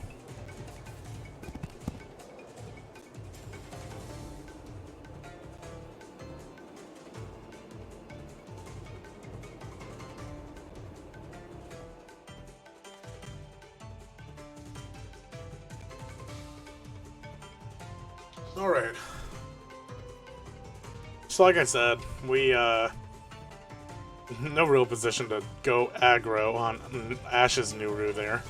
Both of them still have Groove. By the way, Daak very specifically made sure he wasn't on a road there.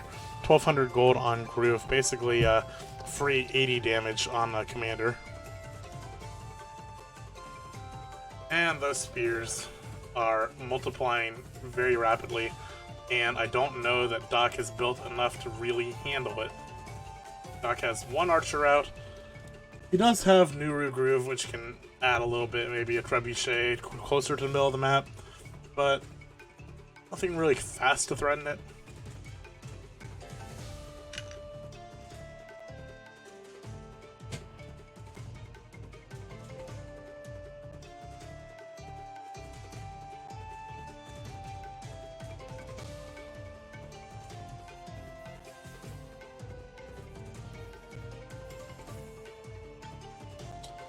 The Harpy's posturing itself near the warship.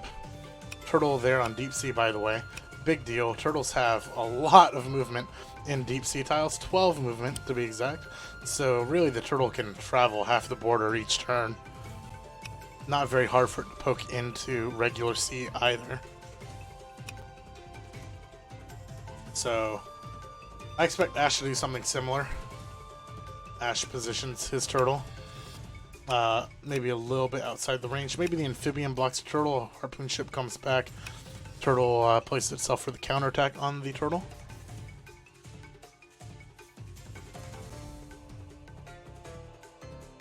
Thank you so much for watching, everybody who's here for Groove of War semifinals. We were going to get to grand finals tonight, but our TOs dictated that we're probably going to get a lot better of a match if we didn't force our finalists to wait, and if we didn't force either of these players to come in and play a grand finals after 5 hours of gameplay.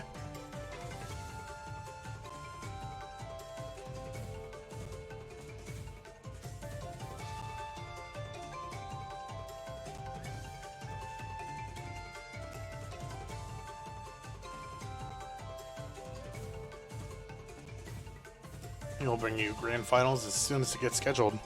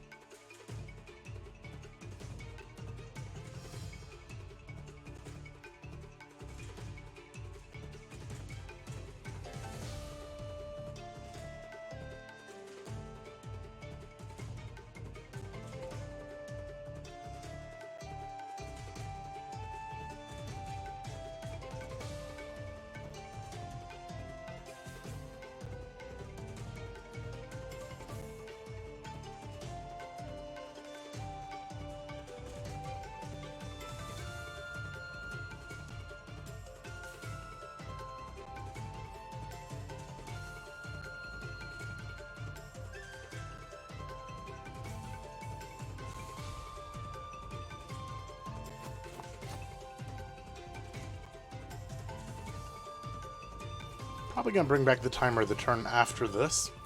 Both players starting to get into their defensive play. Turns are going to start taking longer. If you weren't here last tournament, you would know that, or rather, if you weren't here last game, turns were taking a bit long. Our tournament organizer requested we start keeping track of turn timers this time around. Ash looks like he's really settled on his turn so far, though. Still has 1,400 gold. Still has an Ash groove, or still has a new groove. Decided not to use it this time around.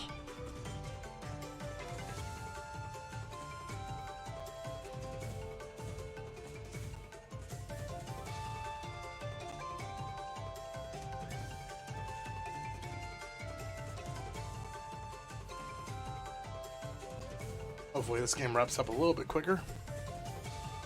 This is game 2.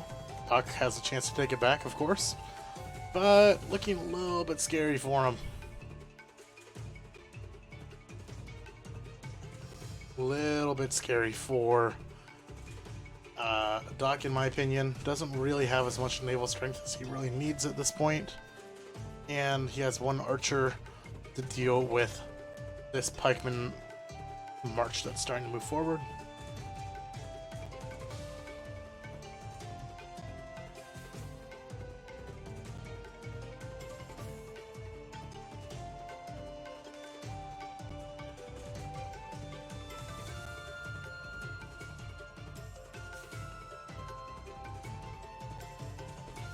Both characters are holding on to groove. I know usually something we parrot a lot here. Oh, okay, the Harpy is in range of the harpoon, so that's going to kill it in one. I think I should have noticed that quicker. It does put in range of the turtle, of course, so the turtle can very much handle the harpoon ship at this point. A little bit of a gold loss overall for Daak. I would sack a turtle plus a harpy for one harpoon ship. Not that bad. Turtle picked an interesting path. Could have probably gone on the deep sea. Not a big deal. Another harpoon ship to replace the one he just lost. Factory's still available for a unit. Tower's still available for a unit. Probably gonna see another pikeman pop out from this. He's pretty adamant on that because we're gonna see a few pikemen secure the town here, and we're gonna see a few pikemen secure the middle ground in the middle of the map.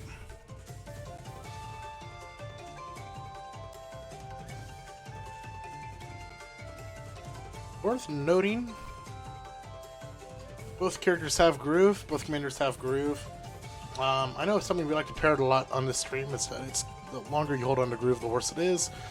I'd probably say that Nuru versus Nuru is kind of an exception, just by merit of being countered by whatever unit they build.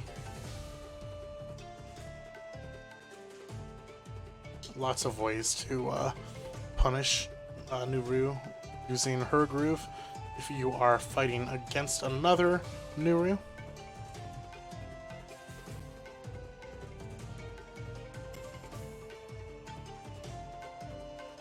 But most of the time, anytime on a non-mirror matchup at the very least, the longer you're holding onto groove, it's just time that you're not charging it for the next one.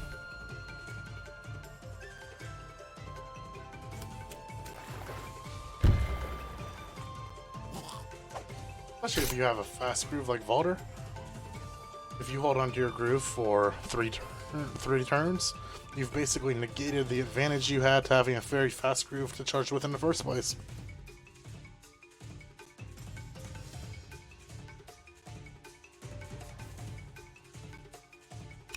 I mean, picking a pretty interesting place to end up at.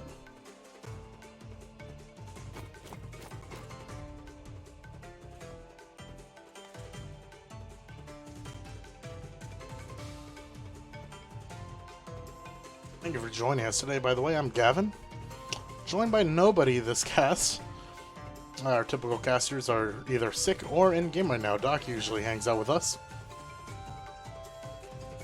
But thanks for holding on, chilling with my limited knowledge of the game at this point, honestly. A lot of people have really just gone beyond their game knowledge in this game. A lot of them in this tournament so far. A lot of them in chat. Thank you guys for stopping by, giving your input, keeping it interesting with the chats in Twitch chat. I see you guys.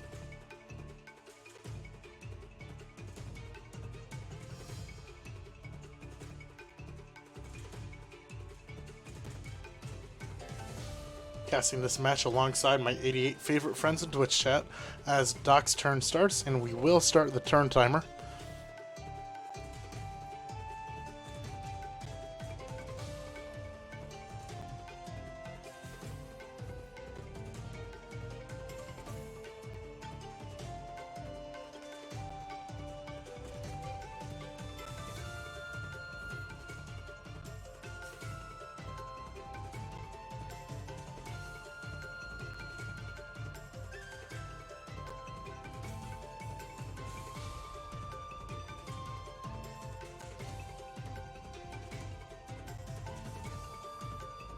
Daak has a few interesting choices he needs to make this turn. He's probably not going to be able to hold on to the left village island. The warship is powerful, but perhaps a little late. The warship is going to move in range to attack the harpoon ship. The turtle is going to cover the warship, most likely. Not a full kill, of course. But pretty negligible on the counterattack.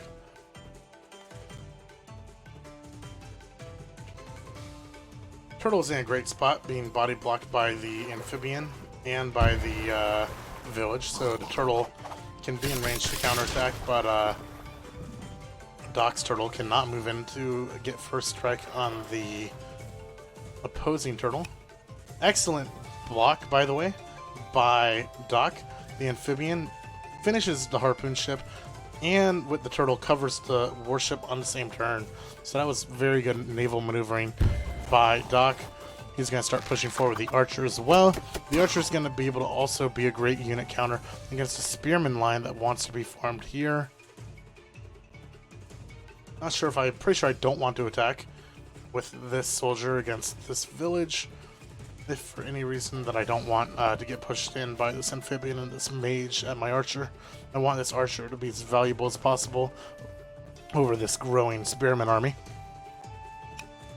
This cavalry on the right is still in crit range of this village. Moved back into crit range this turn.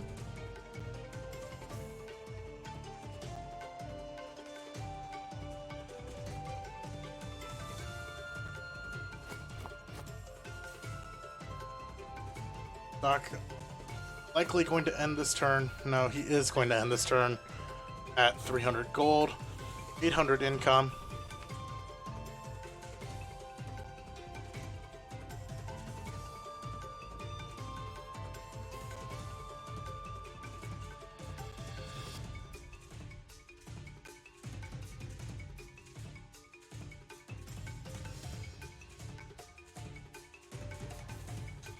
For those of you who are wondering, we will upload these matches to YouTube over the course of the next week. Every match we had on stream from day 1 to day 4 to now. Keep an eye on my YouTube page. It should be right below this stream if you're watching on desktop.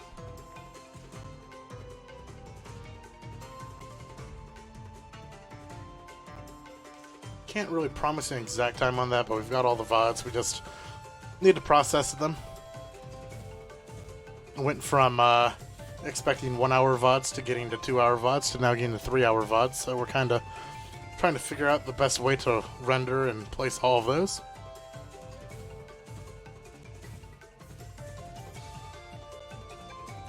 But you should expect them.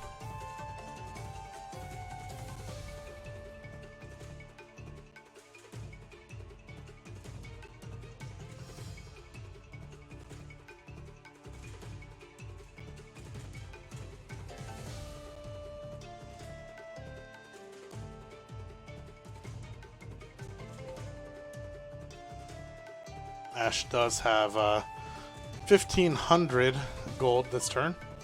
Next turn is bad weather, by the way, so wouldn't really get much value after dropping like a trebuchet per se.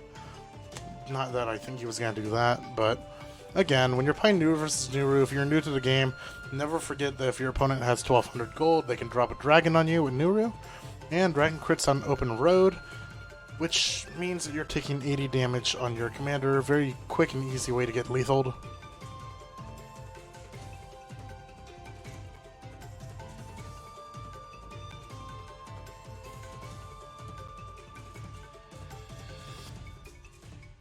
Next turn's bad weather is going to change a few plans here, especially with this harpoon ship, especially with this warship.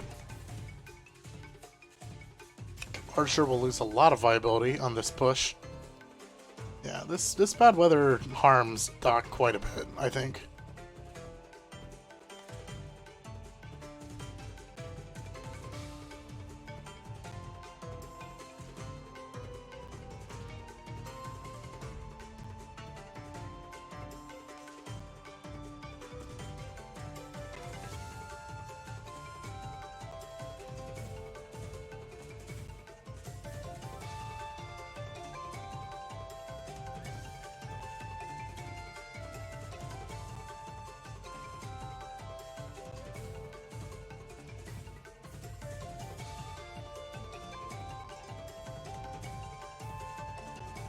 Ash taking his time this turn, making sure that he doesn't make a misplay.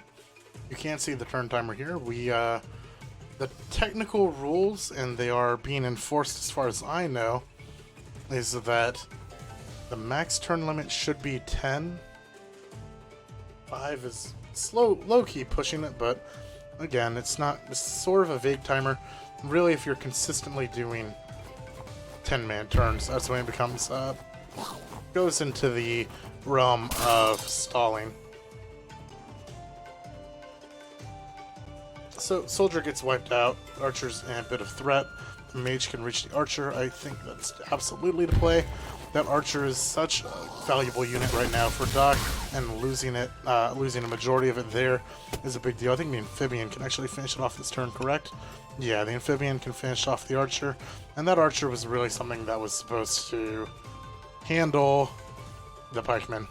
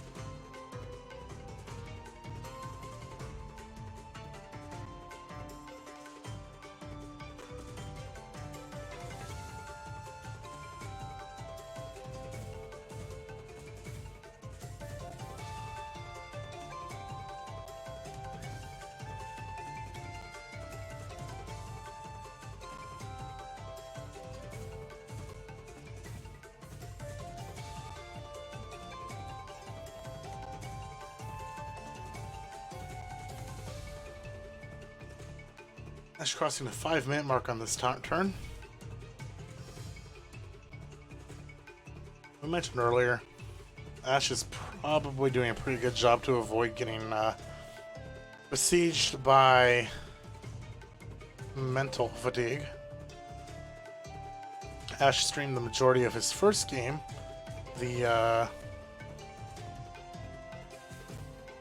far as I know. So he's been talking through his turns, he's been commentating, talking to his chat. I know that when I stream, time goes by fast. Honestly, it's hard to believe it's been 4 hours and 40 minutes since I've watched this set start. But here we are. Daak does not have that advantage. I think streaming is pretty akin to time travel. Daak, on the other hand, has had to wait 3 hours on game 1, 3 hours and 30 minutes on game 1. No real chance to rest. Unless he has a mug of coffee next to him. That'll keep him aware, but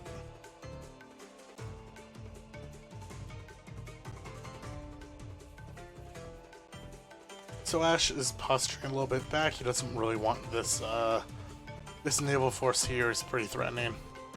The harpoon ship's gonna get besieged by the rain next turn.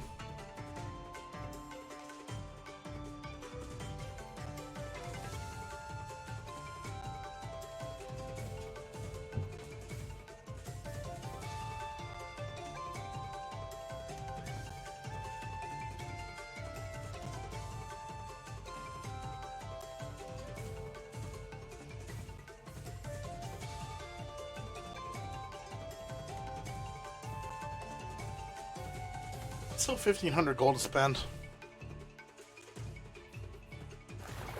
Still needs to figure out what to do with this village. This village is still very much a problem on the right. Okay, so Ash is doing a fullback. Not really a bad move, of course. He can start playing turtles from the dock. He just wants to make sure he loses no units before that happens. Okay, a warship comes out, even better.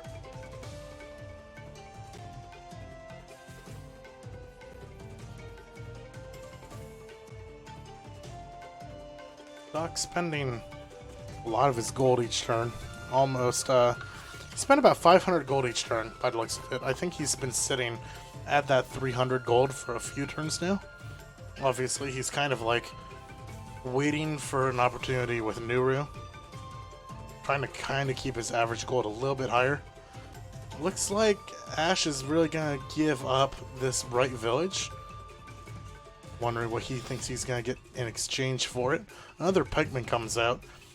Oh, if I'm Daak, I need to be starting to spend units on things that can handle these pikemen before it becomes a repeat of the last game.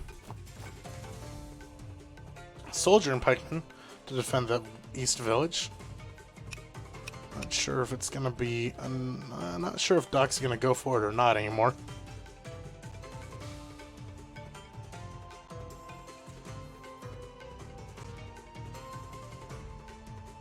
Eight-minute turn.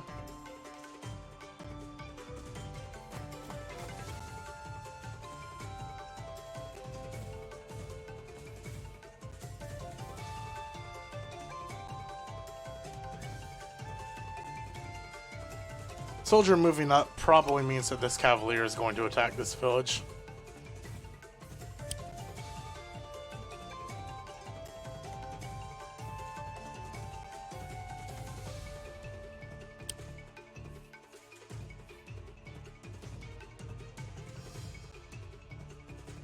No reason Ash shouldn't be able to really take these two villages here.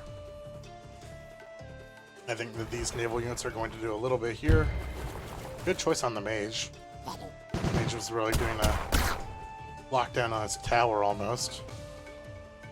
Could see a potential harpy out of this tower once more. Nothing is there to really harm it. He's got control of the center of the map.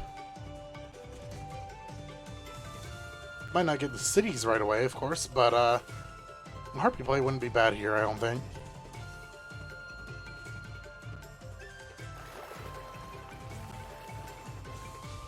Turtle diving for the warship, I think that's a great move. Once again, turtles have the best attack animation in the game. Fight me. Let's disable the warship early. Went right for it.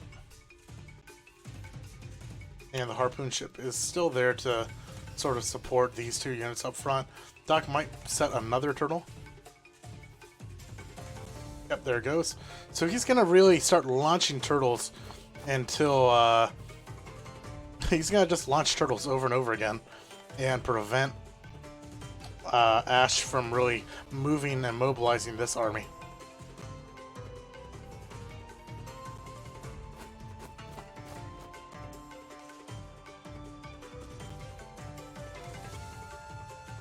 Daak, I still think we're going to see this village go down to a night crit.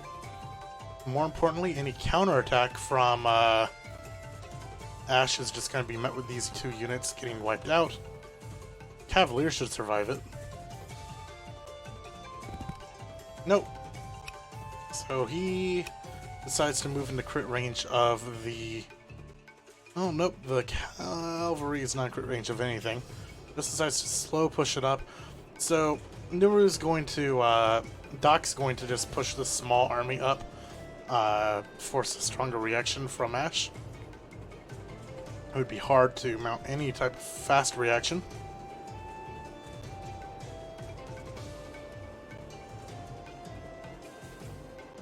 Two turns of bad weather coming up. I think Ash needs to respond to this on the right a little bit more than this on the left. I think left is a little bit lost on the... Needs to spend enough gold to maintain this army to make sure this turtle doesn't just, you know, have a field day. But... I mean, this whole line of pikemen are all just moving down to the center mid-island. Not exactly, no, they're holding the island, but a little more scared of the right side here.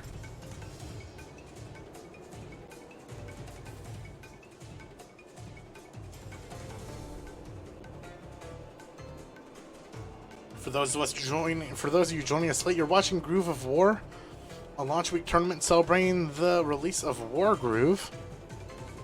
I'm Gavin, and I'm joined by nope, nobody's here, just me. Normally we're joined by Daak, but you're watching him down 0-1 against Ash in the semifinals. Tomorrow, actually no, it's unscheduled. We don't know when grand finals are going to be yet.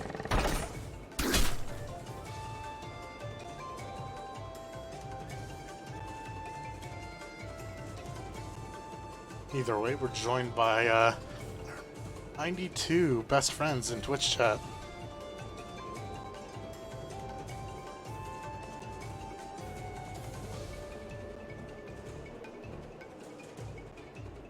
Especially you, Matsuzin, my best friend of all.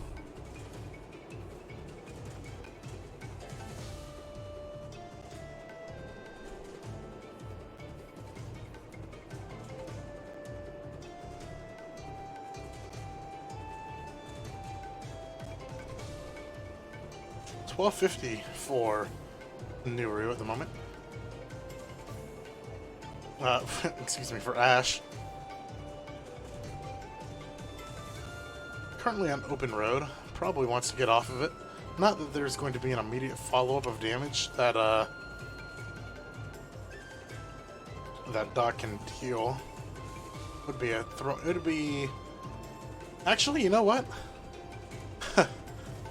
If a dragon fell right on top of Ash right now, I'm not exactly sure what Ash could do about it. Doesn't have any anti-air in the middle of the map. That dragon can just start chasing around Ash. Be probably pretty unwise to stay on that road.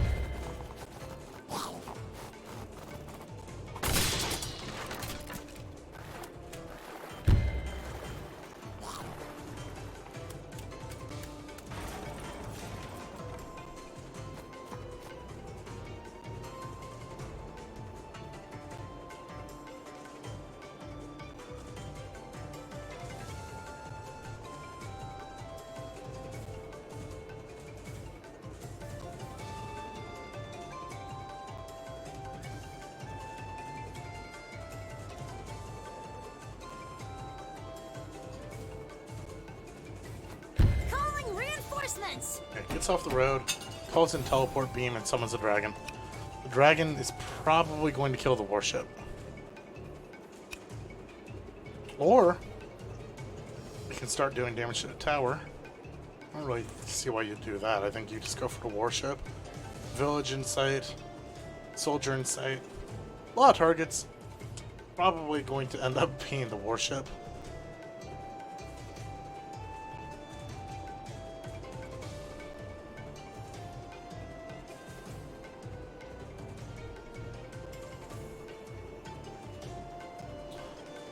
Really forcing Daak on the back foot. Daak now has to answer to a growing pikeman army. A dragon. That dragon also, by the way, covers both tiles of the village here. Goes for the warship, of course. Warship dies in one, was on a beach, -1 defense. Typically, the dragon would do...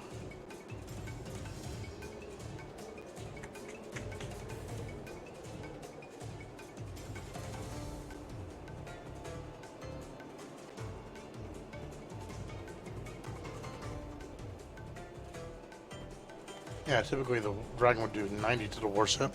-10 puts it at 100. So he did roll a dice there for that win, for that kill.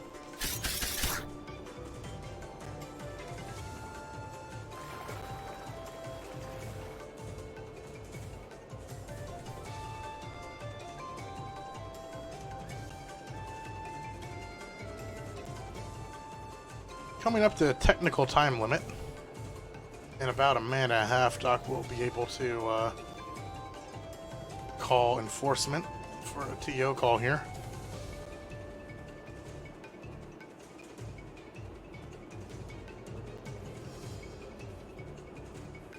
And Ash still has plenty of units to move, so...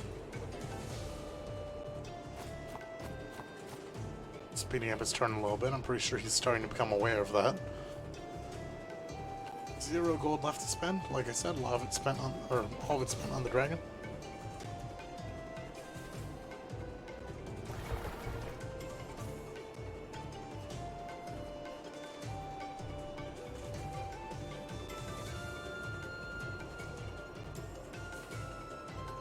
And that is that.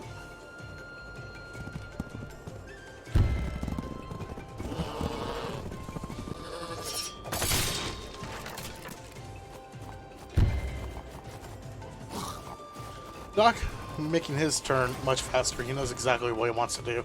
He wants that village, and he knows that Ash cannot do very much about it.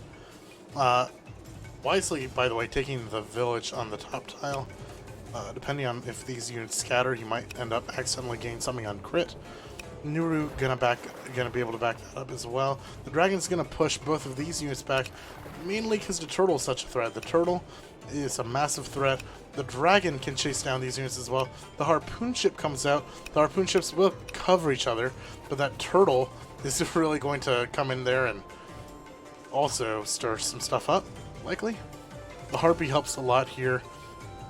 Harpy on cover of under the cover of the harpoon ship. I think it might be one turn a little late on the Harpy personally.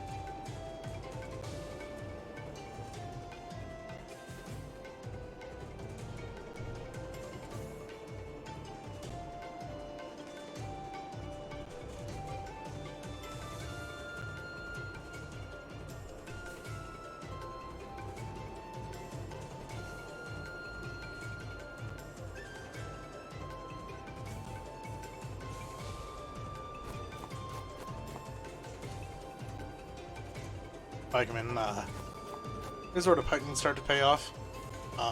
By merit of Ash making sure that he controls this 2x2 space in the middle of the map, he can really just dictate, do I send more to the island? Not really a problem anymore. Let's now start shoving them all to the right. I'm pretty sure that Daak should be able to hold this, especially if that Harpy gets involved. Next turn is favorable weather, by the way. A lot of weather effects come into play here. Ash was the first player. Ash has first turn advantage on weather effects.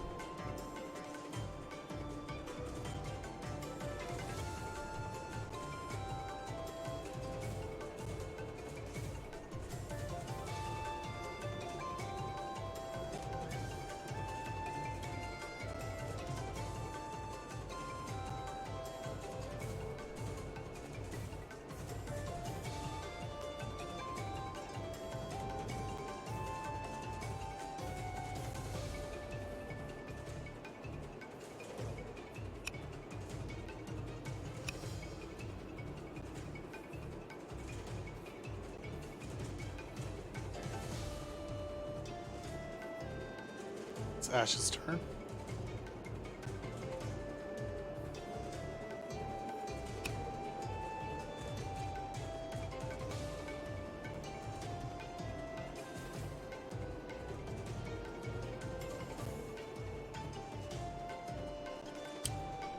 This harpoon ship's a big deal. Covering each other on this dragon. I don't know exactly where this dragon wants to go next turn. Lots of targets. Harpy is a bit of a problem, though. Harpy was a great choice, actually, in retrospect. Harpy kind of suppresses the dragon, allows some harassment on these center tiles until Ash makes a counter to it, which I personally think now is a great time for Ash to either play his own Harpy, maybe a Witch.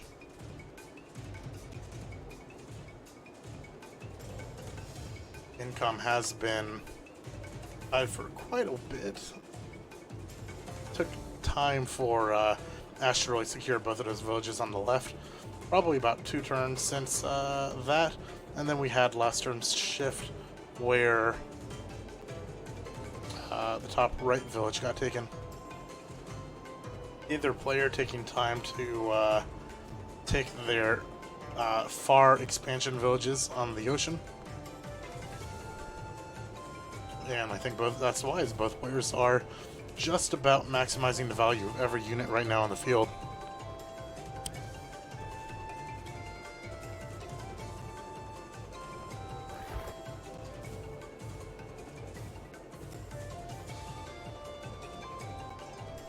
If you're joining us late, you can watch our earlier matches and any match from this tournament.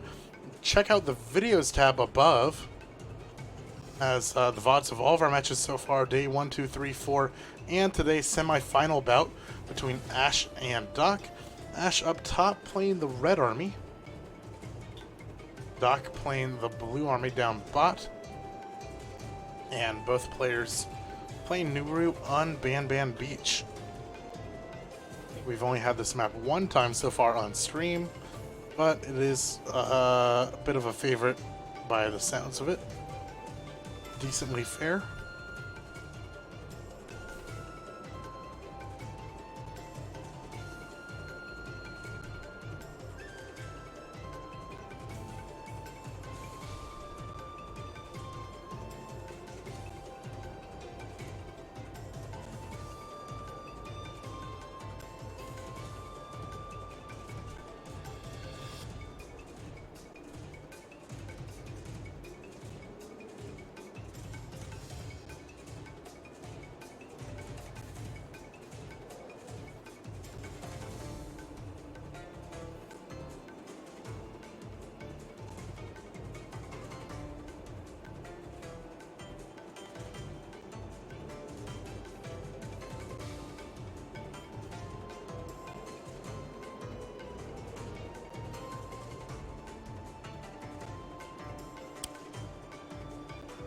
Ash taking his time in the middle of this play. What's active on his repositioning. Taking his full time this turn to figure out exactly what he wants to do.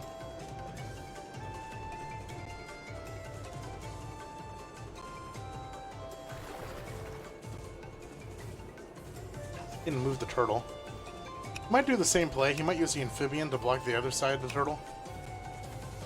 No, probably not. Probably doesn't want to be in range of the turtle and his amphibian. Completely safe from that angle.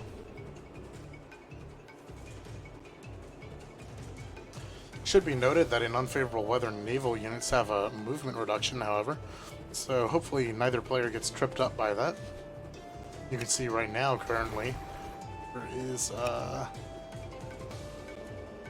small range reduction. Or rather, this movement will correct itself next turn. Dragon is in range. Dragon has to move this turn. It's going to move a little bit back. And the dragon's purpose will be to cover these sea units.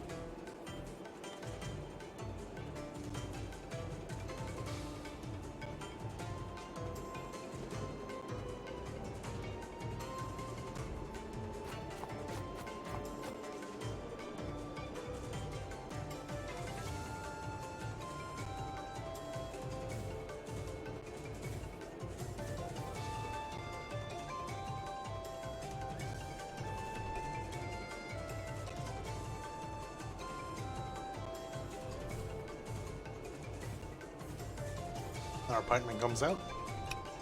This pikeman wall is going to be hard for Daak to deal with. I don't know how he's going to deal with just these 3 units and a bunch of soldiers far back. I don't know what any of these soldiers are doing back here.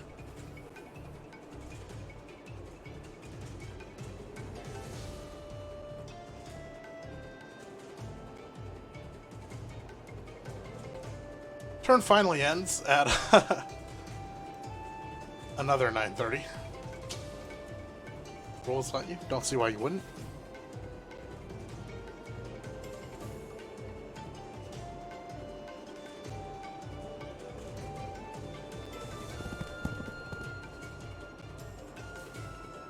Cavalry's gonna fall back. Nothing for it to do there. What would you have your cavalry there do, aside from run into the pikemen? So it makes sense. I don't exactly know how Daak's gonna hold anything here, and I don't know how Daak's gonna take back anything on the left side of the map. These pikemen are gonna slow push, take that back, and Daak has not been building units to handle that. The Harpy can handle it, but with the pace this pikeman push is going, there will naturally be a mage back in time to handle that.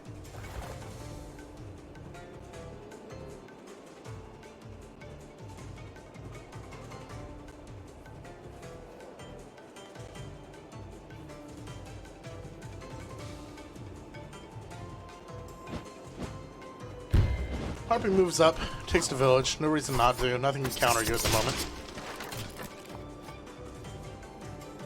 This is going to be a pretty quick take.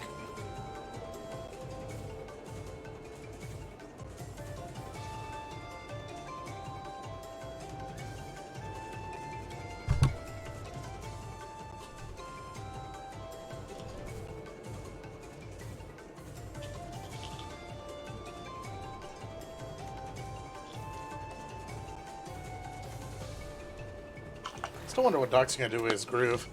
So for reference, Ash used his groove to summon that dragon 2 turns ago. Is at 20%. Obviously nothing to really charge it on.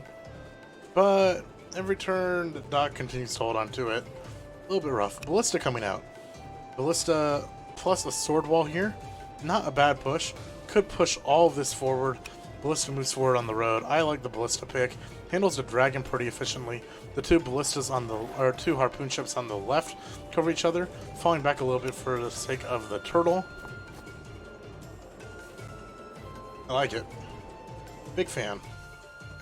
Unfortunately, it's favorable wind now, and I think this turtle is in range to attack the harpoon ship. If I were Ash, I would take full advantage of that. I think that this turtle goes straight for that harpoon ship. I think this dragon goes for the other one. I think we had a big mistake there where Daak forgot about the movement reduction in the due to bad weather. I do not think I'm reading that wrong. That is potentially, as far as I can tell, a huge misstep for Daak. I'm sure with the how meticulous Ash looks at the field, should notice that.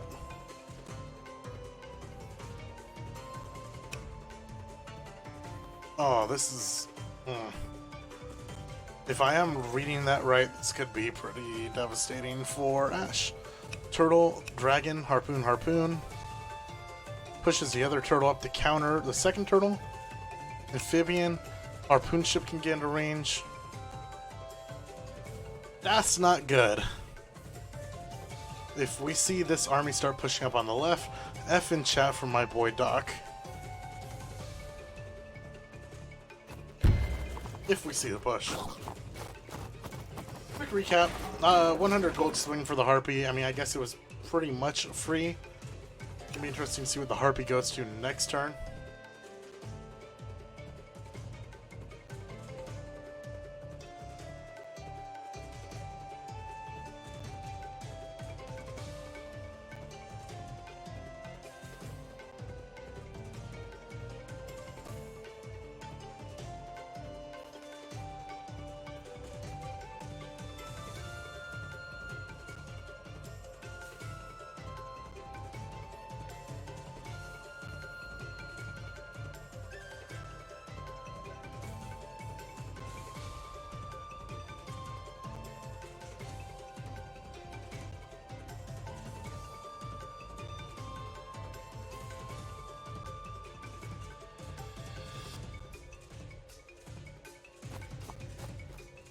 Alright. I don't see any reason why these pikemen shouldn't move up. I do think that Ash needs to build some response to this Harpy. Probably another mage. I still don't think Witch is the worst call, although Witch would be pretty hard to deal with. We had a new Ballista on the field. So probably a mage. I think a mage, once again, you spawn a mage to start chasing down the Harpy again. Meanwhile, pretty tough for Ash to do anything. Or for, rather, Daak to do anything about this right side push. There's a mage popping out for the Harpy. You might as well play 1-to-1 on that every time a Harpy comes out. Play a cheaper mage. It's not really going to be a big deal. This harpoon ship will be able to come across and shove the Harpy out of the left side of the map. The mage will shove the Harpy out of the right side of the map.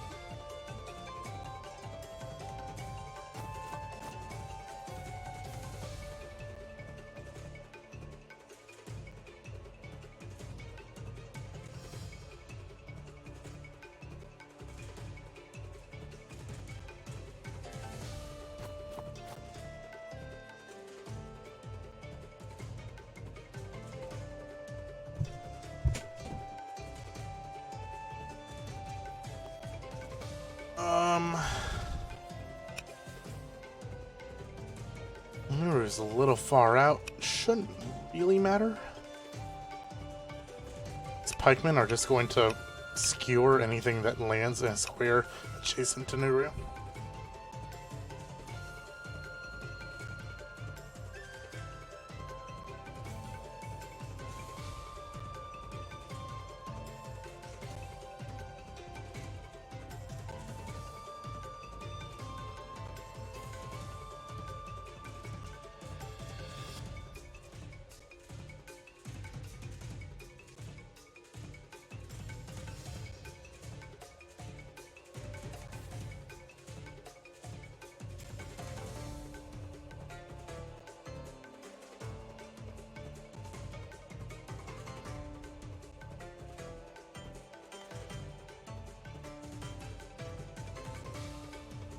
It should be noted that this range bonus does affect all units from favorable wind.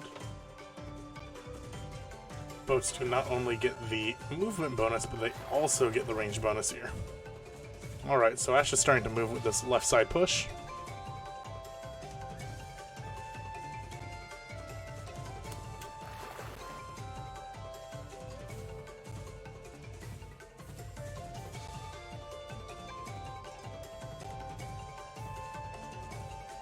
Alright, let's see it.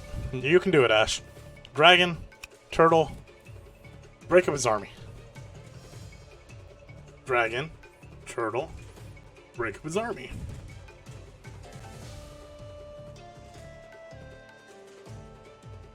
I still think that's the optimal play. I feel like you shouldn't quote me on that. And Dragon pulls back, so he doesn't go for that. I still think killing both harpoon ships probably was a decent call, because you have a second turtle to back that up. Turtle is going to be in range to do whatever it wants, though.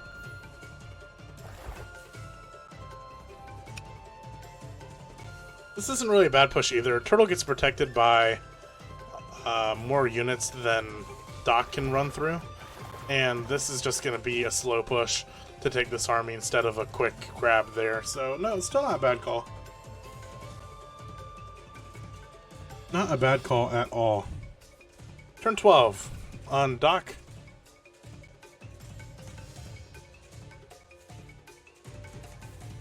Has anybody else gotten tired of Nuru's theme yet? No? Well, let's keep going. Daak takes his turn in the favorable weather. Does not have nearly the amount of range units to take advantage of it. The Ballista was his last large turn. Okay, Harpoon Ship's gonna start going for their turtles. Is this going to be an overextension? It looks like it will be. Turtle probably going for an amphibian? Yep. So, yeah, not really respecting the favorable wind, not really respecting the range bonus on these harpoon ships. I'd imagine the second harpoon ship is going to go for the other turtle.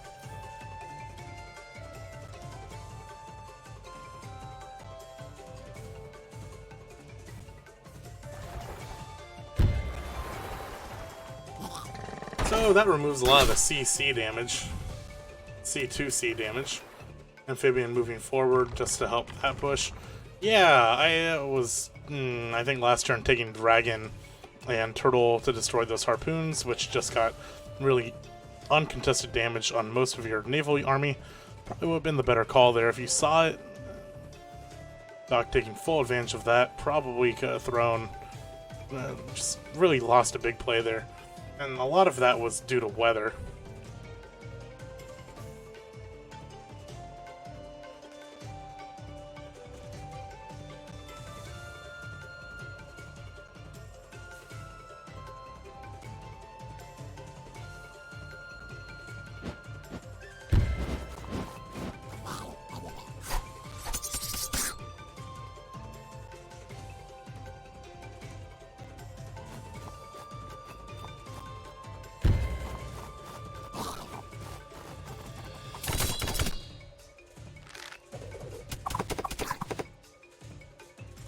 Daak making the push into the center of the map.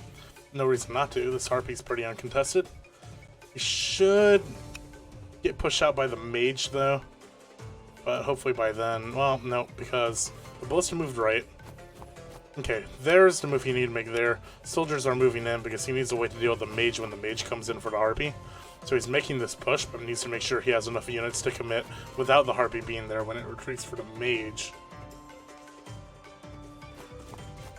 Bit of a push retreat back by Daak, staying out of Nuru's range. Nuru equally needs to respect this ballista, which is in range of Nuru next turn. Remember, this range is 1 off, so another soldier is in range of that as well. But this range is going to be 1 lower next turn. Oh, another round of favorable would have worked really well for Daak here. And he'll call his turn at 3 minutes. Taking bets on timer for this one. Guess Ash takes his next turn.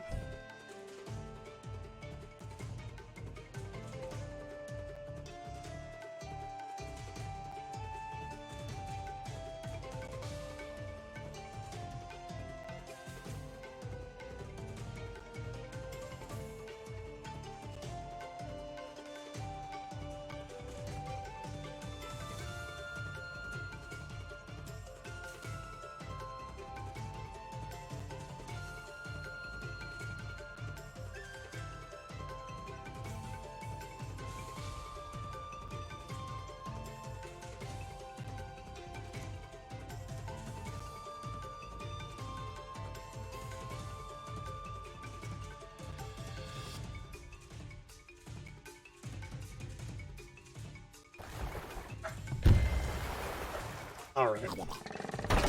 So, Ash is gonna get a little bit of revenge on that turtle. Ash still has 2 harpoon ships of his own that weren't touched that battle. So, unit by unit, Ash has a pretty decent counterattack with these 2 harpoon ships. Both armies getting 2. If this other warship gets a decent hit on anything, which is probably another harpoon ship, then both armies will leave this with 2 unharmed units. And Ash has the overall lead on units on naval superiority.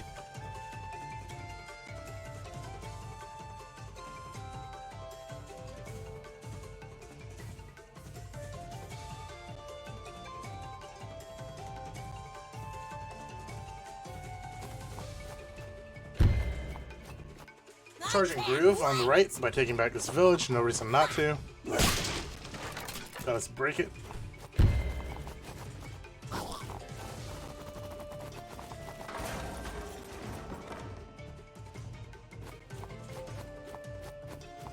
%80 groove, by the way, on Ash's Nuru, and Daak has held his groove over the course of now likely 2 of Ash's grooves.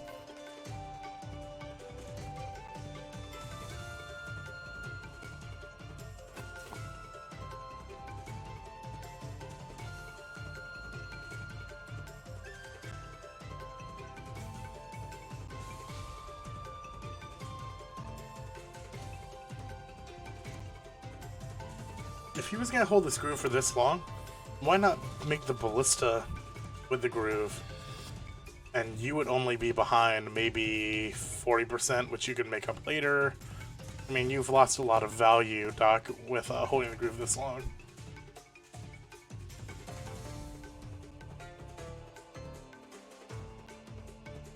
Maybe Daak plays it next turn before Nuru's groove fully charges.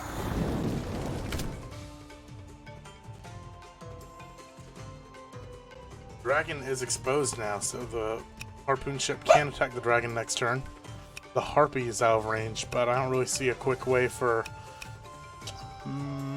well, okay, it could be amphibian, turtle, warship, harpoon. Okay, okay, that was a pretty safe move. This warship should get collapsed on pretty quickly here.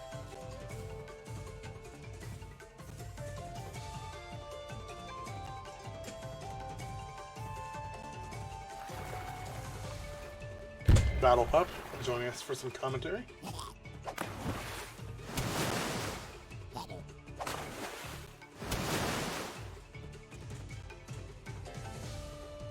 if we manage to catch and surround this battle pup with your stream commander, you might get a chance to see it on stream.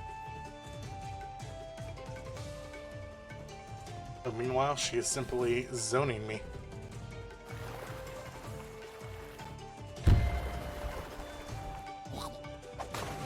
Yeah, so we're gonna see this battleship has to go down to protect the dragon. The dragon really has to stay up. So we're gonna see, yeah, turtle. Second turtle didn't go for it. Warship harpoon. This harpoon needs to go down. Yep, okay. Harpoon.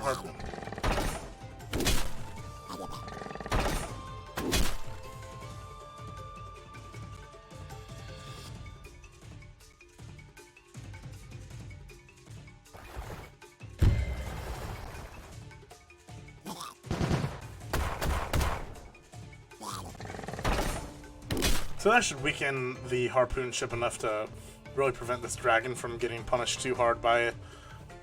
The amphibian can probably come in and deal a little bit of extra damage to one of the harpoon ships. 5 damage is still a pretty big deal.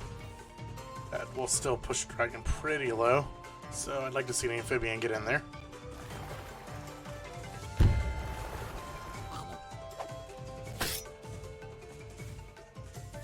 And another turtle. Honestly, I think both players just need to summon a turtle a turn at this point. Second mage coming out from Ash, so that should help hunt down the harpy. One hanging to the right. Good mobility from Ash. Ash needs the mage mobility to get the full upper hand on the right side of the map. While the other mage can sort of chill in the middle, most likely, and chase down the harpy just in case.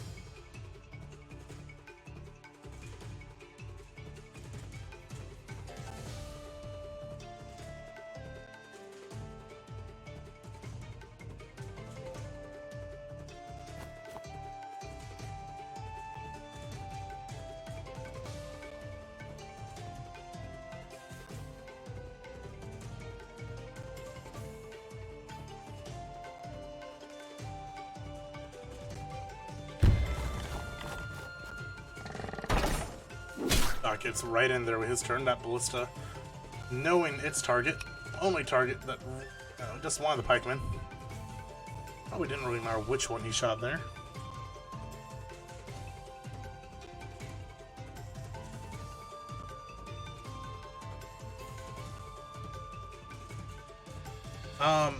Battle Pup, what do you think of that play? Pretty good play, huh? Excellent play by Daak there, as he goes in more attack on the left side of the field as well.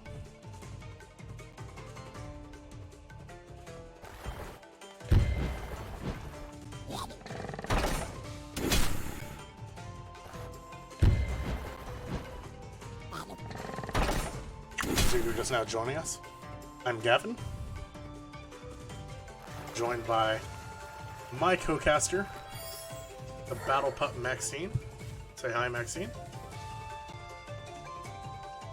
And we still have graphics from our personal stream, just to show you guys a little bit of that. We do more than tournaments, so that's a little preview of what that looks like. But we'll sort of stick to the tournament from here on. Maxine's tired, bowed out, just like MSB had to.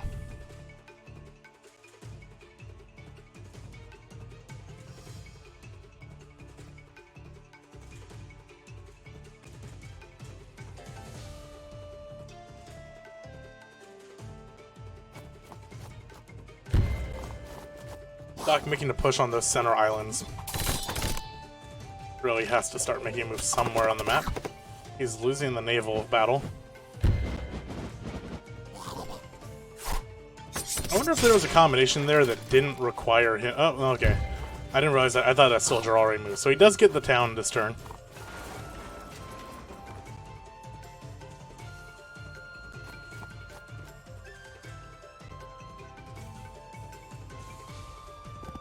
Daak, I want to know what you're going to do with your groove. I want to know what you're going to do about this pikeman army.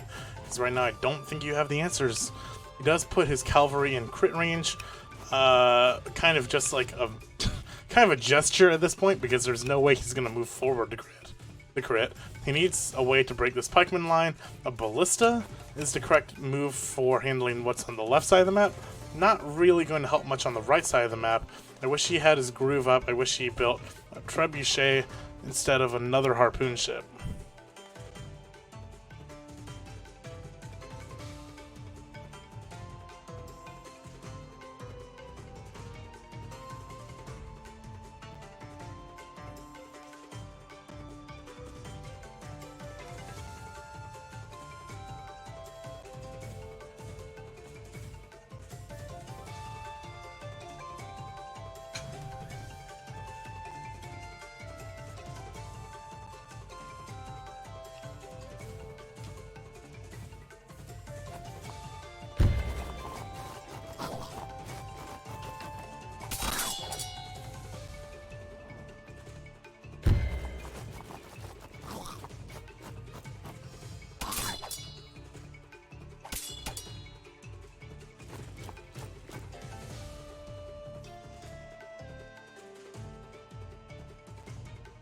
There was a turn shift there, so we will reset the timer really quick.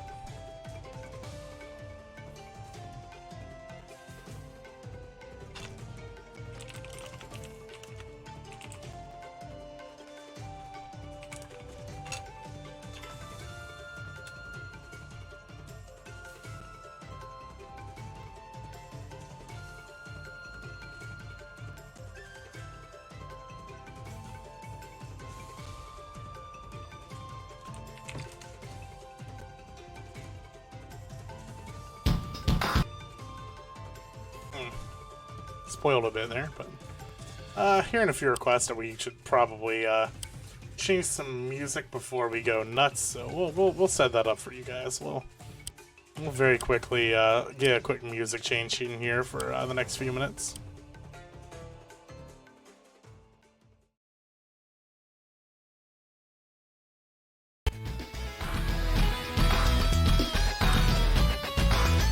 So moving on. Just a bit of a refresher for your ears, everybody.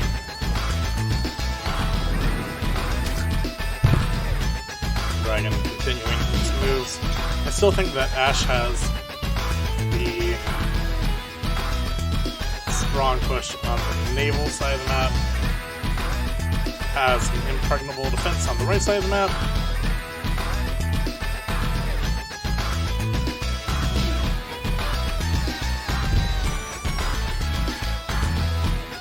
I think that Daak has, I think Daak's win conditions are starting to run out.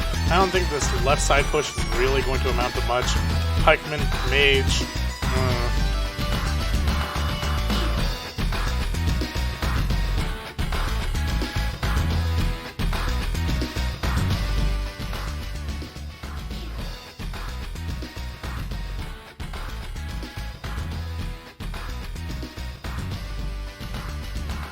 hopefully that mixing works a little bit better.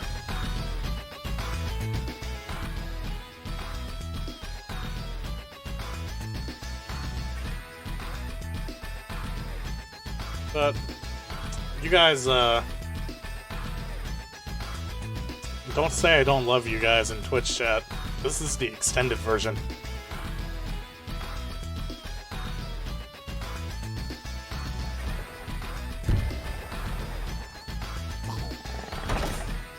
Ash is gonna finish another harpoon. I still think that, yeah.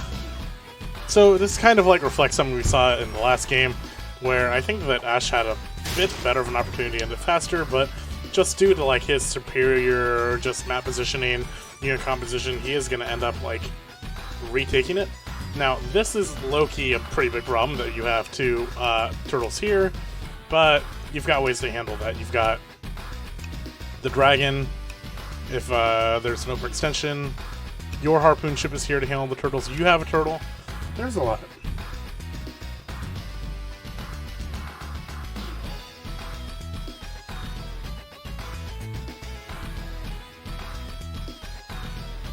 Next turn is favorable wind. Let's see which player can adjust to that better.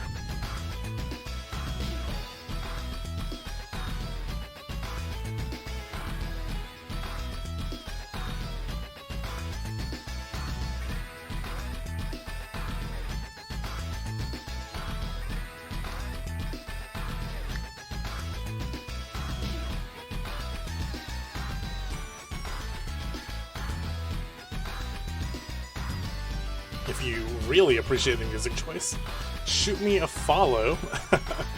Shameless follow, of course. No, but we will not be playing Grand Finals at the end of today's broadcast, so if you'd like to know when finals are, hit me with that shameless follow. We'll make sure you guys know when Grand Finals are. It'll be on the Groove of War Discord. It'll be on the schedule below this channel.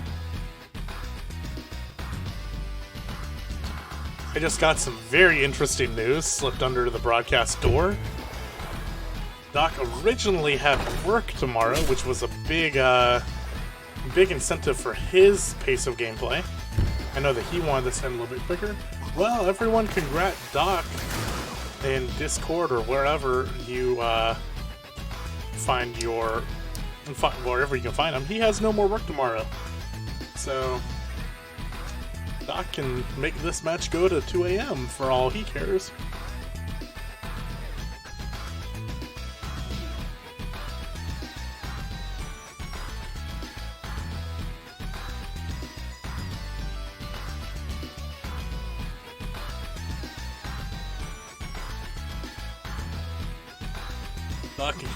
Daak can start taking 9-man turns too.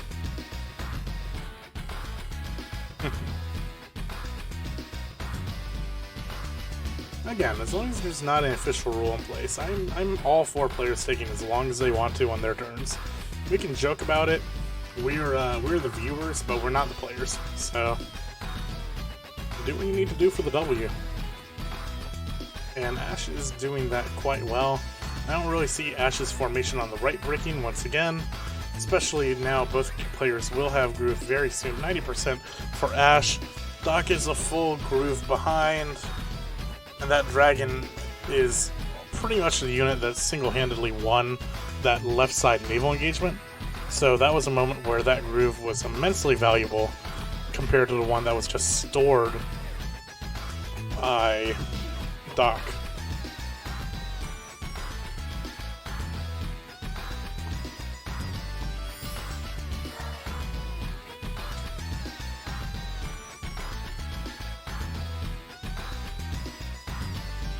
So that break-in formation was due to the Ballista. Next turn is favorable, so that will be a problem once again. I still think a Ballista is not really doing much to break up the army.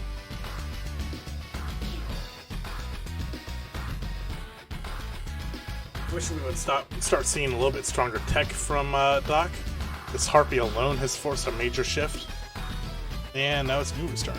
The best part about this music change is that it might sound unnatural, but it's not as unnatural as the fact that in-game it has no break either, so...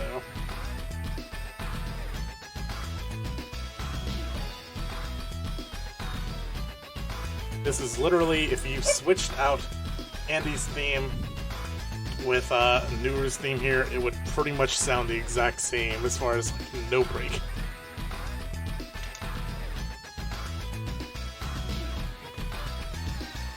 Andy's theme, I think, is also in the new Super Smash Brothers as a remix.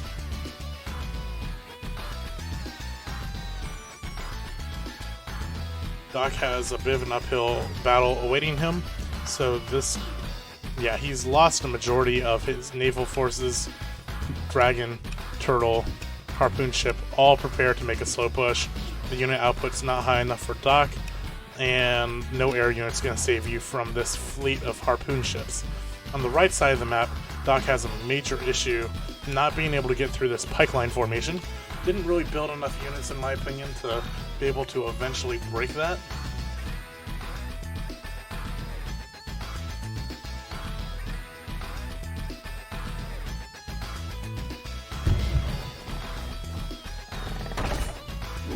Let's fix another shot. Yeah, that's just gonna take so long to break. RPs need to find more value on the left side, but I still think that Mage is going to be a big problem for him. I think that Harpy ended in Mage range, didn't it? I think so. Maybe not. Nope. Okay, I looked a little bit too far left.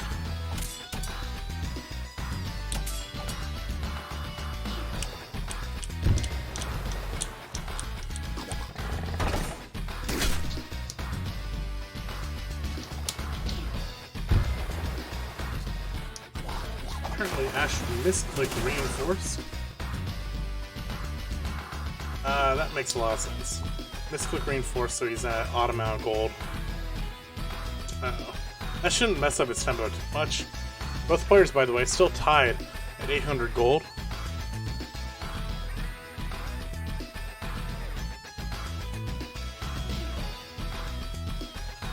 By the way, Chucklefish gave us the immense pleasure of having this game on, the immense pleasure of having this game cross-play. If you would like to watch this game on your client, be it Switch, PC, or Xbox, shoutouts to you 4 Xbox players out there, none of whom are in my chat. Game code is dropping in,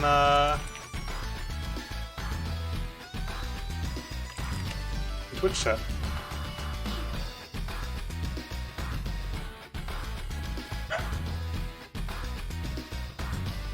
Should mention that this is not actually a 10-minute timer for Daak. I actually forgot to reset that. My fault.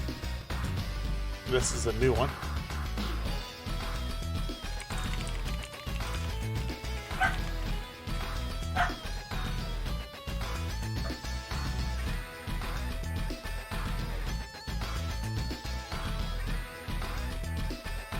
Maxine, my battle pup, scolding me in the background for not resetting the timer that time. Sorry about that, guys.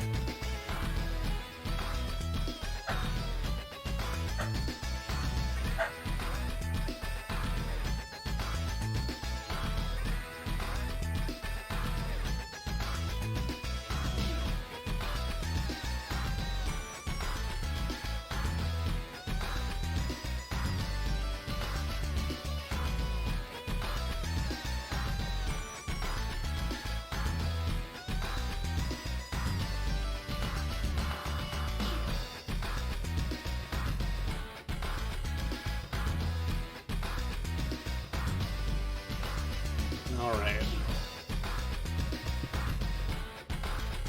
What a... oh, man. Ash at 999 gold. There, if that was indeed a misclick, which I'm assuming someone saw it on chat that you misclicked it, there are a lot of hair trigger, there's a lot of hair trigger options in Wargroove. That's something that the devs have actually acknowledged. They're going to try to make it a little bit harder to end turn on accident. Don't know what that's going to involve, but yeah, there's a lot of accidental, like, little menuing mistakes you can make. Reminds me of Celeste, if you've ever played Celeste on Switch. If you have this game on Switch, I highly recommend grabbing Celeste. I know speedrunners have the problem where I think end game is next to skip cutscene, so sometimes a speedrunner will end a run on accident by accidentally ending the game instead of returning to menu or something like that, instead of skipping a cutscene.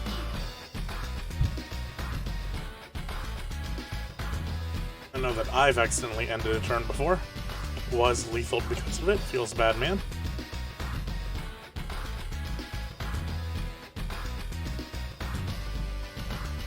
I think this match, I think the last one ended around 3:30, so I think this match is just about coming to the 2-hour mark. Turn 15.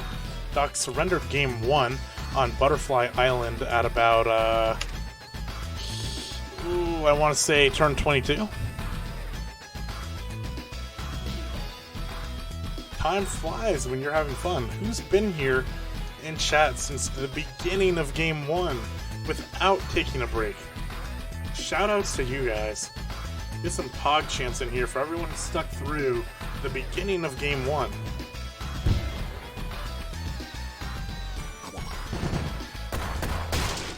Warship, pretty easily able to take that bottom sea village. Little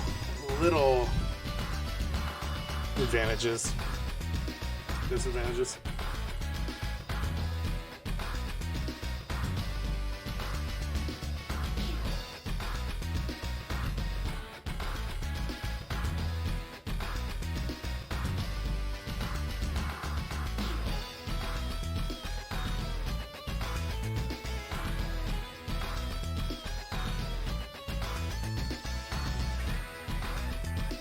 say, if you stick through to the end of this match, we do try to find a small streamer to host. I know that we're typically, on my personal streams, we don't get many viewers. I highly appreciate anyone who sticks by to watch our future streams. I'll self-advertise. Whoa, that's Kingdom Hearts. Alright, extended cut, stop. Yeah, it's, okay. Hold on, we'll find another soundtrack for you guys. But...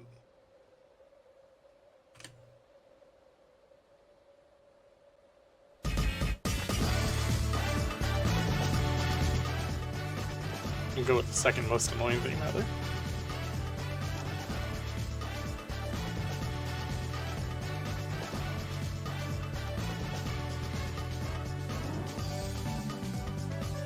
Anyways, it's been a long time since I've heard this track. At any rate, where were we?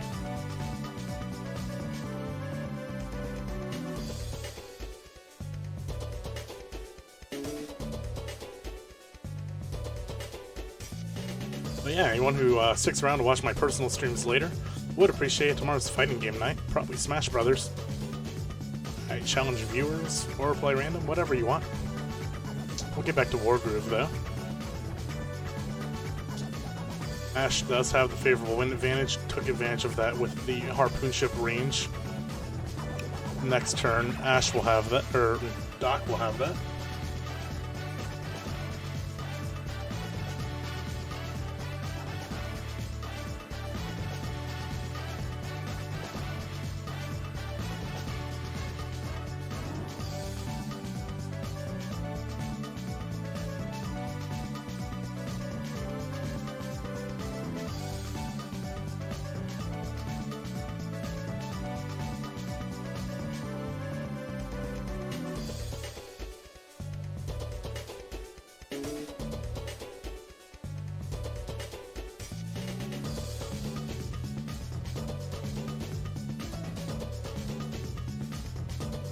So, something to note here is just that, once again, I have to point it out, the right side of the map is just impenetrable for Daak. I don't think there's really a way for him to get in. He has a Cavalier there. It doesn't really have an option against the wall pikeman. Mage stops any air aggression. We're now 2 grooves up for Nuru. We had Trebuchet call. That is the correct call. Trebuchet is at max range. It's going to hit the ballista. Great call by Nuru, recognizing the favorable wind there and getting that max crit on the Trebuchet and ending it. Massive play by Ash. Next turn, by the way, Daak will have 800 gold for himself. Not be able to make that same counterattack. He's going to start next turn with...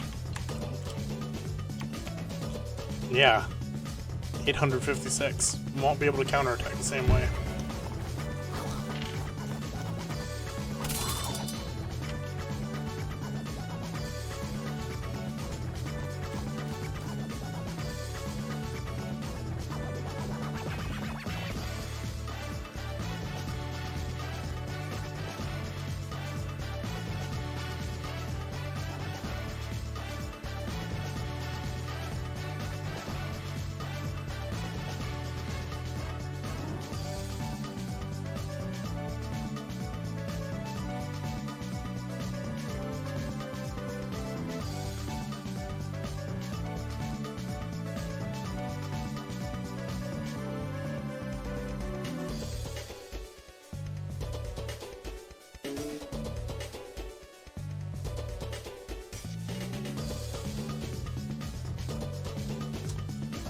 If I'm Ash, I might not be looking for win conditions, but at this point I'm looking for ways to make sure that I don't lose. It's Cavaliers, and unfortunately a few spaces back. I know that Daak is likely also looking at a max range crit with Trebuchet this turn, next turn, but he cannot due to gold.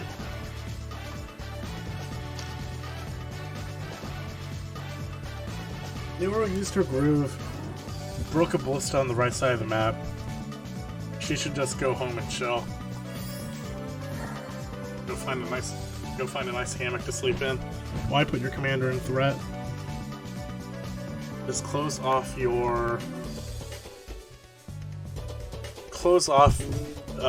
ways for you to lose the match.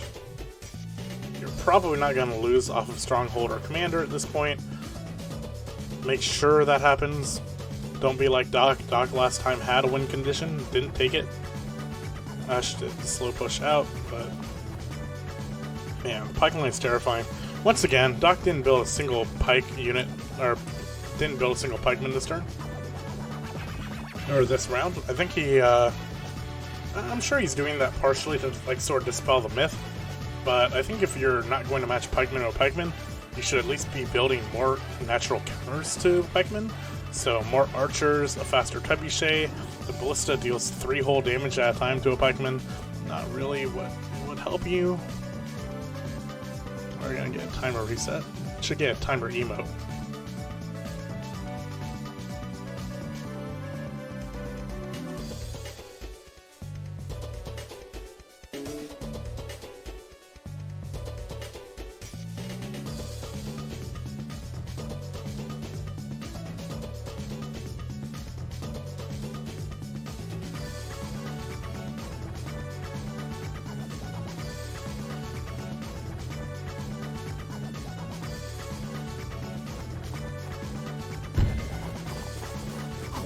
Shouts to everyone who, once again, stuck around. This is the beginning of Game 1.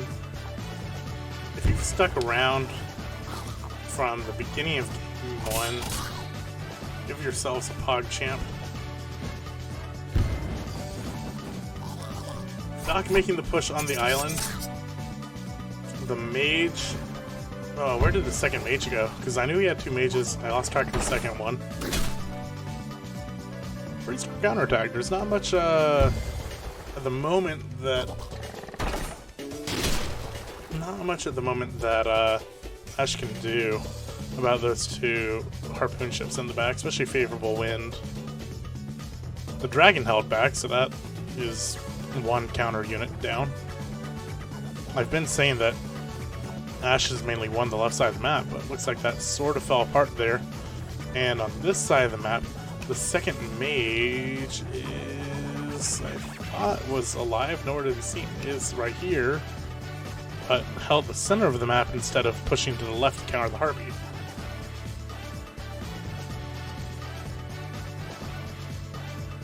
A few things. We leave animations on because we're spectating the game. It does not really affect the pace of the game at all. All of this time between turns is caught up on. Still the same game speed, and the timer is unofficial. We were just simply asked to have it on the screen by the TO, partially as recording.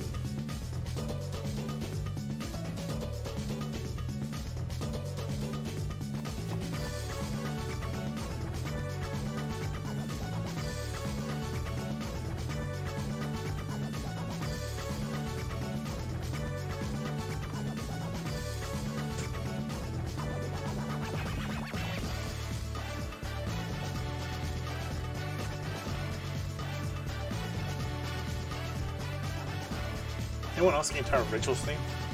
Just me. Alright. So it's going to be Ash's next turn. Ash has a bit of a problem on the seafront all of a sudden, but those harpoon ships also are not moving up because of the turtle, so that's essentially a stalemate. This dragon can start doing things on the other side of the map, and if I were Ash, I would start getting ready once again to get this harpy away with that mage. I might build a second mage. By the way, Daak expanded our turn not using Groove. He did save 500 gold this time, so he does have a dragon next turn if he so chooses.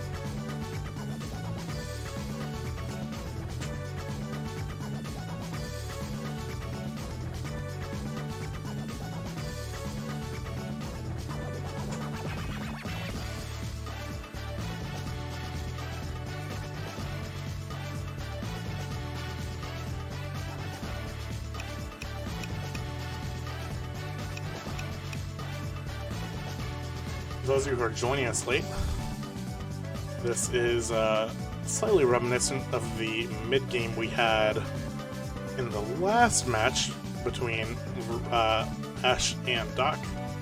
Ash sort of got pinned to his base by a small forced surround by Daak, but Daak was not able to capitalize on that. Ash was able to really consolidate good unit composition, pikeman, trebuchet, ballista, and eventually push through. The reason I say this is similar is because we have kind of that same pikeman formation.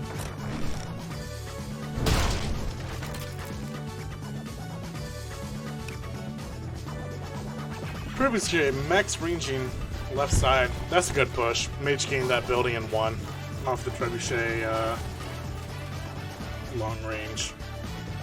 Wow, just that trebuchet is paying so much value off of Wargroove.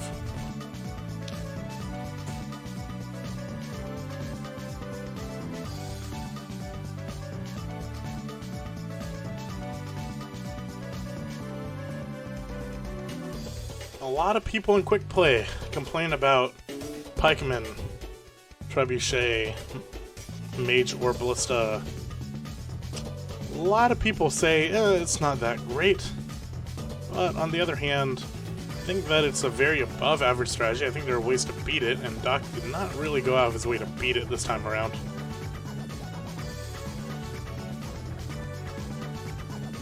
Other stories where I'm sure there's a counter, but I haven't seen it yet.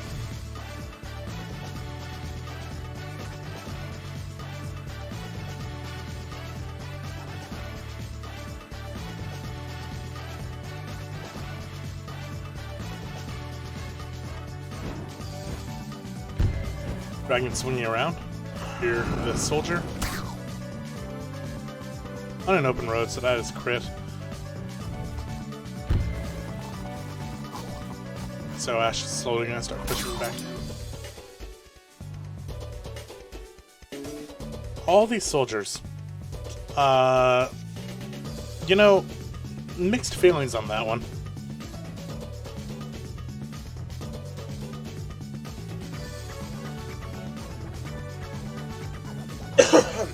The biggest thing to note on the soldiers is that Ash has not pushed in on the soldiers. It's not that Ash couldn't win pikeman versus soldier. It's that more that Daak can't push into the pikeman. I think that both units are... I mean, neither side is really... Okay. So... we had the left side push here. If you saw an equivalent, like, mage soldier take this city, these pikemen will be all over it. These soldiers, I don't know if they have the same defensive value. So this next few turns, depending with this village, is going to show us if the soldiers were as good of a cost investment.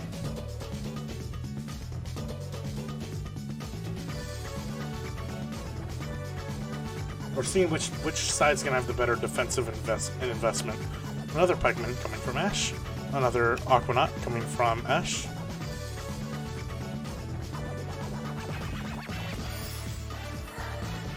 And a fully reinforced pikeman on the right. That's on the center of the map. That's also a big deal. That's gonna pretty much put an end to any retaking of the middle left island.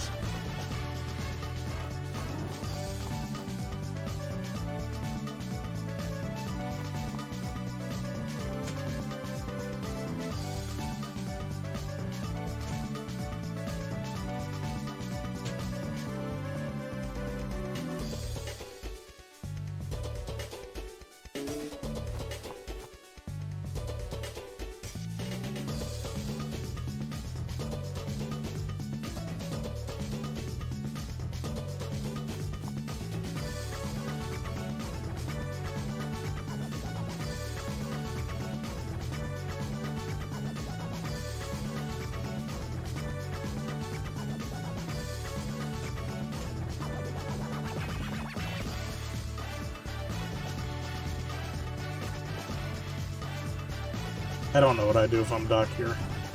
Looking at the unit count, by the way, Daak is behind 9 units. That is massive. And he's definitely met tech to tech. I think, wow.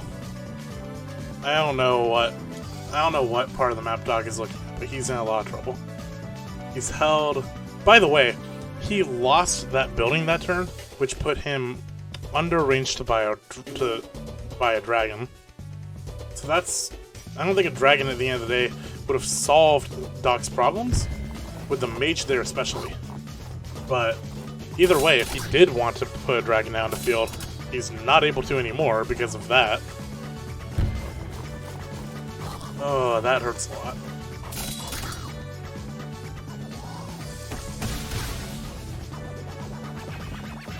A little help here? Trebuchet. Max range to kill the air trebuchet. Alright.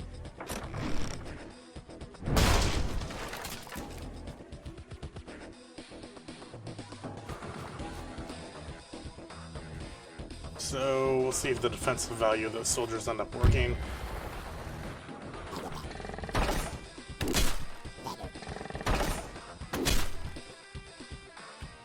Ash really decided to put a lot of his army in the middle of the map. Going for a bit of a kill blow there. Daak responded decently well, finally popping his groove with the max range trebuchet. We'll see if it actually works out. We still have a pretty threatening dragon over here to wipe out at least one of these units.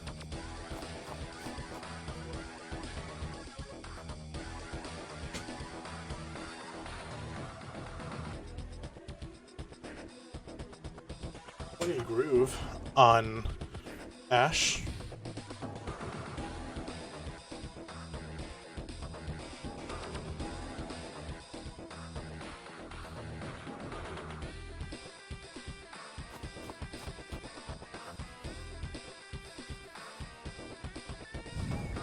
No ballista to protect from the dragon.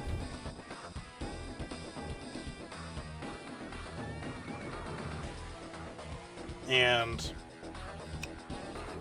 all the gold that was left for Daak was to build a soldier. Still a massive unit shift here.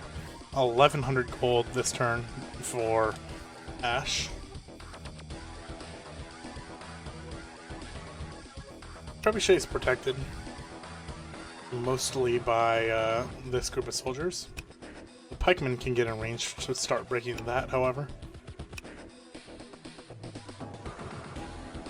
Trebuchet should survive this, and that Trebuchet is a big deal. It's a very threatening unit right now to Ash's push here.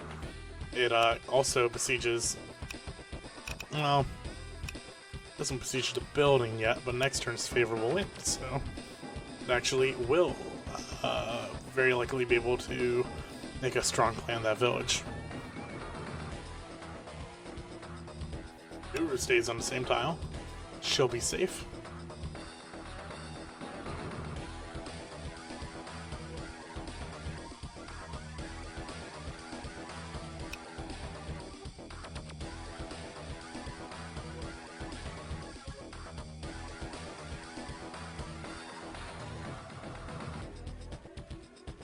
I think Ash looked a lot stronger last turn than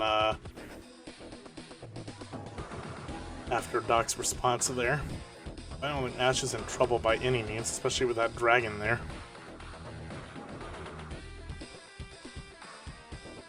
This match officially clocking in just under the 3-hour mark. Be there in a few minutes as far as I can tell. Thank you guys for joining us tonight. You're watching Groove of War. This semi-final match between Ash, who's up 1, versus Daak in this best of 3 set. If Daak manages to win this one, I'm gonna need someone to just take over my stream while I pass out.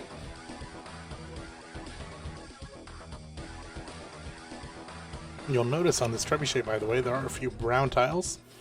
That means that the unit cannot attack that tile, even though they can move to it.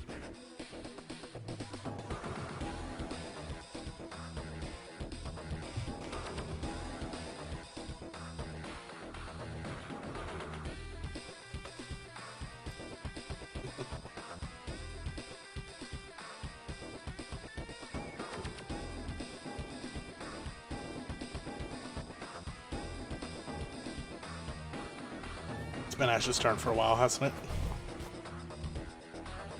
it? Turn timer is going to be a little inaccurate here. So finally, we have an Aquanaut running towards this city. No response of that from Daak. His Aquanaut is actually a little bit further up. Amphibian.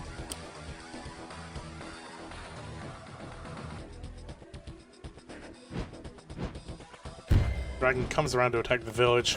Yeah, right call. No real reason to attack any of those ground units, in my opinion.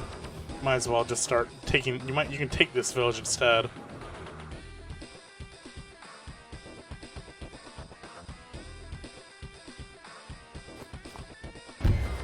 I asked earlier and I didn't see any, but PogChamps for anyone who's been here since the beginning of Game 1. And PogChamps to anyone who's been here since any part of Game 1.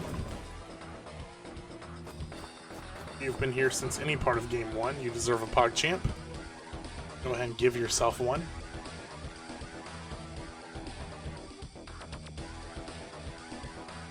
Trebuchet coming out for a mash. That is the correct call. That will very much help Ash hold on to this village. I don't think Ash is going to hold on to the village, but the time all these units are done scrumming, with the dragon being freed up and these pikemen coming around, that Trebuchet will start paying off.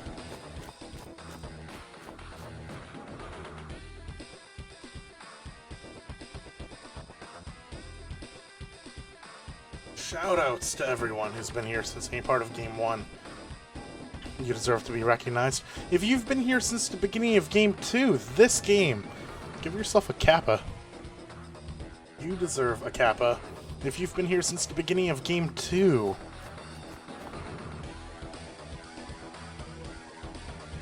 Happy to have you guys here.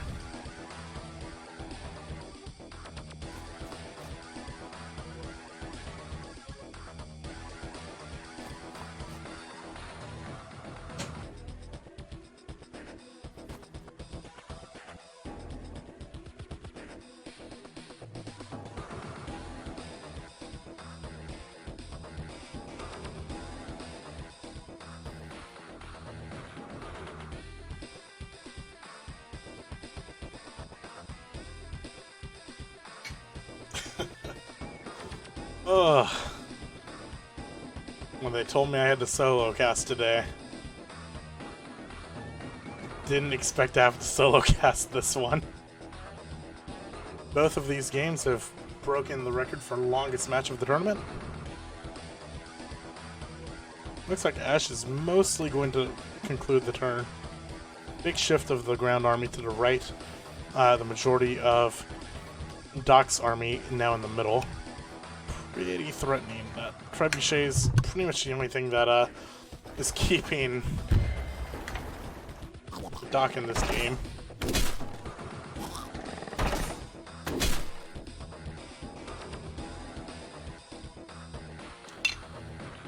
Unfortunately, guys, I do eventually have to bring this back. Please forgive me.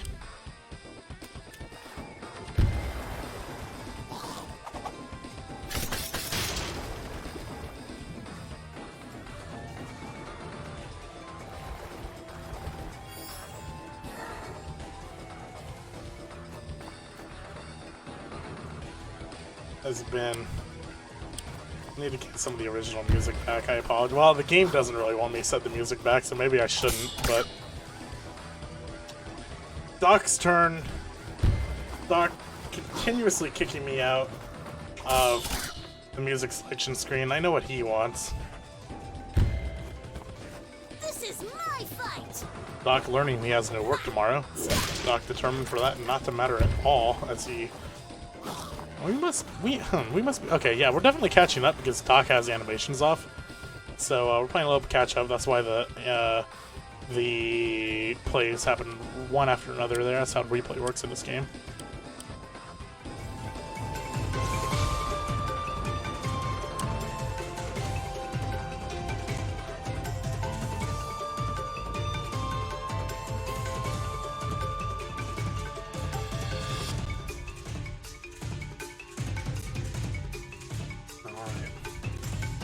So, Daak takes his village back, moves his trebuchet one to the right.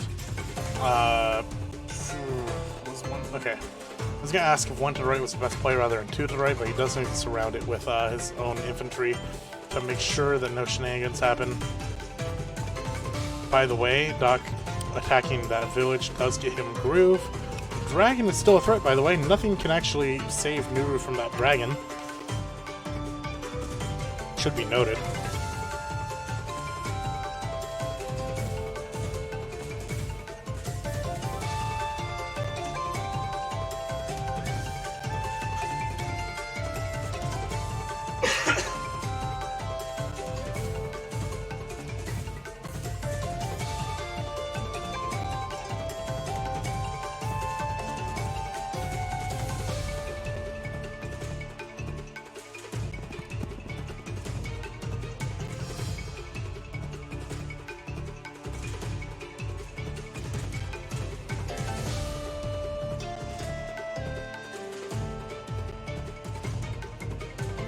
Alright guys, we got the turn timer correct this time around. We're good there.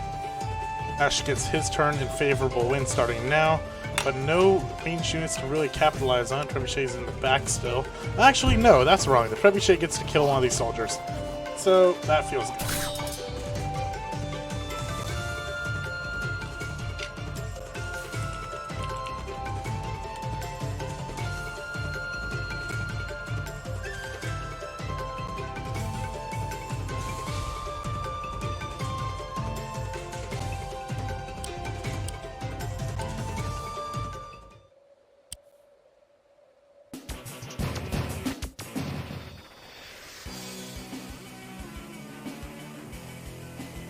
Chat, don't say I don't love you.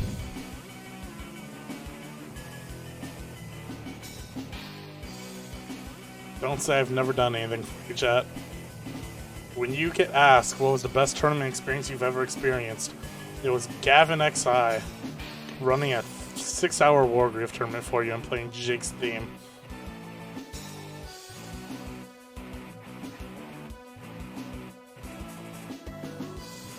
In the meantime,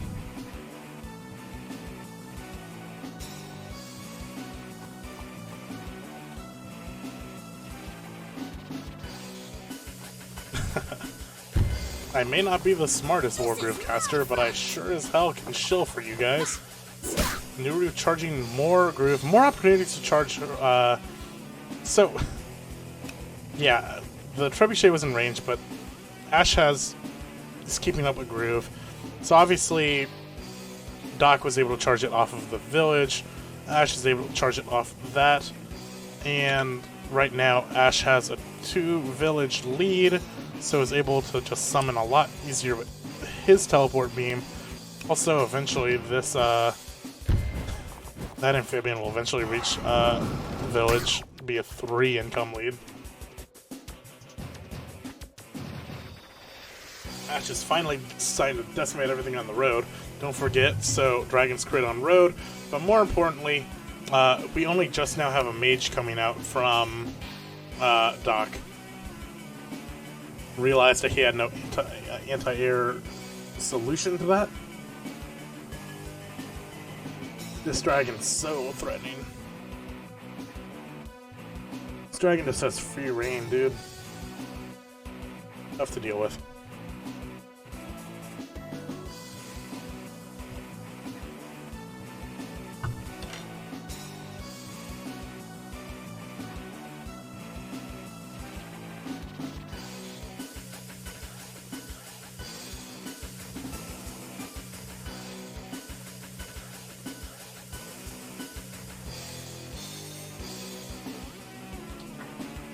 Gonna take a quick step away from the broadcast booth.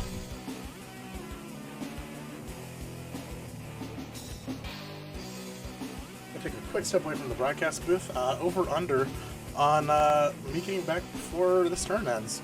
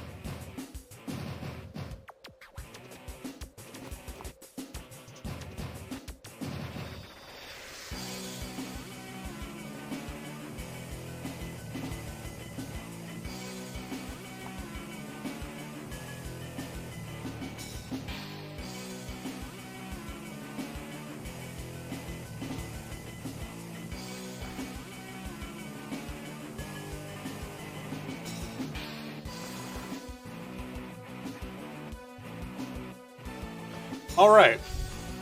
We're back, and I won my own bet. Okay. Barely! Almost! I almost lost that. Alright. Where were we? It is Daak's turn.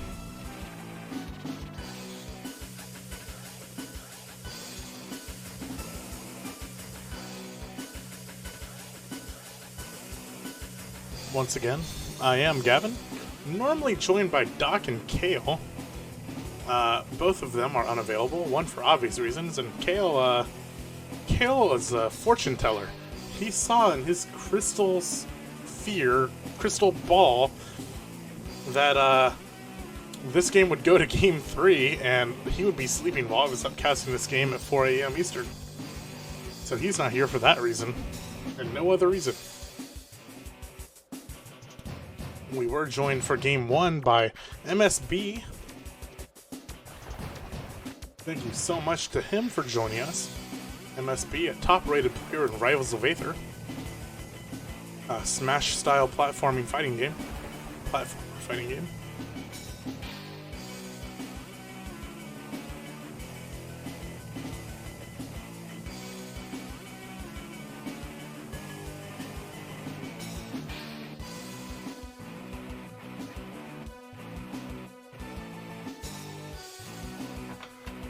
Kaal, if this goes to Game 3, my friend, I'm gonna make sure to set up text-to-speech. You can call the game with text-to-speech.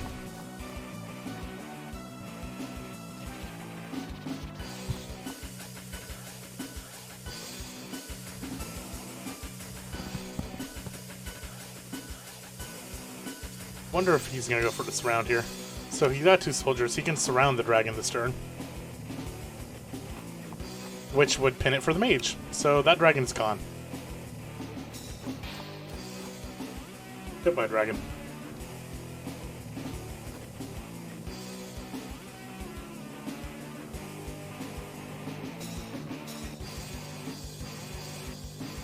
Great, great play by Daak. I think that dragon more than paid for itself, however. Always funny to see a dragon get surrounded, however. We're gonna lose a cavalier. And honestly, you might lose the soldier here too. Well, no, he won't lose the soldier. He's gonna keep the pikemen back in trebuchet range. Definitely can't save the dragon. No tools to save the dragon. These harpoon ships, by the way, taking the bay, are in range to start harassing these middle units if they stay there. Cavalry does get crit.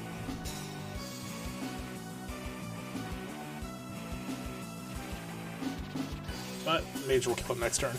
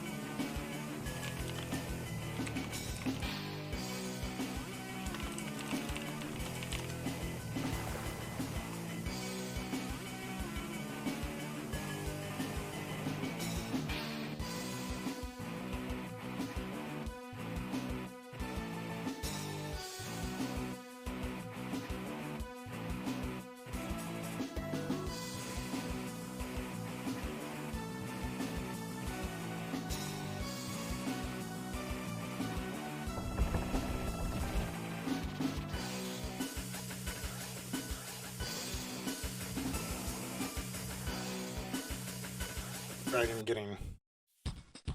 Oh, new turn? Music changing a bit there.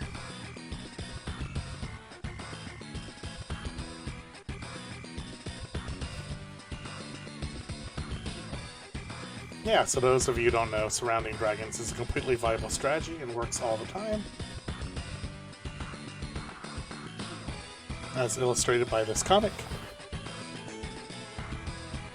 Nerf now fame.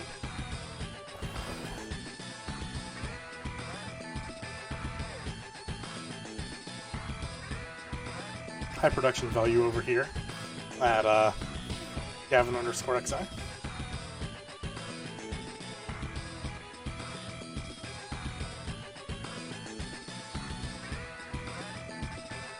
Where else will you see meme comics being shot directly into stream?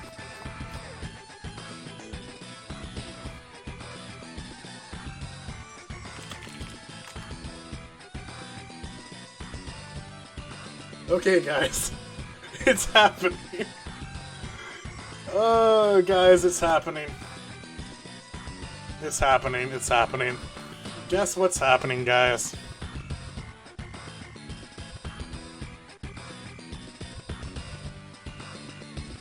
Oh, we joked about it game one. We joked about it game one, but guess what's happening?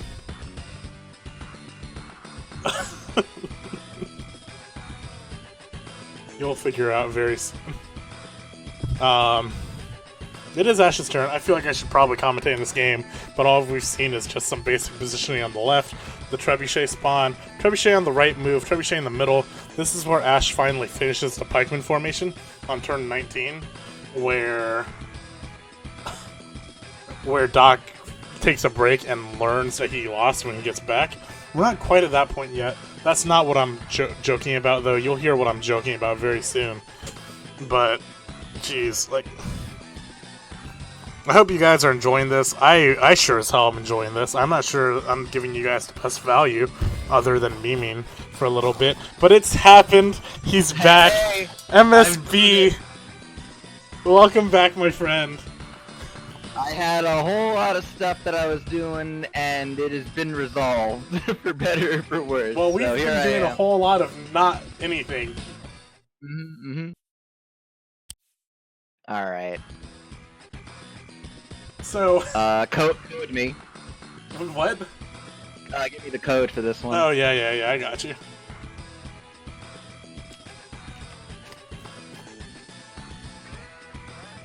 I have been keeping tabs on it now and again, so And what have hopefully you, it won't take me too long to get oriented. What did you learn keeping tabs on it? What a good dragon looks like. Oh, I think I have to play this all the way back to get the spectate going. No! Okay, I got you. Hold on. No, that's not it.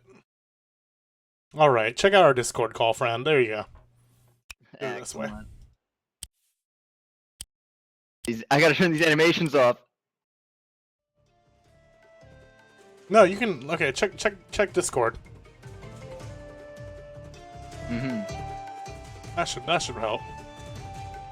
Yeah, we should be good. Alright.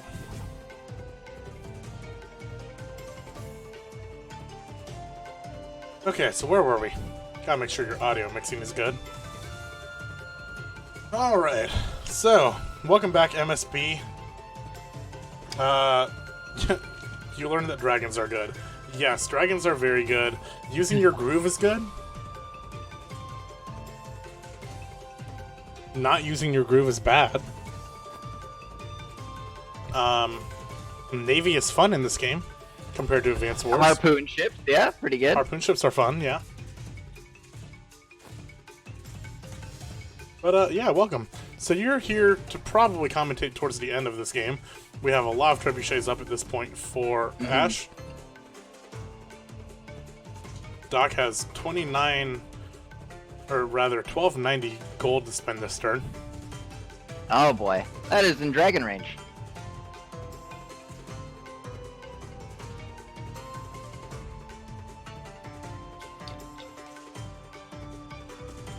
If you're curious what we use to stream this, it is down below on that Amazon panel.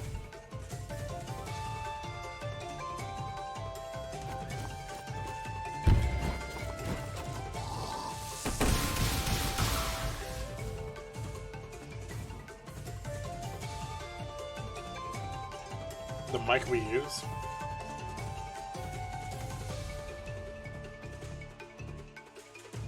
Is attached to a mixer. It's an XLR mic.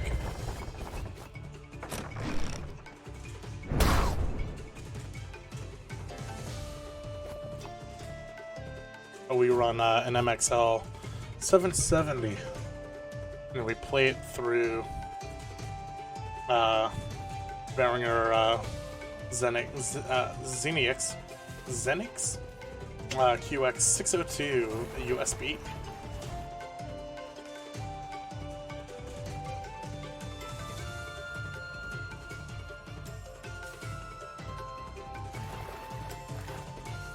There's a barge on the field. Yeah, barge that, on the field. wonder where it's going to. I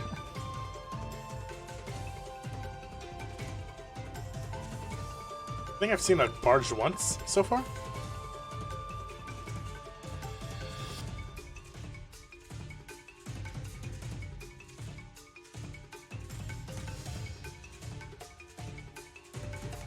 MSB, my friend, I'm gonna go slam my head into a wall really quick. I'm gonna let you take over for just a little bit. Oh yeah, sure thing. Be right back, everyone. Tick that overview on for me, because I'm going off your screen. Oh, I would, but Alright. battling. Stuff's happening. Wow. Look at this. I can't wait!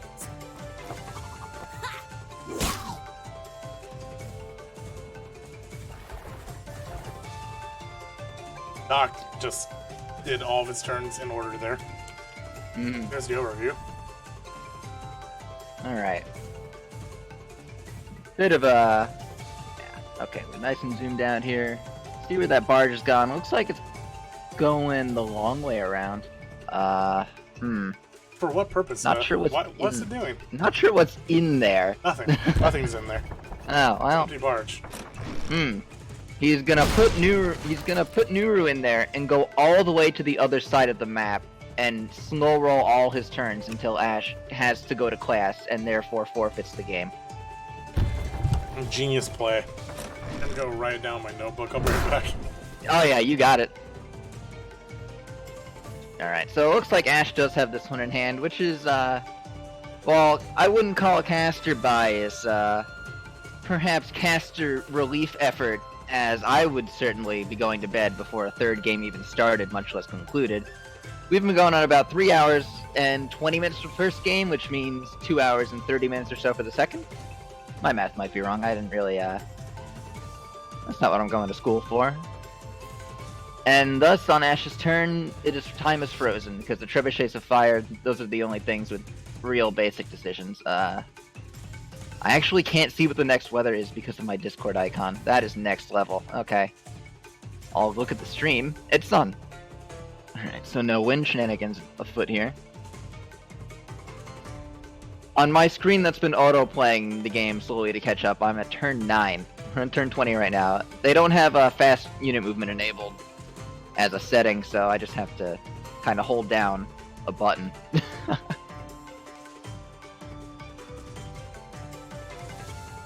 Ash just flat out missed the timing to push by being too defensive. That sounds like a common theme with this set, unfortunately.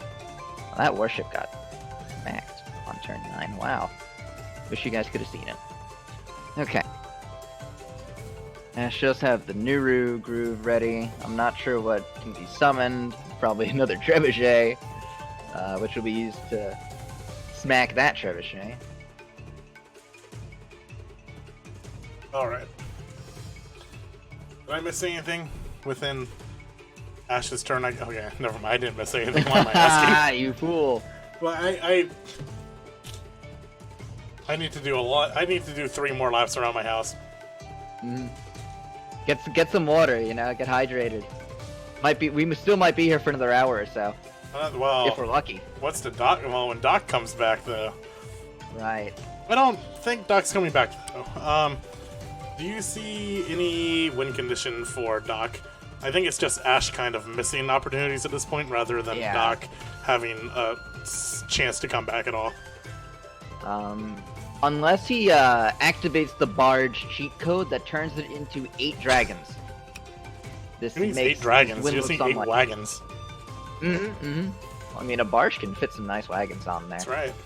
Imagine if you could put a wagon in a wagon. Really, possibilities would be endless there. A little help here? New rule Teleport comes in. beam. Probably trebuchet to trebuchet to trebuchet. Yeah. It's pretty much the last unit that.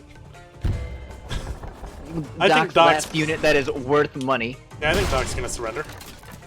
Right, guys? Daak does have his own Nuru groove, which he can use to summon a dog. And alright, you got me.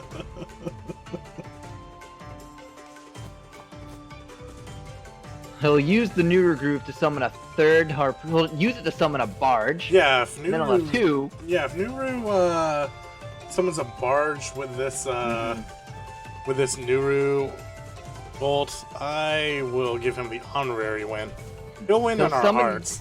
He'll summon the floaty thing and build a wagon, and then just line up all 3 transports right next to each other. Yes. And he'll just shuffle Nuru from the wagon to the barge to the balloon. And Ash just won't know which one Nuru's in. He'll be completely paralyzed.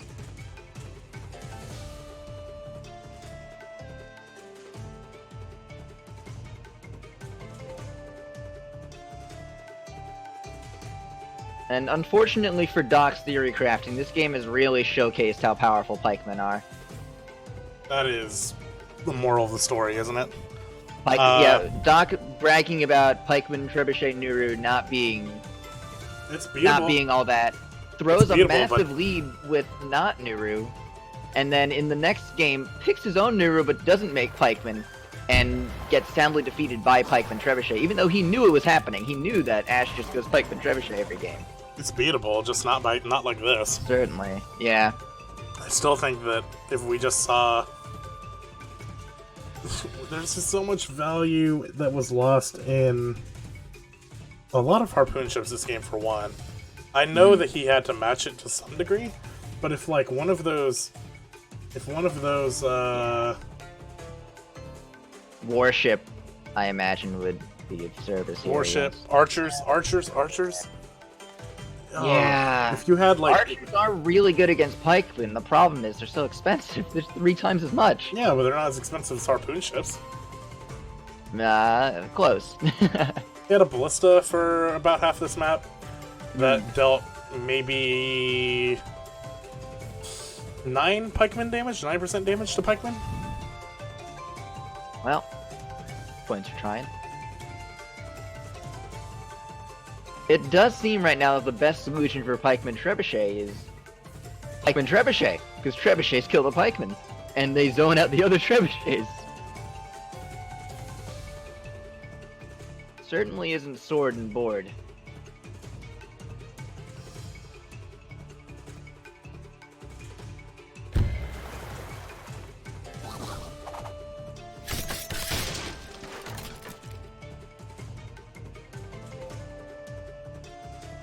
And those water villages, I would hate to live there, man.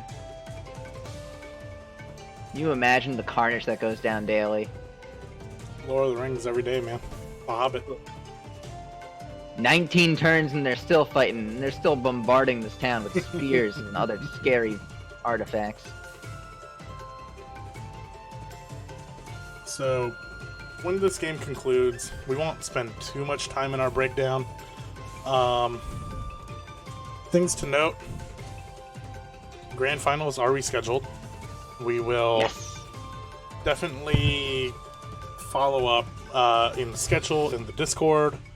Please keep track. If you'd like to make sure you're live when we are, hit that follow button. Deeply appreciate it. Now, I may have gained a reputation today for calling games early, but it seems that you might have Daak to help you cast those finals. There's a chance. I think that Daak can There it still come is. back from this menu, actually. Daak has a chance to come back from this. Listen, it's only a skull next to that Switch icon. If he can turn it into a crown. Still a chance. Nah, but well done to Ash. Dude, shoutouts for Ash, claps for PogChamps for Ash. He methodically took down Daak there. No, it's the result of just there's a lot of outplaying there. Strong army comps. Now, if I was a genius, I would have recorded that game on fast mode as the spectator caught up, so we could go back and analyze it play by play without waiting 5 hours in between. You know, I still think it would take about an hour to get through it. No, I was basically caught up at the end Oh. there, and that was only 10 or so minutes. Not even. So hey. There you go.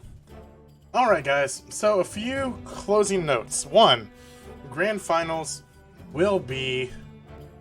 Grand Finals will be... to be determined. I'm not sure if it's tomorrow or not. It could be. It depends on how the players schedule things. Please stick around for a little bit. If you followed, you'll see your name in credits. If you... let me do that. I think I did, actually. We do that. We host. We look for a small streamer to host, just to support the Wargroove community. So please check that out as well. We will host in our Wargroove streamer. MSB, dude, thank you so much for hanging out with us today. It was really a pleasure came in to clutch. spend the past 10 minutes talking about a game that was already over. You know, you showing up made this, you saved me, man. I don't know if I would have survived another 10 minutes. The relief pitcher that throws one strike. That's right. Alright, guys. MSB, do you have anything you'd like to give, anyone you'd like to give a shout out to? Anything, where should we find you? Well, hey, my Twitch is not MSB, my Twitter's not MSB. That's about it. No, not MSB. That's who I am. That's who MSB is, not MSB.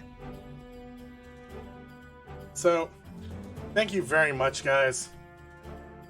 We'll see you around. Next time, please stick around a little bit. You'll see your name in the credits. Aside from that, we'll see you guys next time. Whenever that may be. Whenever Thanks that for may be. watching, all you guys, especially those that stuck around the entire time. I know there's got to be a few of you. See you guys next time.